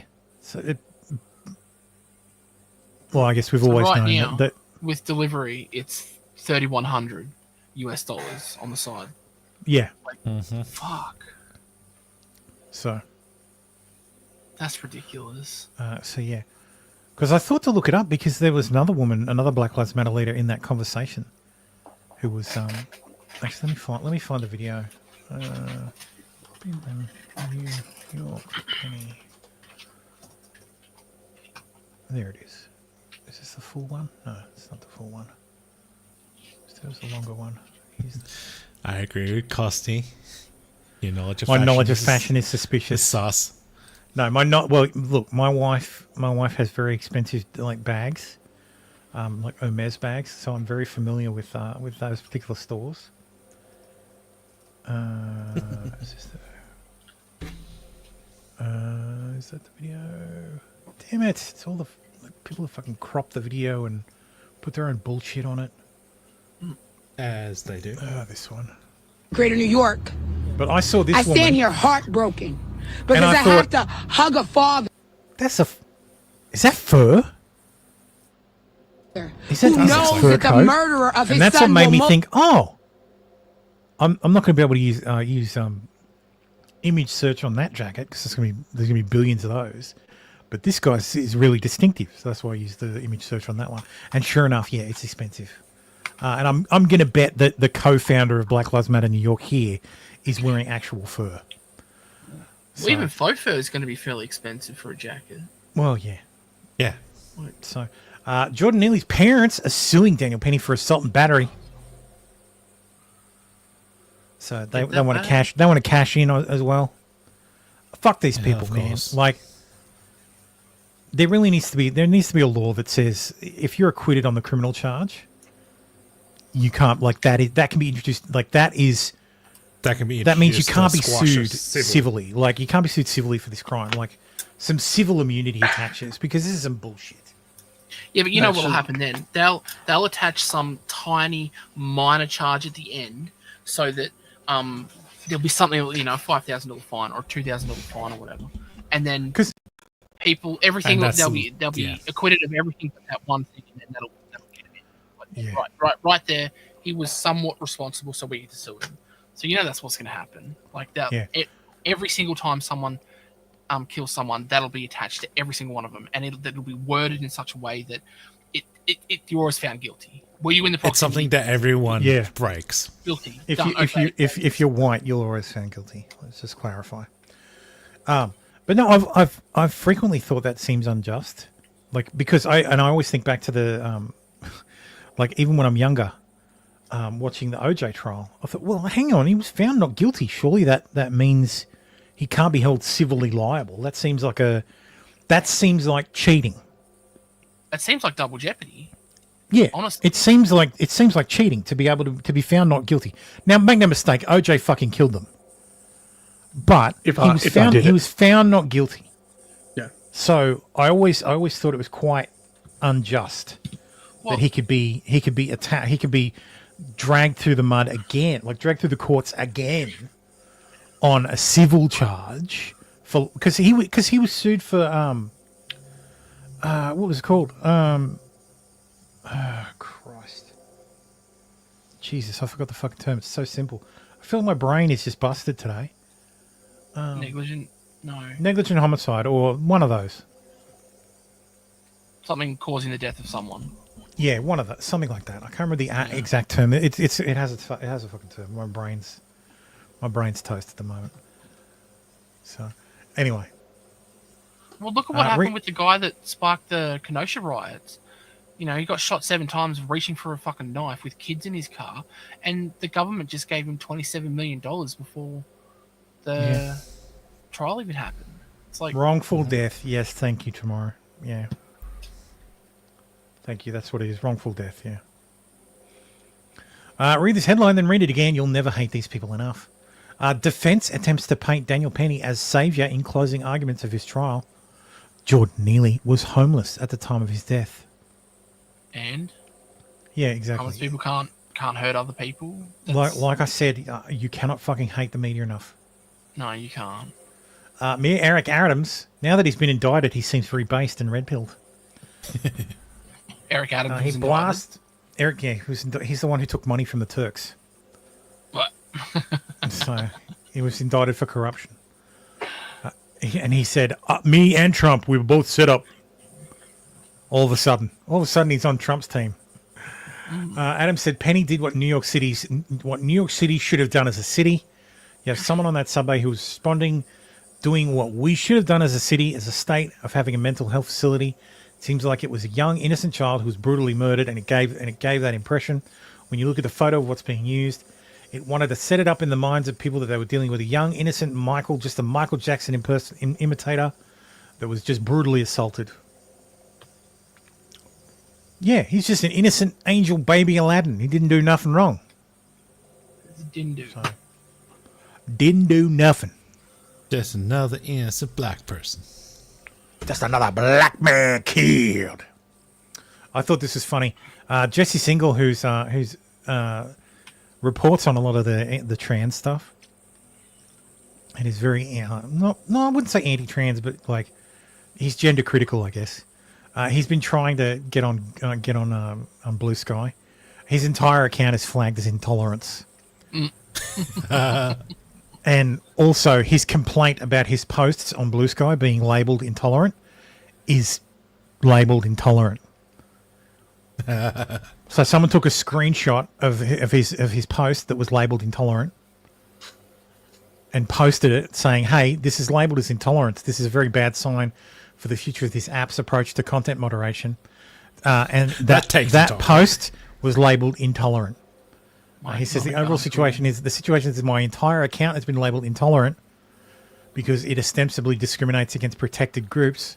So every one of my posts has a warning label. One label has been placed on this account. It's Blue Sky. What intolerance? It's a hug. Yeah, like you said. This is the leftist hug box. Yeah, absolutely. Yeah. This is hilarious. I'm going to start using Blue Sky to see what kind of fucking label I can get. And wait, every time you appeal something, use their tactics against them. Tell them that you are a native Australian because you were born here, weren't you? Yep, you're a native Australian, and this goes against in your my native culture. This goes against your native culture. You know, that actually worked on Twitter. I actually called someone cunt, and I got a strike for it, and I couldn't post, and I appealed it and told them that this was something about human rights and native Australian culture and me being a native Australian, and they lifted it. I appealed one of I won suspension and appealed it. And I can't remember what it was for. I was replying to Cenk Uygur, and it was something like he said something ridiculous, and I just I implied that should he the day he meets his maker, something like that, or something bad should happen to him, and it was threatening, and I'm like, what the hell? No, I actually laid out I broke down the English language of it, and just said, no, that's what this means. This is the subject. This is the this is totally you have interpreted this totally wrong, and they accepted my appeal. So I didn't even need classical music while I was writing it. Nice. Jesse Single says they're freaking out over at Blue Sky higher ups for not banning me. He's now a bad person. Had a great chat with Katie on the challenge of terms and service scaling at Blue Sky. I just called myself head of trust and safety since there's no point in title inflation in a startup. You're not even fucking listening, you bearded shithead. You do not understand that if you are still allowed Jesse Single to even be here, you are fucked. Hey, Aaron, maybe stop ignoring the majority of people when they say blah, blah, blah. I noticed you did not reinstate him. You removed all warning labels. Stop being a bitch. Just fucking people. So Jesse McGee Single openly says he wants to colonize Blue Sky and bring more normal people to this place. Does that sound safe to you? Please listen to the people who are reaching out to you. Bigots shouldn't be allowed to freely colonize and ruin safe spaces. It's fucking gold. It's an absolute treasure trove. And they're the ones calling Jesse Single a pedophile? Yeah. Well, the maps are fine. It was in that comment. The maps are perfectly fine. It's important that being genuine competition on Twitter, which has become a cesspool, there are going to be some growing pains. I generally encourage anyone who doesn't like my work to follow me over there. I'll post in both places when I can. Blue Sky, your account has been detected in the system using spammy, fake, or inauthentic. They're just mass reporting. Their systems are broken as fuck. By design. Yeah, it's the same thing that happens whenever a right-wing place starts up. It's free speech and all that. It just gets infested with Nazis who want to scream the N-word over and over again and talk about the Jews. Make no mistake, there are Nazis on Twitter. I've fucking seen them. But I want to see them. Yeah. And you know when I see them being called out by the handful of leftists that I follow. And the leftists I follow are actually not that bad. The Nazis they call out are actual fucking Nazis. People who call themselves America Waffen. Like an Adam Waffen people. Literal fucking Nazis. Literal white supremacists. Not the Nazis that are in the room with you right now. Yeah, that's exactly right. You mean Blue Sky cannot have a growth trajectory without customer capture? Yeah, because communists don't have any fucking money. They've already said they're gonna introduce a premium subscription where You can write longer videos. It's going to be fine. That kind of stuff. Oh, so blue sky, blue tick, essentially. It's going to be. There's going to be no verification. No, of course not. Everybody's the same. It's okay. It's okay. Mark Cuban is going to buy it. It's fine. Mark Cuban loves using Blue Sky. Dude, I hope he does buy it, and then it fucking tanks. He did a whole video. He was on an interview or something. Like everybody's like, "Oh my god, can you believe Blue Sky has 31 million fucking subscribers? It's amazing. It's going to take over Twitter in no time." I love using Blue Sky. It's great to have a place where we can just discuss information. There are 200 million monthly active users on Threads. And how many on Threads is dead. And Threads is a fucking joke. Yep. So, and the only reason they have that many users is because they're advertising the entire service through Instagram. Like you will see, if you're on Instagram, you will see posts for Threads. And you can't interact and unless you it'll be like, oh well, like, because there's been a heap of times I've seen it, and I'm like, oh, that seems like an interesting comment, and I go to click on it, and I'm like, no, this is to Threads. I'm not using Threads. Fuck off. Yep. Yeah. So same with Facebook. If you're going through their watching their whatever their videos are, you scroll through that and you go to look at the comments, and it's like, oh, this is on Instagram, and then okay, off to Instagram. So it's all integrated because it's all meta. Yeah. Anyway. Reels, I think it's called on Facebook, the videos. Yeah, Reels. Yeah, Facebook. Yeah. Anyway, Los Angeles Times. I've called this section "The Christians Are Next." Northern California gunmen planned child executions at Christian schools. Christian school authorities say. Authorities in Butte County have identified the gunman who staged an attack Wednesday on a Christian elementary school that left 2 children wounded and ended with the attacker dead. But wait, this is in California. You're not allowed a gun in California. That's right. I didn't know they could have guns. How did this happen? Tomorrow it says, don't worry, The Guardian has an article advocating banning any non-fat left apps. Yeah. I assume you mean far left, but yeah. Same thing. But fat left is funnier. Yes. We got to worry about the fat left and the fat right. I resemble that remark. On Thursday afternoon, Sheriff Corey Honey identified the shooter as Glenn Litton, 56. He described Litton as a homeless, mentally ill man with a long criminal record who targeted the school due to its affiliation with the Seventh-day Adventist Church. He died of a self-inflicted gunshot wound at the scene of the attack. Authorities found I'd say he was on nothing. Really? It's California. They don't fucking give anybody anything. Like, if he's homeless and mentally ill, they're not going to treat you. They don't care. Authorities found statements by Litton saying that child executions were imposed at the school in response to America's involvement in the genocide and oppression of Palestinians and attacks in Yemen. Oh, it's one of them. Yeah. Yeah. So this is someone who's why been is he targeting radicalized. Christians? Why don't you just target the Jews? Because Sunday comes after Saturday, bro. Ron Coleman says, "Hey, guess what, Sunday people."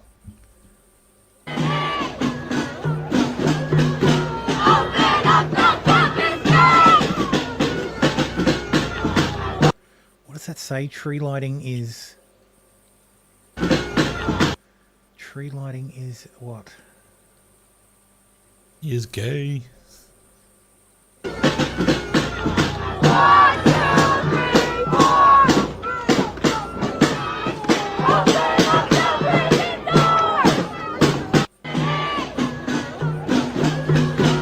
yes, this was a tree lighting at Columbia University. So A Christmas thing. a Christmas thing. Yeah. Yes.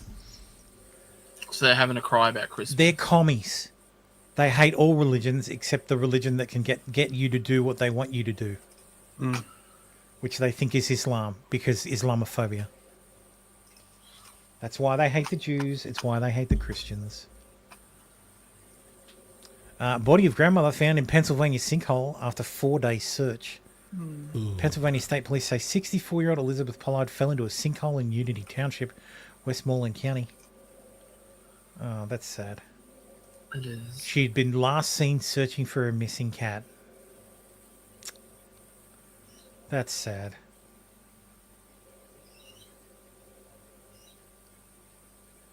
That's so sad. That's depressed me. Anyway, 7 magnitude earthquake strikes off North California coast. Tsunami warning cancelled, unfortunately. So, not today. That's not depressed me today.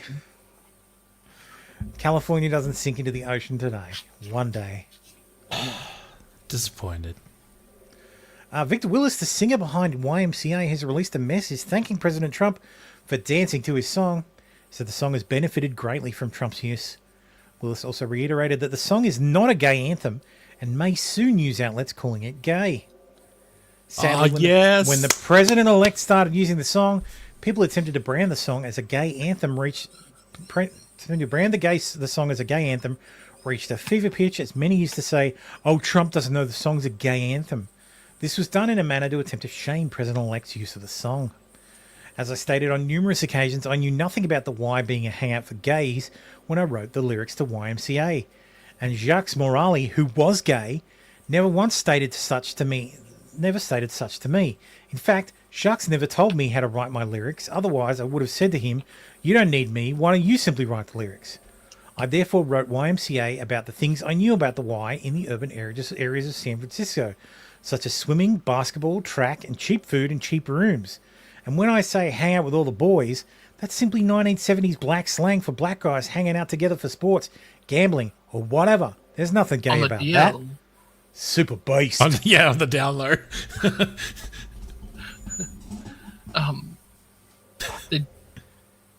The G, the B, and the T most effective. Yes. Yeah, L not so much. No. Amber Heard, 38, is expecting her second child after welcoming daughter Onuga 3 years ago. Knocked up this bitch. Someone who took their life in their hands. I mean, I would. I'd throw her. Yeah. I'd give her a baby. Brave men than me. Yeah. Colombian hitwoman 23, known as The Doll. What would that be in Spanish? I don't know. Le Doll.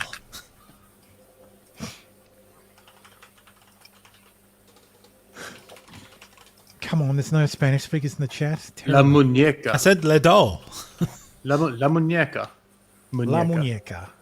The N has that little swirly thing at the top, so it's La muñeca. Muñeca. La muñeca.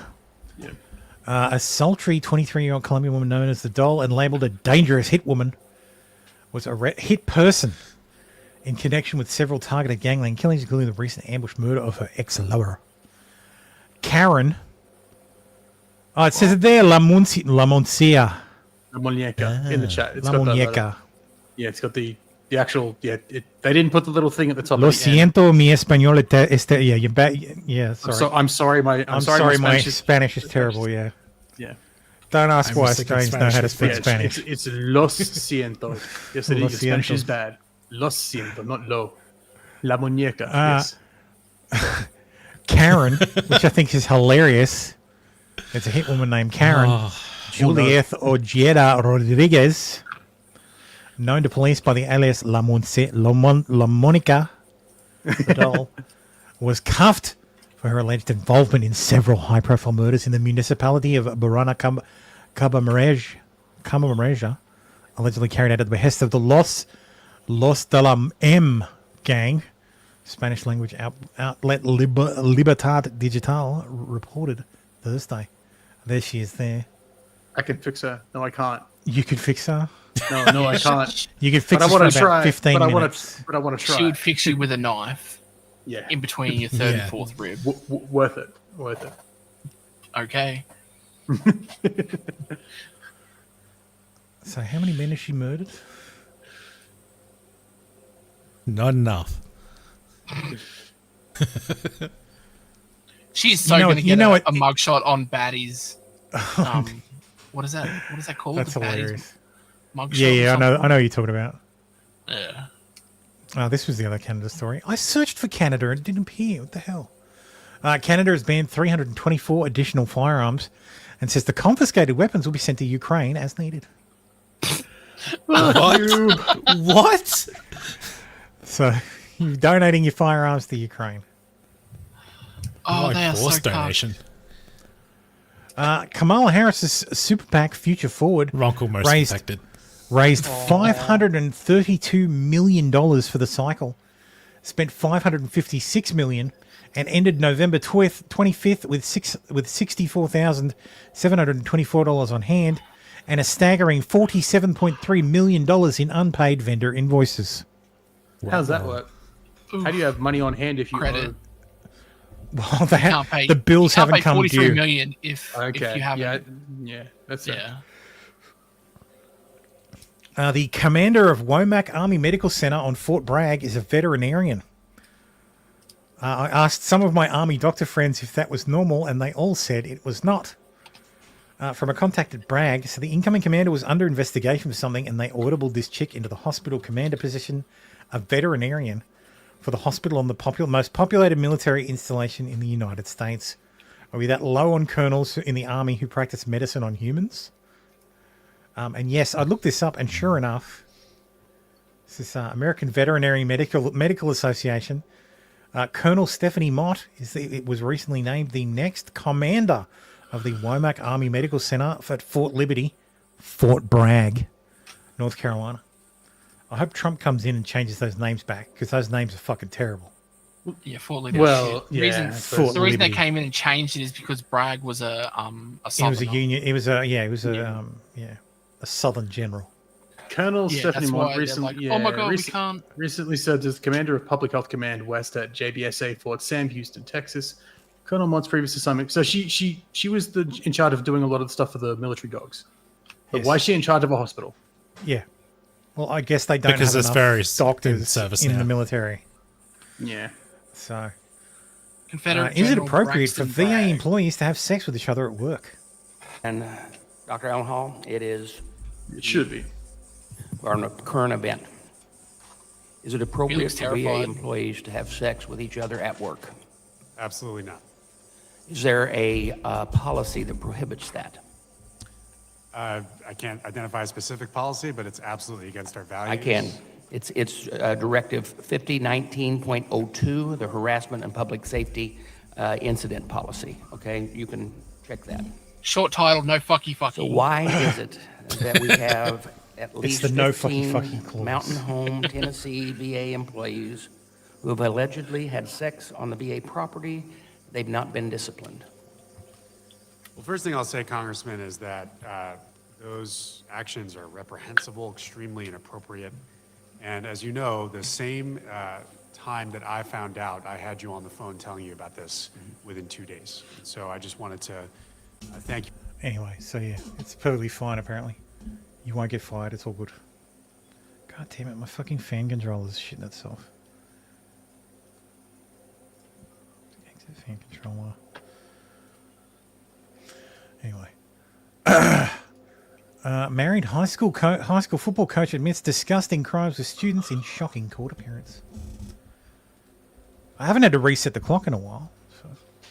And this Antonio, time, man. Antoine with an E, That can't be right. That has to be a misspelling. It's a typo. It is a typo, yeah. Okay, I was going to say.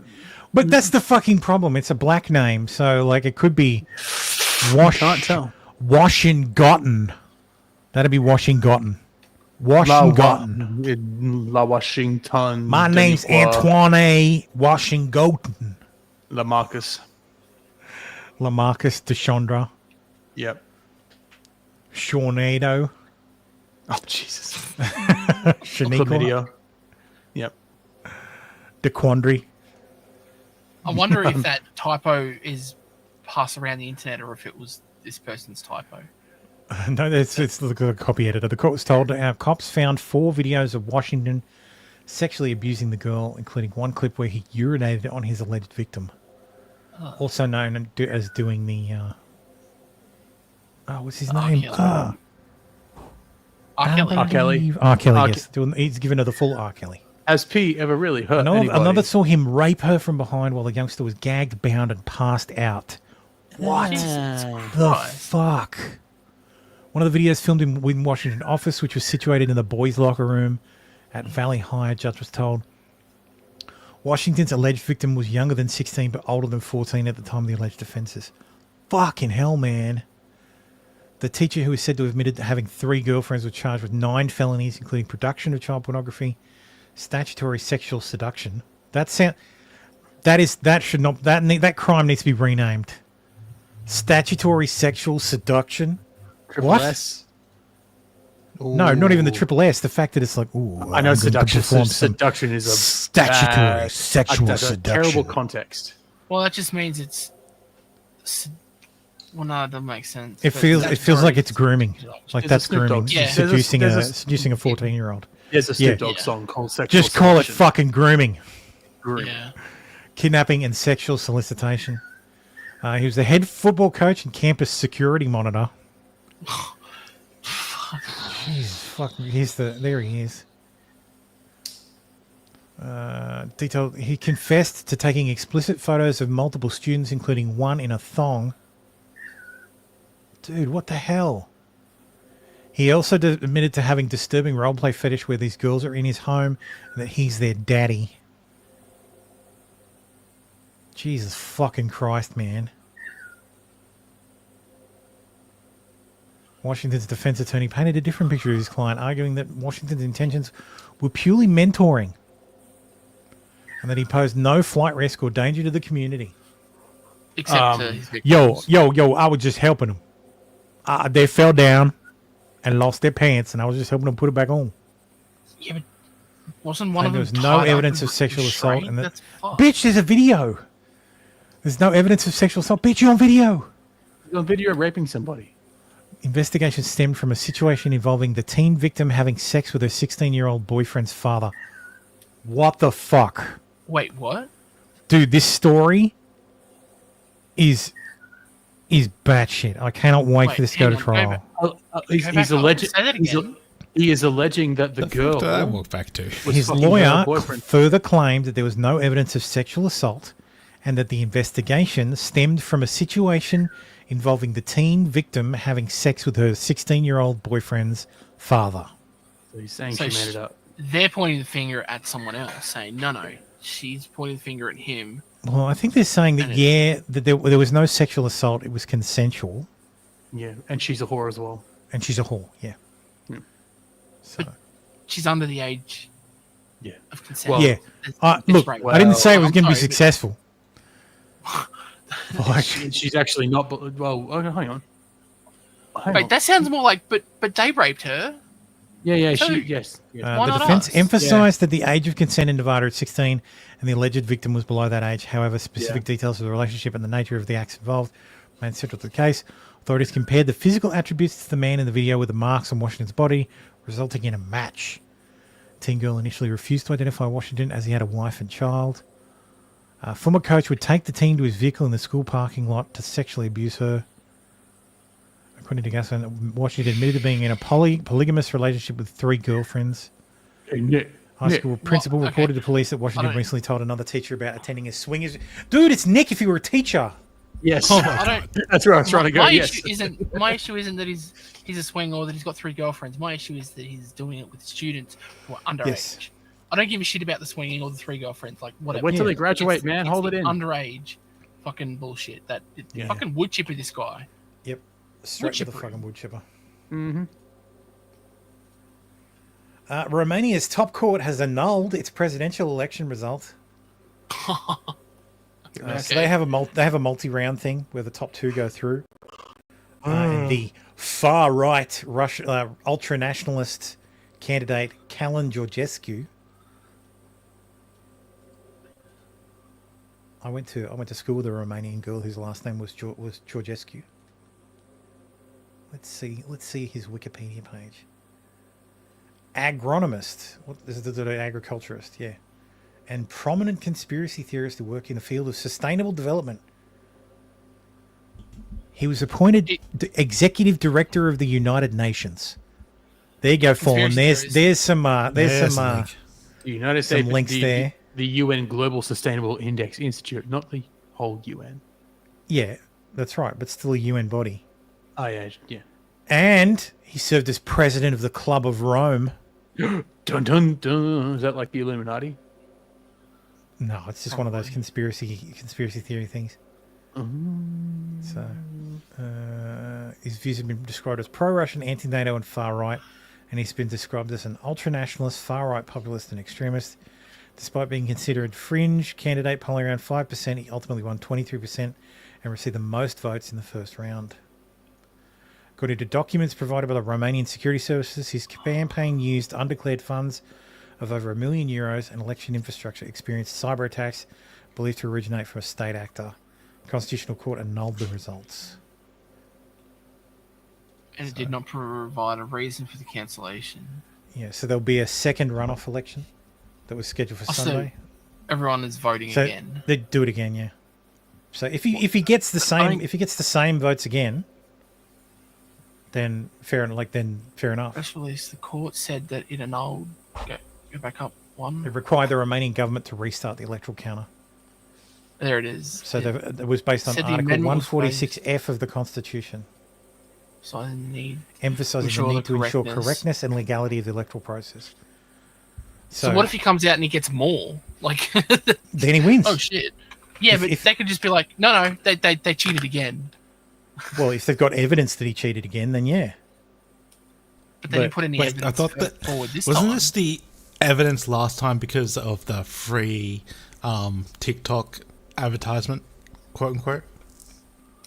Meaning he was just doing TikTok They also stuff showed how Georgescu was boosted by potential interference on TikTok, the social media platform in which he largely ran his campaign through algorithms, coordinated accounts, and paid promotions.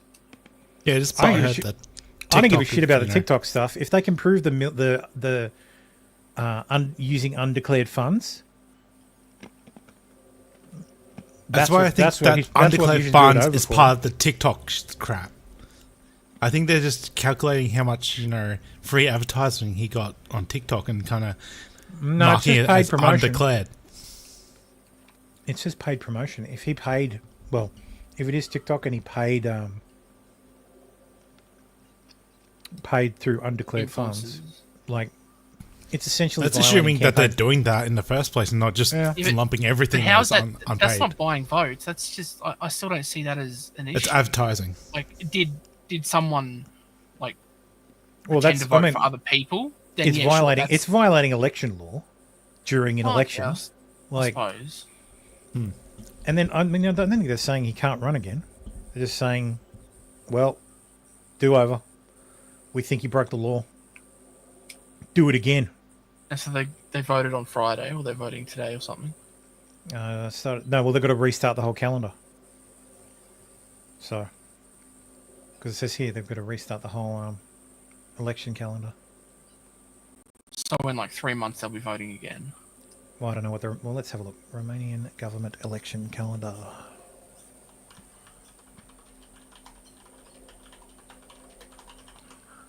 Let's have a look at the election process for Romania. Elections in Romania. Let's see. Presidency. Voting procedures. It's done using paper and manual counting. Good shit.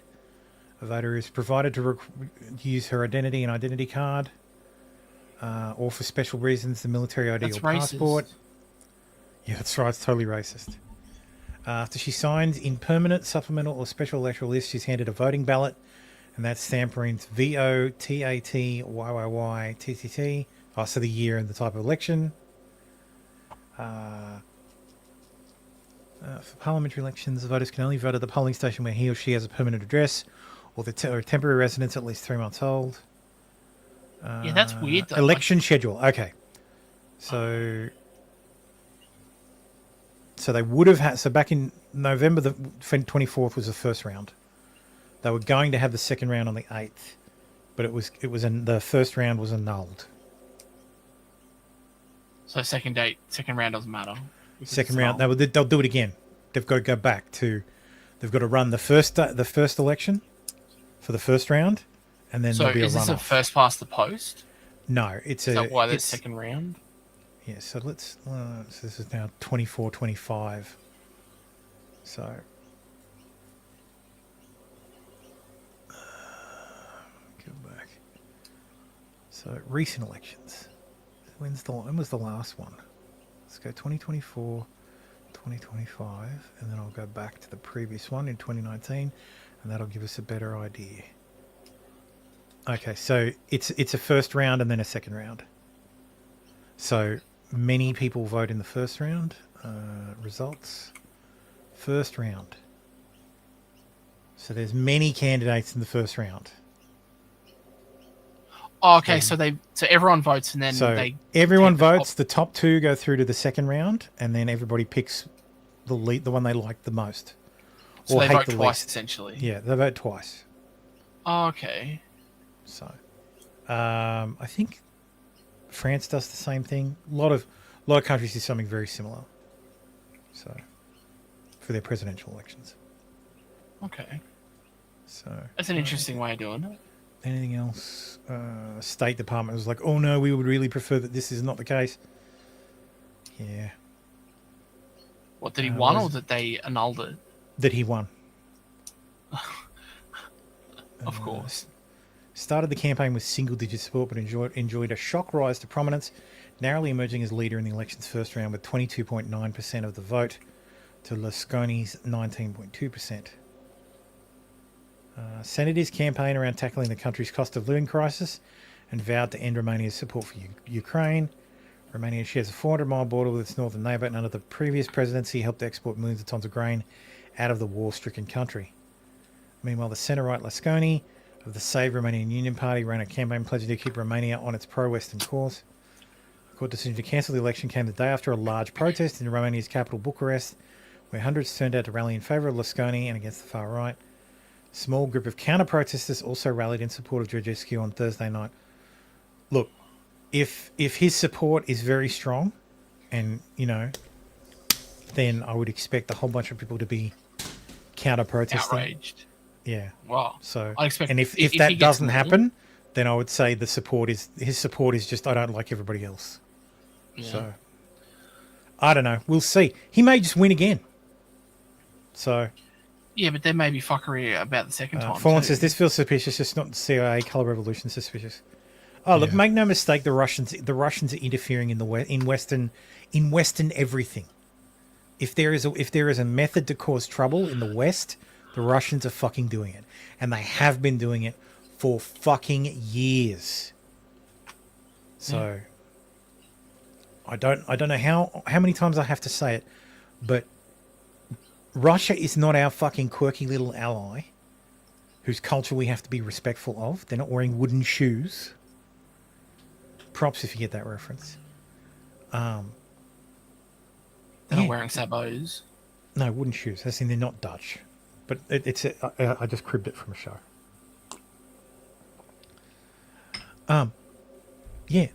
Russia is the enemy of the West. Full fucking stop. And if you haven't figured that out by now,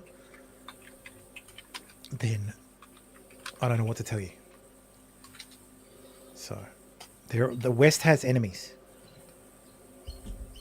So, the West has enemies, and Russia is one of them. And newsflash, China is also one of them. So, these are countries that look at the West, and want the West to fall. And make no mistake, there are Russians, Chinese, the Qataris. The Qataris aren't our friends either. The fucking Iranians, the North Koreans, they're all fucking with the West. So they all want the West to fall.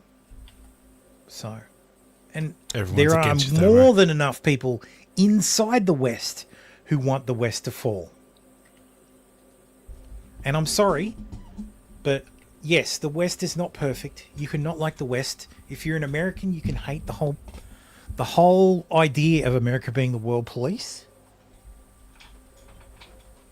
But the American-driven global world order has led to a great deal of advancement in the West. And I don't care about outside the West. So, anyway, enough of that. Enough of Thermo ranting about geopolitics. Rep Jasmine for US since 2020, Texas has added 4 million people. let's listen to this very racist woman have a very racist rant.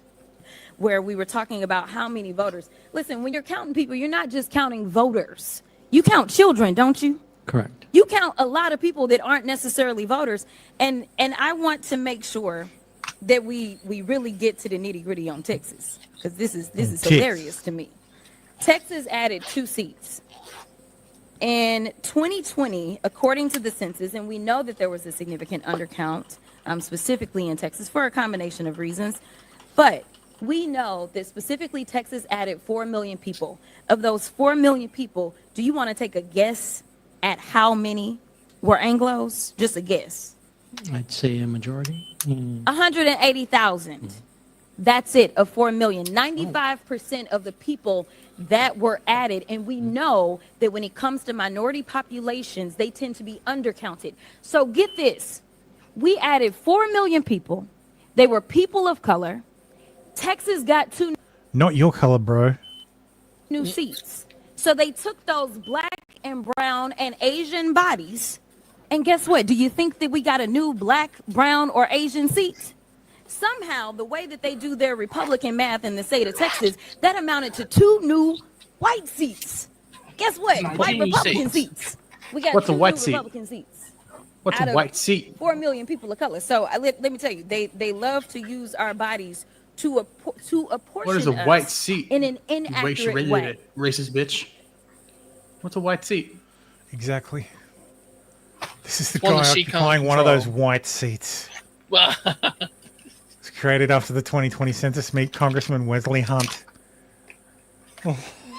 so not only is she racist, she's a dumb racist. Yeah, Yes, not only that's she's quite- racist, that's she's quite incorrect. God, you bitch, Sam, seriously. I'm surprised she didn't say white with whilst trying to hock a loogie. White. White. That's the one. So the Supreme Court is hearing the Tennessee versus or United States versus Scrimetti,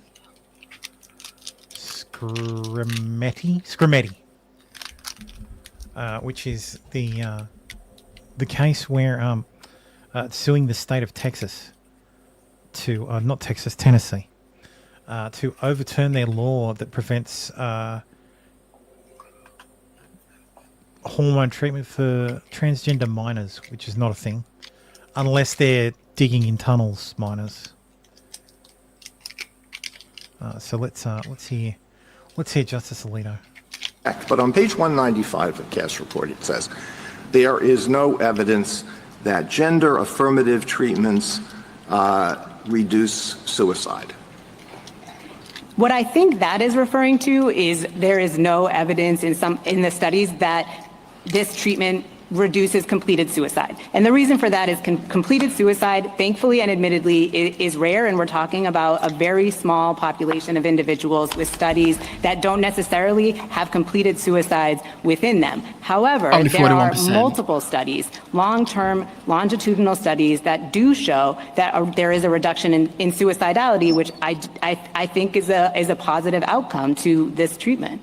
Let me ask a question about another issue that came up during Justice Kagan's questioning and Justice Barrett's question. True in every respect. Fallen Chris says that voice doesn't match. Yeah, because this is the lawyer. I would say is nobody has to provide this medication to adolescents. I swear to Christ, I didn't change this video. That's a woman. These are not doctors being forced to provide this medication. These are doctors who are wanting to treat their patients in the best way that they know how, based on the best available evidence to us. And these are young people who may have known since they were 2 years old exactly who they are, who suffered for 6-7 years before they had any relief. And what's happening here, it's not the kids who are consenting to this treatment, it's the parents who are consenting to the treatment. And as a parent, I would say that scares the shit out of me as a parent. That this person says as a parent.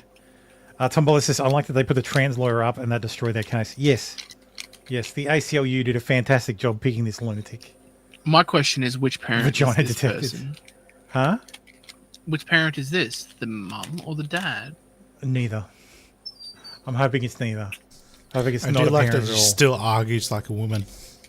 Our children are suffering. We are suffering. And these are parents who love their children, who are listening to the advice of their doctors, of the mainstream medical community, and doing what's right for their kids. And the state of Tennessee has displaced their judgment. I would say. No, they're being bullied into it. They're not making informed consent. Yeah. Kids don't know. But yes, Andy now says the Supreme Court will hear US v. Scrimeti case. Leftist trans activists joined by the Biden administration sued Tennessee for its ban on the medical transitioning of minors. The case will have significant ramifications across the US in regards to safeguarding the health of children from trans ideology. Radical leftists and trans ACLU lawyer Chase Strangio, a woman who identifies as a man, is making arguments for the court on behalf of pro-transitioning lobby. Strangio infamously deleted posts on her ex account where she solicited private correspondence from children. Here's so this fucking groomer. weirdo. Well, you just heard her say it before. 2-year-old. I am willing to spend an hour a day during the week video chatting with trans youth who are feeling. I've got a deeper. I'm doing the chick voice and it's fucking higher than his. DM me and we can coordinate through Instagram chat or another platform. Was that on Blue Sky? No, that was X. Sorry, that was Twitter. what Andy said. It was X. Whatever. But you heard it just before. She said, "Oh, kids know as young as 2 years old that what they are." The fuck they do. 2-year-olds cannot eliminate the risk of detransitioners. So it becomes a pure exercise of weighing benefits versus risk. And the question of how many Tumblr says, remember lobotomies? Yes, I remember lobotomies. They used to be a valid treatment for Safe and some effective. mental illnesses. Yeah, safe and effective. minors have to have their bodies irreparably harmed for unproven benefits is one that is best left. I'm sorry, counselor.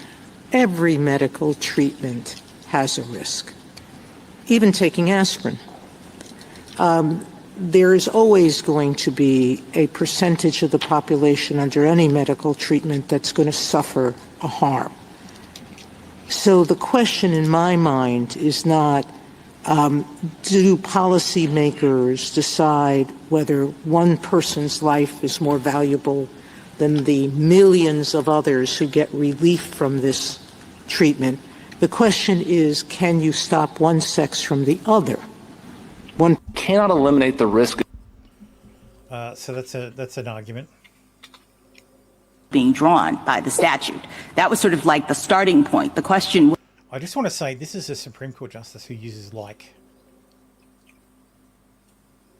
So was whether it was discriminatory because it applied to both races and it wasn't necessarily invidious or whatever. But as I read the statute here, the case here, the court starts off by saying that Virginia is now one of 16 states which prohibit and punish marriages on the basis of racial classifications. And when you look at the structure of that law, it looks in terms of, you can't do something that is inconsistent with your own characteristics. It's sort of the same thing. So it's interesting to me that we now have this different argument, and I wonder whether Virginia could have gotten away with what they did here by just making a classification argument the way that Tennessee is in this case. Yes, I think that's exactly right, that there is absolutely a parallel between any law that says you can't act inconsistent with a protected characteristic and in all other contexts being drawn. I would like to just add that aspirin has been around for 127 years. Yes. Yep. So, how long has transgender surgery been around for? 50 years? Mainstream for 30 maybe? So, I apologize, it's a very, very quiet clip. By banning treatment only when it allows an adolescent to live, identify, or appear inconsistent with their birth sex, SB 1 warrants heightened scrutiny under decades of precedent. Because the Sixth Circuit failed to apply that standard, this court should vacate and remand. I welcome the court's questions. If you are successful, what would your remedy be? Your Honor, if we're successful here, the remedy would be to enjoin the state of Tennessee defendants from enforcing SB 1 as applied to our individual plaintiffs. So, in practical terms, what would it be? What would you get? Wouldn't you get you would get different treatment based on sex? In practical terms, what it would mean is that an individual like John Doe, who is receiving medical treatment to undergo a typical male puberty prior to SB1 and is now barred from doing so because his birth sex is female, could then receive that treatment as he had been doing with the consent of his parents. So his sex would no longer be the basis for the denial of the medical care that his doctors recommended and his parents consented to. Ugh. It's all just so fucking retarded. Yep. And just fucking Annette Bening, man, seriously. I think the greatest gift of my life is to have kids, and to have a transgender child has made me so much more interesting, so much more wise. And for the Supreme Court justices, I encourage them to talk to their kids, their grandkids, their nieces and nephews, because I'll bet if they really sit down and ask them, do you know trans kids around you? Do you have any non-binary friends? They're going to say yes. And they're going to say that this is part of the beautiful rainbow of human beings everywhere. Get in the garbage. Get in the garbage. When, I have trans students. I can't stand and you know what? She told on herself. And you know what? When the rain disappears, so does the rainbow. Yeah. She told herself. The first thing she said was it made her more interesting because she's a trans kid. Yep. Oh, the number of fucking of like trans kids that are Hollywood kids is astounding. It's Munchausen by proxy. Oh, for sure. I look younger now than I did as a teenager after spending thousands on surgery, giving up meat and alcohol. People can't believe I have a son in his 20s. Can you believe this woman has a son in her 20s? In his 20s? Yes. How old is she? Yes. How old is she? She's 47. Of course, yes. If she had a child at 25, 23, 21, then her son would be 26. Like, of course, yes, of course I can believe that. Her look. Sorry. I just messaged my wife before. That gives her away. I just messaged my wife before. I said, "Are you cooking something because it smells great? Because it smells like wafted in my office." She just replied, "Yes, but you don't want it." Lol. It'll be something. It'll be something I don't like. Yeah. It smells great, but it's probably something I don't like. Anyway, moving on. Kramer curse remains undefeated. Jim Cramer says Bitcoin is a can't lose investment, no brainer. Ooh. So. How can he be so wrong though? He must be paid to be wrong. He must know. He must know. Like, surely, he has to just be a meme at this point. Yeah. But yeah, Bitcoin hit its all-time high this week at $104,000 reduce. Well, no, it'd be more than that. What? No, US. In AED currency, it'd be more than that. Yeah, in AU would be somewhere in the vicinity of 160. Yeah, it's about 120. Yeah, so $150,000 reduce. Ish, something like that. So here's the current price. No, I have no assets at the moment. That's US dollars. Let's go to Australian dollars. Where are you? AUD. AUD. So yes, Bitcoin is at 155,000 Australian dollars. Ethereum is at 6,200. Thank Christ. And XRP is almost $4 again. It fucking shot up to the goddamn roof. And as someone who has been a hodler of fucking XRP since 2018, I'm very fucking happy because I'm finally in the positive territory. My crypto returns are at currently 120%. Okay, nothing. Across the board. I'm still underwater on my Cardano. Ooh. I bought some. I got some free XLM in an airdrop. Like I got some free Stellar that I liquidated. It was only about $140 worth. I liquidated and sent it over to Binance, and I bought. What did I buy? I bought. Where is it? It's like chat coin or something. Chili coin or something. Hawk coin. No, I didn't buy the coin. How much did you sink into Hawk Tour? I didn't see anything in the Hawk drawer. We'll talk about that next. That's actually in this section. Where is it? Who's rattling their pills? Ralph? It's Baldo. Yeah, Ralph. Baldo's opening a packet of something. It's a high protein, low sugar bar. It's a secret sound. It's a secret sound chat. You can win some money. Not a I remember. I remember that. I can't remember what it's called. It's chili corn or something. So, but I bought 1,300,000 Pepe. The other, so of which there are 420.69 trillion. Nice. So of course there is. Yeah, it's the memeiest of meme coins. But it is going up. It's going up over time, yes. boys. Oh yeah. So yes, it is going up. It's up 19% in a day. So I literally bought 25 euros worth. So I think it's hilarious. So, but yeah, anyway. But yes, as we were alluding to before, Hawk Tour Girl launched a meme coin which immediately crashed. So people are demanding that she go to prison. So she launched her meme coin and it plunged 91%. If you bought it, you get what you fucking deserve. Yeah, I don't know. It's still scummy. Yeah, scummy.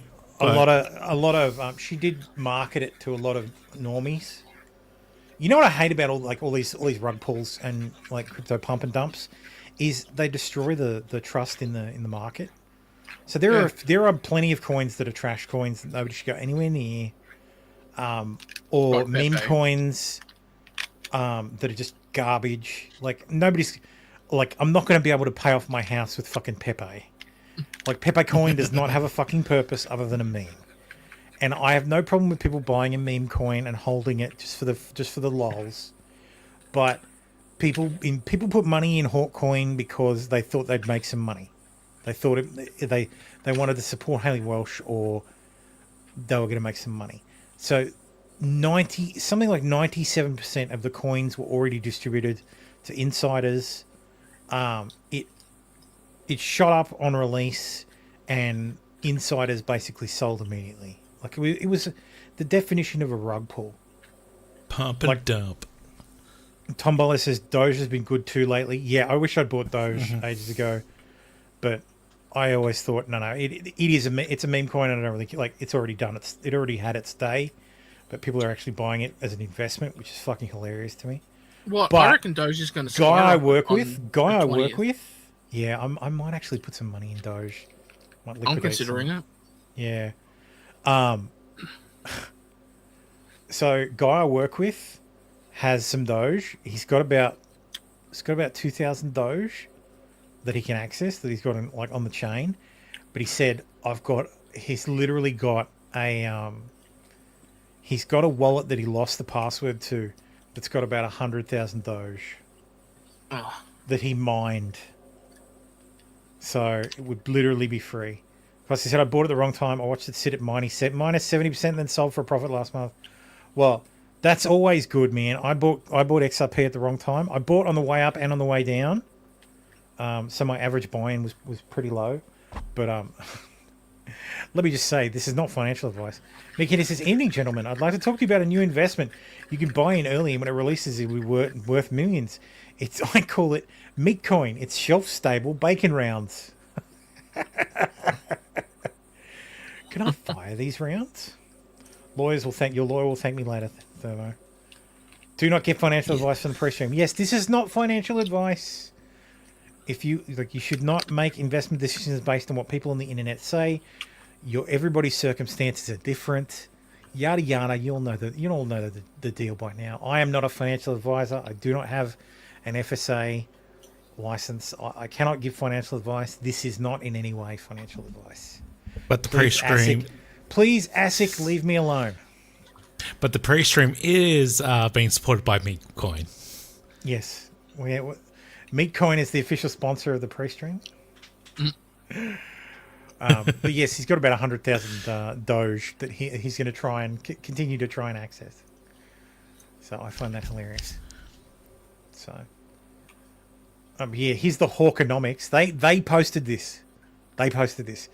So 21% community fund, 20% free claim for Haley fans, 30% reserve, 17% strategic allocation, fully unlocked on launch. So the strategic allocation were early investors. So expect to see a whole bunch of videos on Meme Coin if you haven't already on this Hawk Coin. Coffeezilla already did a quick video on it. I think he's going to do a full deep dive on it as well. But yeah, it's so scummy as fuck. I think it's a Gundam did a video too. Yeah, I think plenty of people are doing videos. I saw one from Charlie as well. Yeah. So Penguin's there. Has she been investigated? Like, have they started an investigation yet? Law firms It's way too early for been that, right? laying out fishing lines to see if people who lost money want to start a class action. So anyway, that's the federal government. No, not yet. I think it's just too early for that. Yeah, I think they're just being like aware of the situation. It depends. If the noise in the media gets big enough, they'll do something.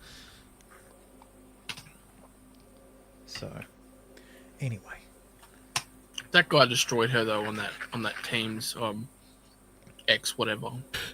Came in and absolutely wrecked her. She's like, okay, boys, I'm going to bed. Yeah, that was Coffeezilla feeding that guy questions to ask. Because Coffeezilla was on there and they muted him. Like he was on as a speaker and they just muted him.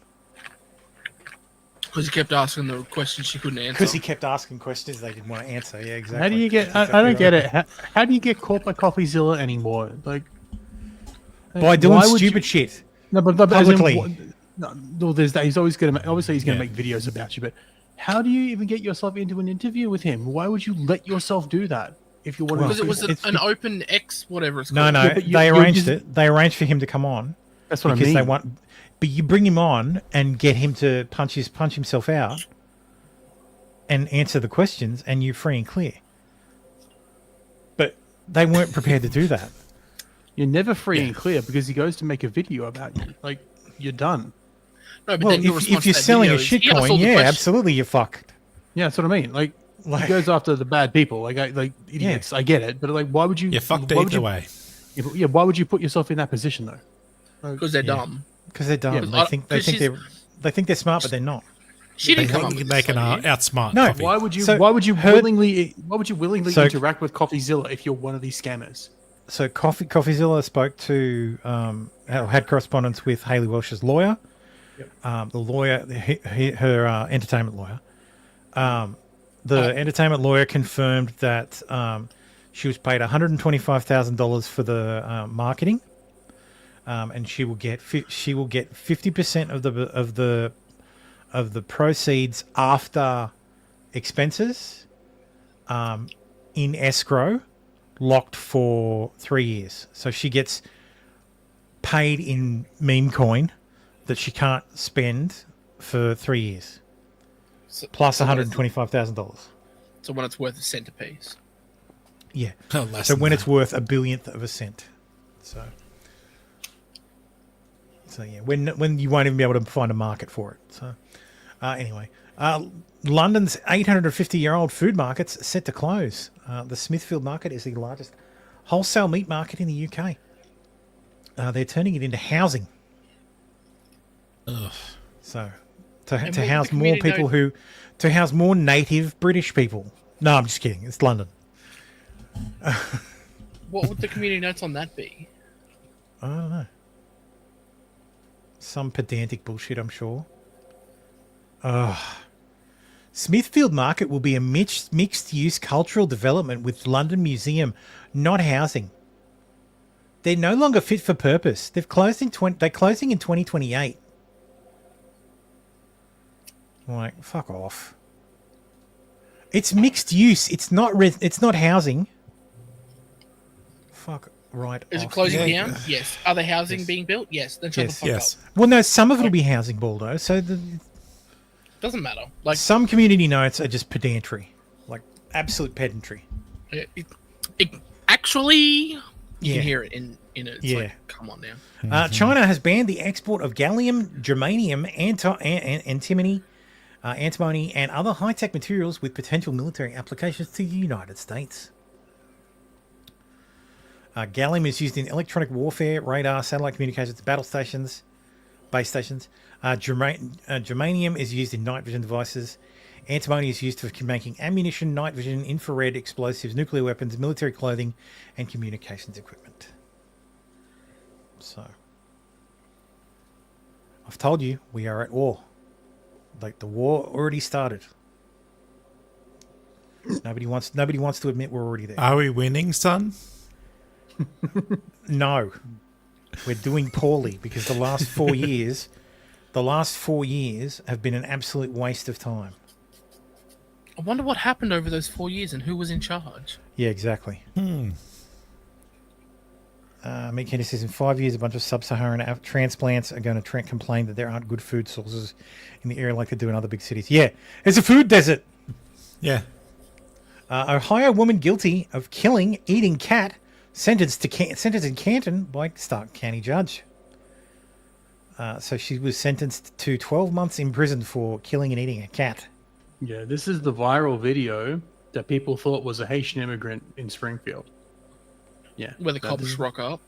Yeah, this is the one where the cops. This is the one time they caught someone on video eating a cat, and it didn't even back up their argument. She's not a Haitian immigrant, and it didn't happen in Springfield. So, like, this is the one that the media excoriated Trump and Vance over, but she finally got convicted. Well, so they are eating the cats. Well, she is. Not the Haitian immigrants. Well, she's not a Haitian immigrant. They're eating the dogs. They're eating the cats. They're eating the pets. Yeah, that one. All that. It was Haitians, or was it? That was the claim. That's what the people who went there. You have migrants in Ohio. Yeah, the people who complained. Just because Trump's racist, he sees black people and thinks migrant. No, it's the people of Springfield. They complained to the city council that it was the Haitian immigrants. Yeah, that's right. Trump sees a video on Twitter, and that's he's like, holy shit. Exactly. I should have done their job properly. Yes. Yeah. Eminem's mom, Debbie Wilson, has died, aged 69. Rip. Fuck you, Debbie. No more mom spaghetti. Panel of 3 judges on the Ninth Circuit Court of... Oh, never mind already. Oh, no, this is different.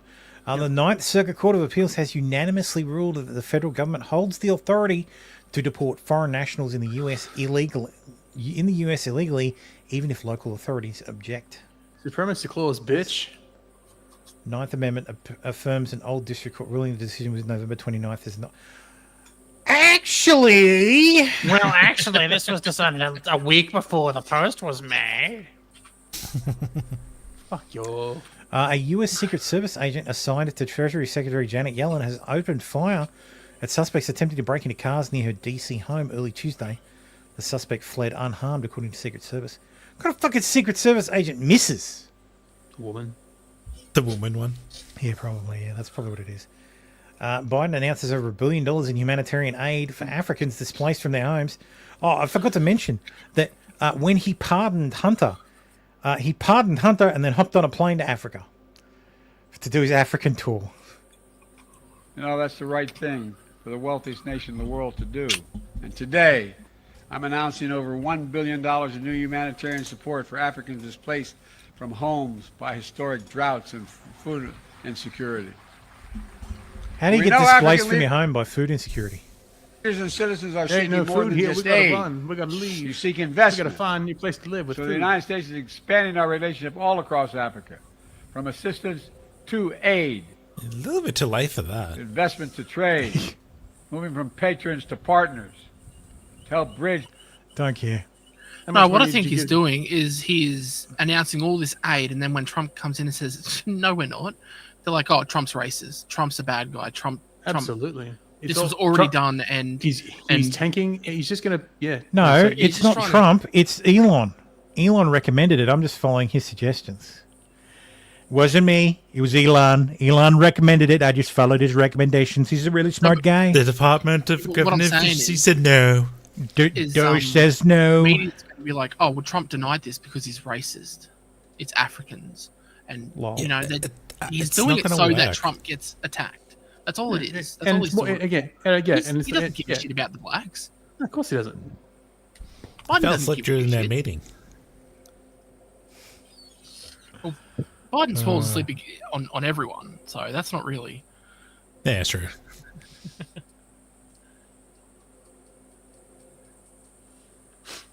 Fourth. Tiny asteroid detected hours before hitting Earth to become fourth imminent impactor of 2024. Yes. So it entered the atmosphere and burned up over Siberia. So yeah, nothing to worry about. So it's the fourth time they detected I think it's cool that it was at least detected. Yeah. So this thing was 27 inches. How fucking cool is that? 70 centimeters. Ooh. The size of a manhole cover. It's slightly larger than two. Yeah. Well, a little bit smaller than a manhole cover. And the tools we used to detect this shit spotted it. Granted, a few hours before it hit, but still, that's pretty fucking small. What? Being able to see it at all, like, yeah, that's pretty. Being able to go, oh, it's coming. So, I'm confident. Nice. Surrey police say while you're out and about at events across Surrey in the festive period, you may see some armed police presence. We appreciate that this can be an alarming sight, which is why we wanted to take the time to reassure you that these are part of routine foot patrols. To deter serious criminality and not respond to any particular threat, our officers are more than happy to speak with you when out and about. If you have any worries or concern, our main objective is to keep the community of Surrey safe. Shut the fuck up, Friday. We've turned the comments off in this post as our objective was to inform our local communities in Surrey about the presence of armed police. Something we've done previously, we know it can cause alarm. People are not experiencing to see them. Our well-meaning post has unfortunately been used as an opportunity to be purposely divisive and inflammatory. This has direct impact on demands into our contact center and can prevent those who need access to our services via our digital channels from doing so in a timely way. Well, People why are, of exactly course, are going, they why putting suddenly do you need armed patrols? What's going on? Yeah. All the hidden replies. Put the guns away, dotards. We don't want you around. Muslim fanatic warning. More like. Can't be too careful with those Christian fundamentalists.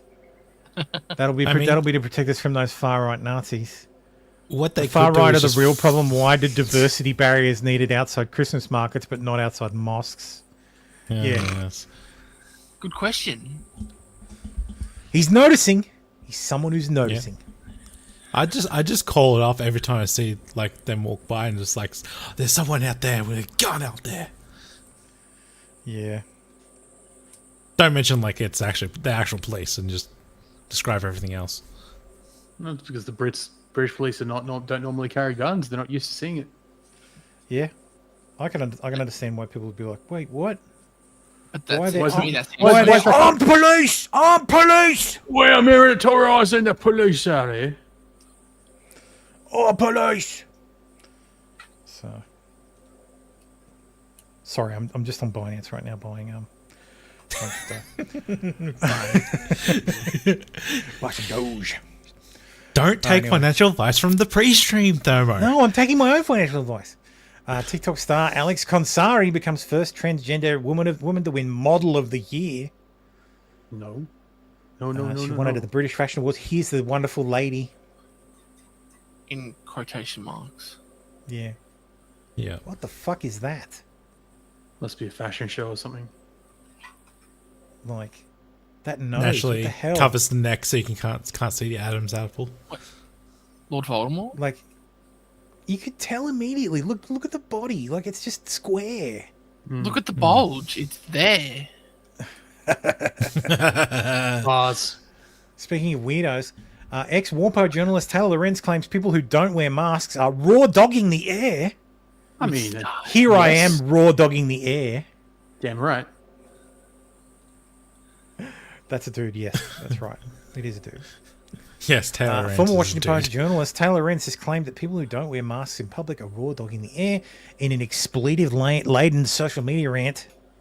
She looks good for an 80-year-old. I know, right? Well, it feels better, man. It just feels better when you raw dog, right? Yes, you should totally raw dog the air at every opportunity. I don't know why people don't do it more often. Like it's just the way it's done. It's nature's way. For those of you who may not remember, Taylor Lorenz, let me give you a refresher. This drawing has been baffling people for nearly a century. Some of us see it as a fashionable young lady, and some of us see it as the portrait of an old woman. So which is it? Young or old, or is it both? Tonight, we will be entertained by stories that will be based on reality. Others will be totally fabricated by a writer. At the end of the show, we'll tell you which is which, but be forewarned, the difference between fact and fiction may be as invisible as the difference between young and old. Yes, so that's Taylor Lorenz. But she says, I love when people find photos where my mask is off for 5 seconds outside for a photo of my book party where every single attendee had to PCR test as some kind of gotcha. Like, yeah, high-risk people could safely remove their masks for photos now and then if every event, public space had those precautions. Planning a COVID-safe book launch took months and thousands of my own dollars ensuring testing, outdoor space, far UV lights, and a litany of other precautions. Meanwhile, you dumb fucks are out raw dogging the air, spewing disease-laden breath all over your elderly neighbours. We are not the same. Shut up, guys. Blue Sky Detect opinion When rejected. was this posted? Look, this was this week. It's on Blue Sky though, so no one's It's on Blue it. Sky. What? Like December 2nd. She lost her fucking mind. Look, I know this She's is still like everybody's living like in the this is COVID funny. era. She is like I feel really fucking bad for her. Like she is broken. Like the woman is fucking broken. Yeah, but what broke her specifically? COVID butt broke this woman so fucking hard. Like she pretends she's immunocompromised. Like there's no evidence that she is. Like Okay, she's maybe she never is. indicated that in the past. If she was immunocompromised, why hasn't she been wearing masks for 20 years? Yeah, but that's exactly right. It's because she's she just- was only told masks she's were been- effective like 4 She years has ago. been broken by COVID. Yeah. And the funny Nick thing Kennedy is, says, I masks- don't understand how people can be this paranoid now. I have friends that were really gung-ho about COVID precautions in 2020. Now they're kind of mad because they're lied to and believe it. Yeah, she is broken. She is absolutely broken.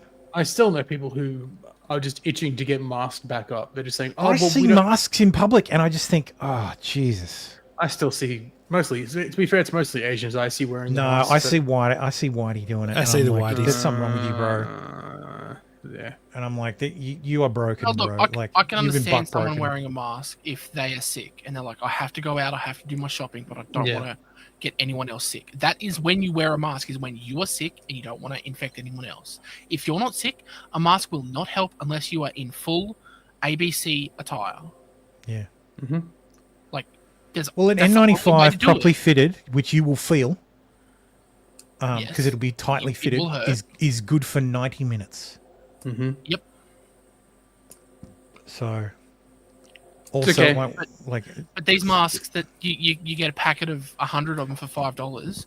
yeah, They they're not say doing on the shit. packet, they say They're not- will not prevent catching COVID-19.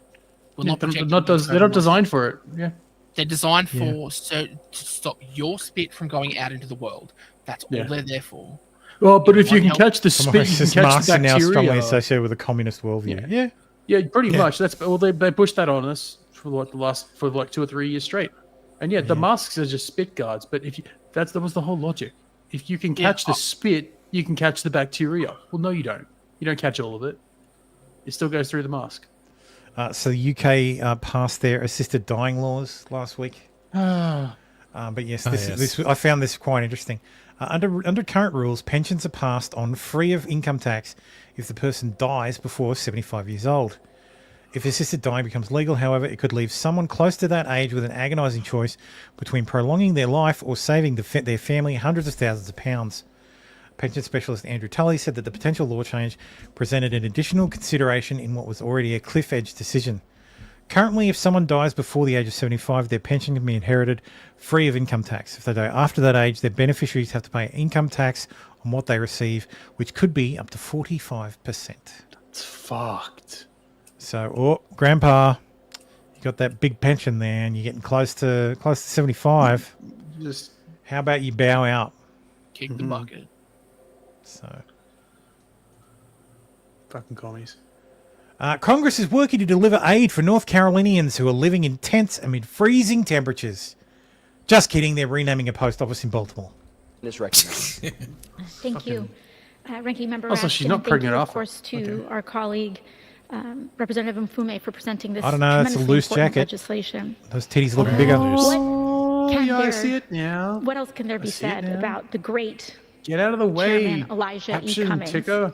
He was I a wanna see father, this. a mentor, a visionary civil rights leader, and a fierce defender bit of more- democracy.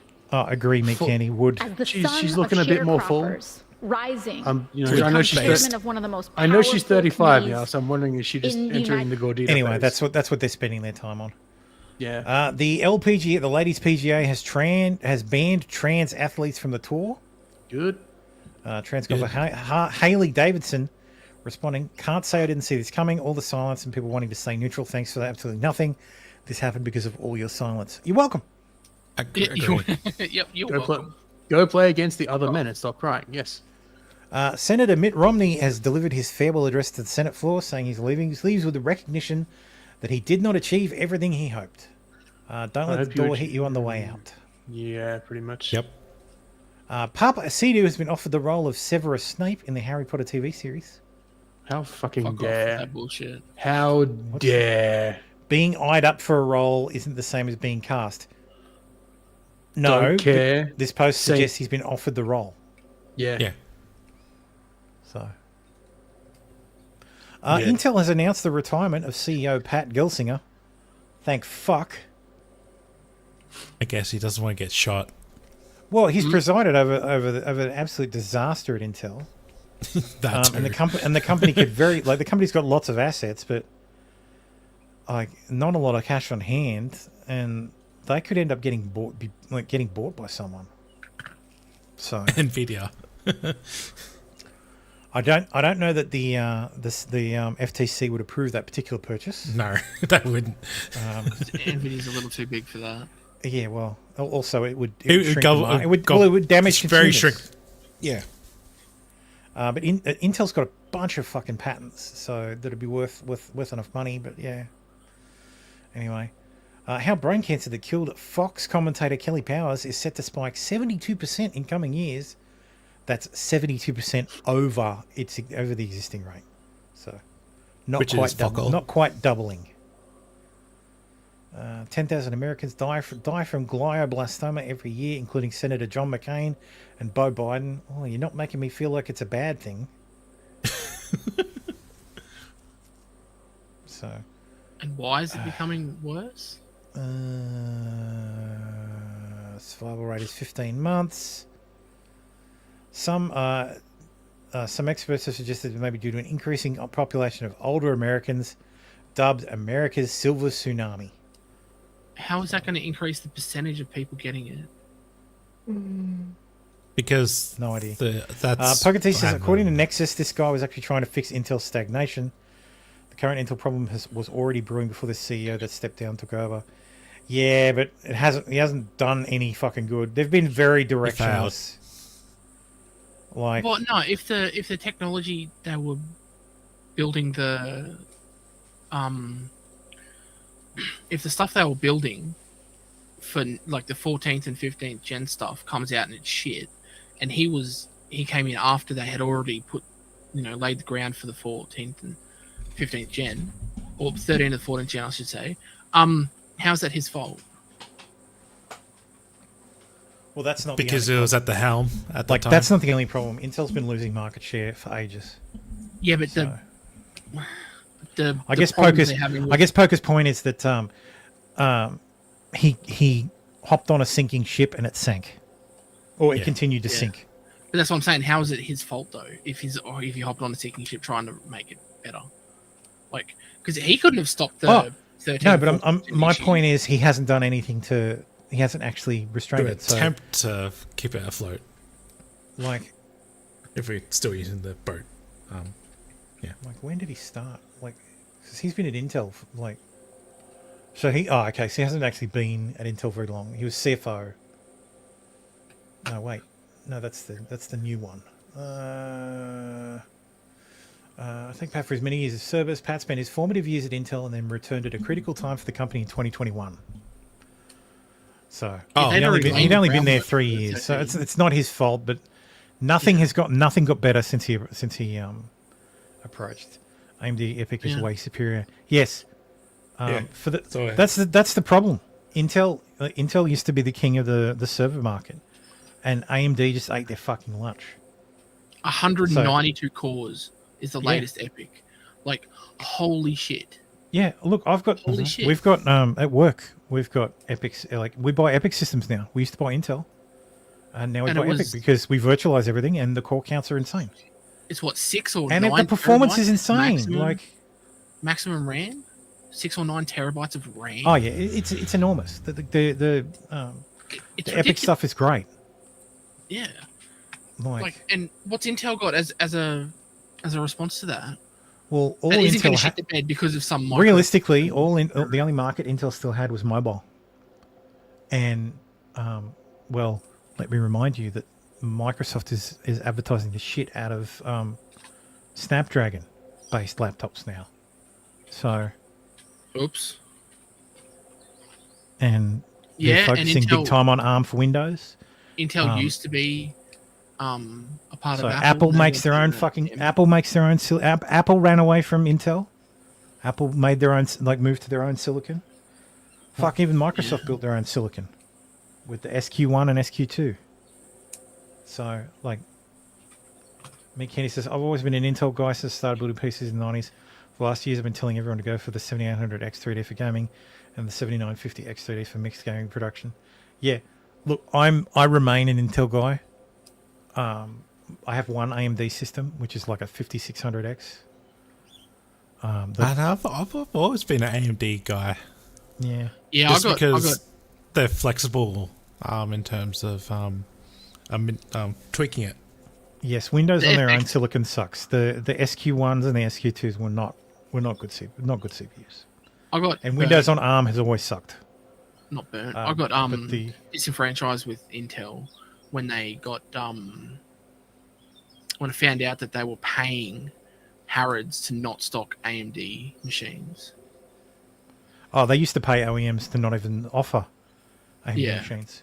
That was because that's part of that used to be part of the deal. They absolutely were a monopoly and they abused their monopoly power. And I guess this is the payback. Yep, so, you get what you deserve. TSMC was outperforming them in fabrication, and AMD just went, yeah, sure, we'll just go with there, and even Global Foundries was fucking kicking their ass. Like Intel had been on 7 nanometer for so fucking long that it wasn't even funny. They're now at the point where they don't have a fab that can do 4 nanometer. And TSMC is doing 3 nanometer, 2 nanometer fucking fabs. Damn. So Intel's literally doing fab runs at Intel's GPUs, the ARCs, Intel Arc, the silicon comes from fucking TSMC. That should be embarrassing as hell for Intel. Who owns TSMC? Taiwan Semiconductor Manufacturing Company does. Oh, so it's not their own. It's not owned by anybody else. Yeah, they're just a fab. Yeah, I have an ARC card. It's great. Works great. So Intel don't even make their own silicon for their own. Yeah, no, they send it. Well, Intel sends the designs to TSMC and they fab it. So AMD does the same thing. AMD doesn't fab their own GPU, their own silicon. They use TSMC. I thought Intel had their own. Intel has their own foundries, but their foundries don't have the process nodes to go down to the sizes they need to. They do fab their own stuff, but it's not as good. And this is why they have issues with the 13th and 14th gen CPUs. So they fixed them with microcode, but that was embarrassing as hell. Oh, they have fixed it finally? Yeah, it's been fixed. Okay.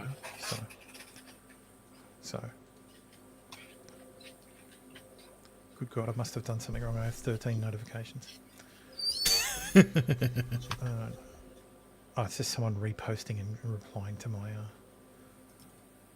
my tweet. Anyway, moving on. Happy 60th birthday to Marissa Tomei. So she still looks good for 60. Influencer drops $19,000 on surgery to become a virgin again. You're not a virgin again. It doesn't work but a that doctor way. warns of the risks involved. A Brazilian influencer plans to become a virgin again. Don't care. Don't care. Back to Syria. There's some new updates. They've taken over the TV station in Damascus.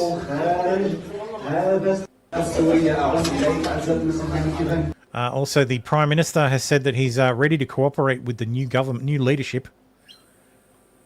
So, let's see what else is trending right now in Syria.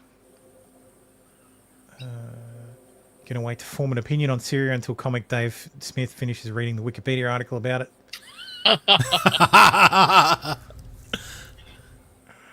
That's it. No one gets Syria. You all can't behave. I'm reading out the space until further notice. Spirit. Let's do the latest. Let's see what's up here. Israel is invading Syria as I tweet this. I did see something about that.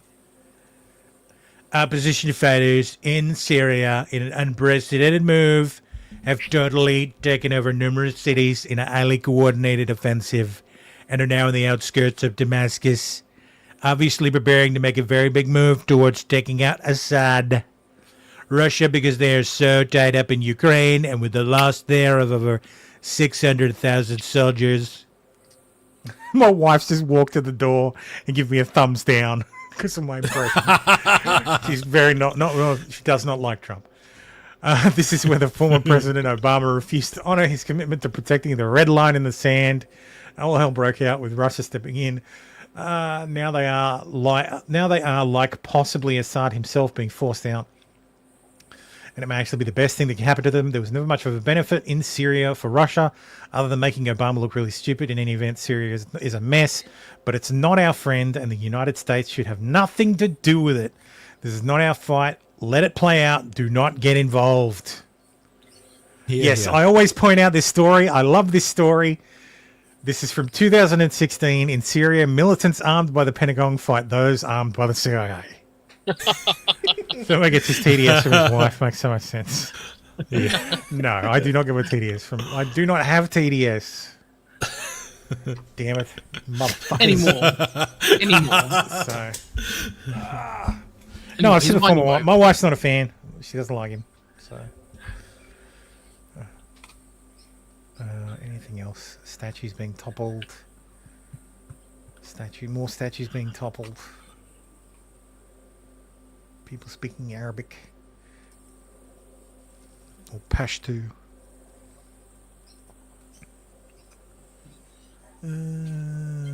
As Syria, we know it will never be one country anymore. The rebels will start fighting themselves, and Syria will be divided into 2 or 3 countries. This is the way. Yeah. This is the way. Let that happen. No, but this is how it should have been. This is how it has to go. Oh, absolutely. That's the reason why there's no. This is what the Americans should have done in Iraq. Yeah. The Americans should have split Iraq into 3 separate countries along fucking sectarian lines. So Kurdistan, because they did it in the north, they basically gave Kurdistan to the Kurds, but because Turkey didn't want a fucking a state in the north, and it was like, oh, Turkey's an ally, we need to fucking do what they say. So we'll just give you this area in the north, and you guys can kind of run it. So it's basically Kurdistan, but not really. So like. Fucking it's just terrible.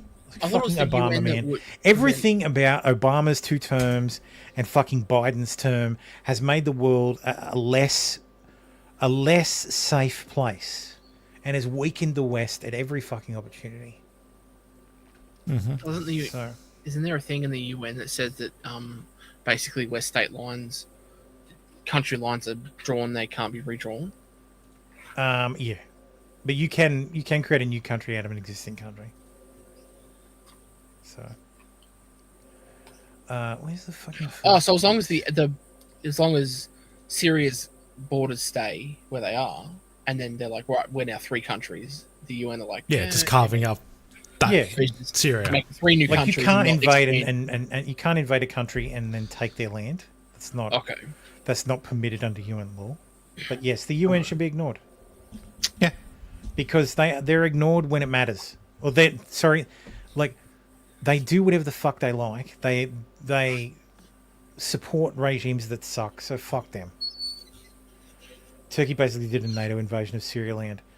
That's the thing, though. They're supporting HTS, but not, because the biggest tell that the Turks aren't behind HTS and their move out of their breakout into, and they're taking of Aleppo and now Damascus, is that it took 3 days for the Turks to respond. The Turks didn't have people in Syria didn't mobilize the people in Syria for 3 days. If they had knowledge beforehand, they would have been mobilized immediately. Also, HTS's response to the YPG and the Syrian Democratic Forces has been, you leave us alone, we'll leave you alone. That's not what Turkey wants. Turkey wants HTS to fucking get rid of the Kurds, because Turkey doesn't want the Kurds on their border. Yeah, Turkey wants a civil war. A Kurdish state on the border of Turkey is what they didn't want in Iraq, and they've basically got a de facto one now in Syria. And Turkey's issue with the Kurds is that there are Kurds in Turkey that want their own state and want to be left alone, and basically want to take, there's a chunk of southeastern Turkey near the Kurdish areas of Syria and the north of Iraq that has a lot of fucking Kurdish people, and they're like, hey, we want out. So they want to leave the country. No, they don't want to have to leave their land. Yeah, I understand that, but they would like to be part of this Kurdish But the Turks don't like the Kurds. It's a fucking old, ancient fucking hatred of people who aren't them. So, never going to be solved. So we should just nuke them all. Carpet bomb the place. Parking lot. Yeah. Do a Holocaust. Parking lot with mining with oil rigs. So, yeah. We should go in there and redraw the borders, but we should redraw them under sectarian lines, like the British and the French should have done the first time around, and a lot of this shit wouldn't matter. Yep. But instead, they should Kurdistan. No, got to have my straight border lines. Move Israel to Madagascar. Well, that was the Nazis thing. So, Tim left. See you, Tim. Bye, Tim. Bye, Tim. Soldiers arrive at South Korea Parliament after President declares martial law. That soldier just got fucking manhandled. Yeah, I know. That it's basically whipped around. Like fucking hell. It's get the fuck out of here. Martial law in Korea was declared and lasted about 2 hours. War were declared. Basically, the president of South Korea lost his fucking mind. They've got the parliament voted to overturn it. So, and then he reversed it after he couldn't arrest the lawmakers. So they've moved to impeach him. The impeachment vote had failed. Okay, wait. So hang on. He enacted martial law. The lawmakers went, no, fuck off, and removed martial law. He turned around and said, no, it is in place, and you're all under arrest. And then he couldn't arrest them. And then the military said no. What happened was, he declared martial law and said the opposite. The country has been infiltrated by North Korea, like North Korean agents, and the people who don't like me, everybody I don't like is a North Korean spy. And then he dispatched special forces to the Parliament building to arrest the opposition members, the parliamentarians, so that they couldn't hold a vote to overturn martial law. People surrounded the Parliament building and set up barricades so that the soldiers couldn't get there in time, and enough people were in the Parliament building to overturn the martial law. Then the president was like, "Oh no, actually, I've rescinded martial law. It didn't overrule it." So it turned into a whole thing. Now he was going to be impeached, but the people who represent his party decided to fuck off, so that there wouldn't be enough people there to impeach him because they need 200 out of 300 to impeach him. So the impeachment failed. It's a joke. The whole country is a basket case. I don't know what's going to happen. Mindset. It's fucking retarded. Legal Mindset's been talking it down. He's the one that's causing it. Which one's Jeff? Jeff's Vices. Legal Vices has been doing coverage of it as well. Yeah, I blame Johnny Somali for the whole thing. That black person broke their brains. Yes, one black guy and the whole country turns to shit. Let us not forget. Holy crap! Wow. Let us not forget that it's not like Korea has been a democracy for a really long time. Like they had a military dictatorship until like the 90s, I think, or the late 80s, early 90s. Wait, I want to say. So Somali taught them how to chimp out. Yes, he must have. Yeah, it's the only explanation. Anyway, robot dogs have been seen patrolling Mar-a-Lago with cameras. No guns though. Yeah, so I mean, it's like all it is. When am I going to see a robot dog? Right. C-SPAN. It's this. Okay. There it is. It's a roving camera. That's all it is. Yeah, of course. But now, because it's a lot. It can hold a lot more battery than a drone can. Yeah.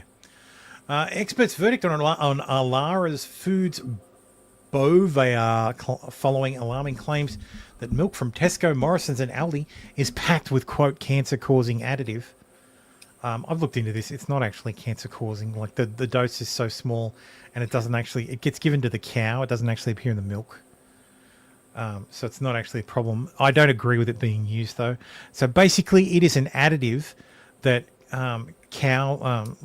farmers give to dairy cows, and in order to make their farts have less methane. I shit you not. That's what it's for. It is. It generates 50% less methane. Yep. Yeah. And the boycott seems to be working. Yeah. Like whatever that blue brand is, I can't remember because I never buy that shit. It seems to be everywhere that they can't sell it. Lurpak. This one? Yep. Yep. Yeah, Lurpak is the brand. It's actually very good butter. It's very good butter that no one wants to buy anymore. Coles is apparently putting it in beef, like in regular beef. Wait, what? So if Coles thinks that Bolvar is good, why do they put a sticker about it on meat packs, calling it Bolvar fed beef, and see how many people buy it? Same with their milk. This guy says it's in the meat. So I don't know. I fart you not. Just drink that Roundup water, Thermo. Yes. Yeah. What's wrong with glyphosate water? Glycophosphate. Yes. Glyphosate. I thought it was glycophosphate. Maybe. I thought it was glyphosate. The warning of actually handling that chemical is a bit wild. Oh no, it is glyphosate. I don't know why I thought it was glycophosphate. Phosphate. Is there something that is called glycophosphate? No, it auto-corrected to glyphosate. Oh. There's an interesting story how they came up with genetically modified food using glyphosate. The glyphosate is a descaling agent, and they would store it outside in a tank, and they'd pump it in, wash their stainless steel tanks or whatever, and then pump it back out to the holding tank outside. And there'd be a radius of, like, because there'd be leaks and stuff, there'd be radius of shit that wouldn't grow. And then some engineer was like, there's something growing there. Why is that growing there? And they investigated it, and it wasn't, they used a gene from that to splice with corn and other... Oh, yeah, to make Roundup resistant crops. To make Roundup resistant stuff. But the thing is, with they have actually changed the size of a bushel from 54 something to 52 something because glyphosate is a descaling agent, and it takes away the minerals from the corn. Oh, lovely. They've actually changed the weight of a bushel of corn because of all the minerals that have been sucked out of it because of the glyphosate. Great. Don't we need minerals to live? Yes, Nah, and that's it'll be probably half fine. the reason why fake news, the it'll world be is fine. dead and dying because it's absolutely. Shocking footage from Mormon soft swinging parties exposed as mum talk sex scandal takes wild new turn. Where is this shocking footage? It doesn't exist. Doesn't exist. Very disappointed. Very disappointed, Ryu. Secret Lives of Mormon Women. Whatever. This is an ad. Are you even watching Ryu? Nah, Ryu doesn't watch anymore. Just dumps 5,000 articles and expects me to read them. A woman calls Biden calls on Biden to stage an insurrection to stop Trump from taking office. This message is for my president, Secret Service. Joe Biden. And I probably speak for millions of Americans in this country. Please, Joe, please, please, please, please use your immunity now to do whatever you can. Oh, she wants him to kill Trump. Use your immunity. Use your presidential immunity to send SEAL Team 6 after Trump. They could still impeach him and throw him in jail for that, though. Don't tempt me.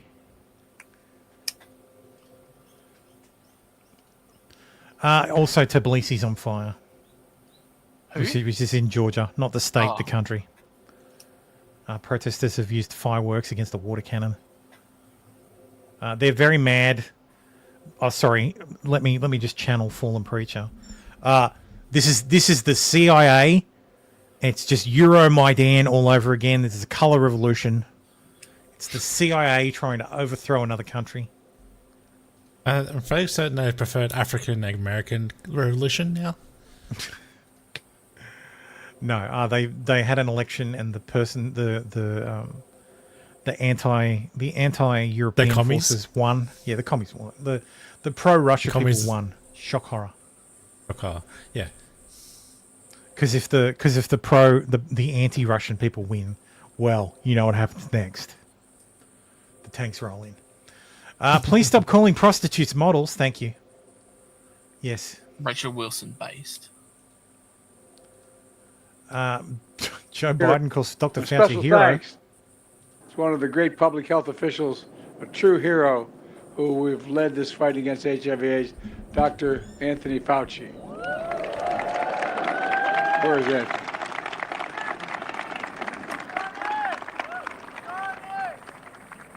And you're a good man. Jesus Christ, Joe. He's not in the military. And finally, I have a couple of good news stories to close the show. Ellen DeGeneres self-deported from the USA with her wife about 10 days ago because President Trump beat Kamala Harris. Now, her UK mansion is flooded in what presumed to be 5 feet of water, like most of the surrounding area. So yes, Ellen DeGeneres' home in the UK is after fleeing America because President Trump's victory. It's reported her mansion has been ravaged by floodwaters. I don't know about you, but I call that sweet karma. Here she is.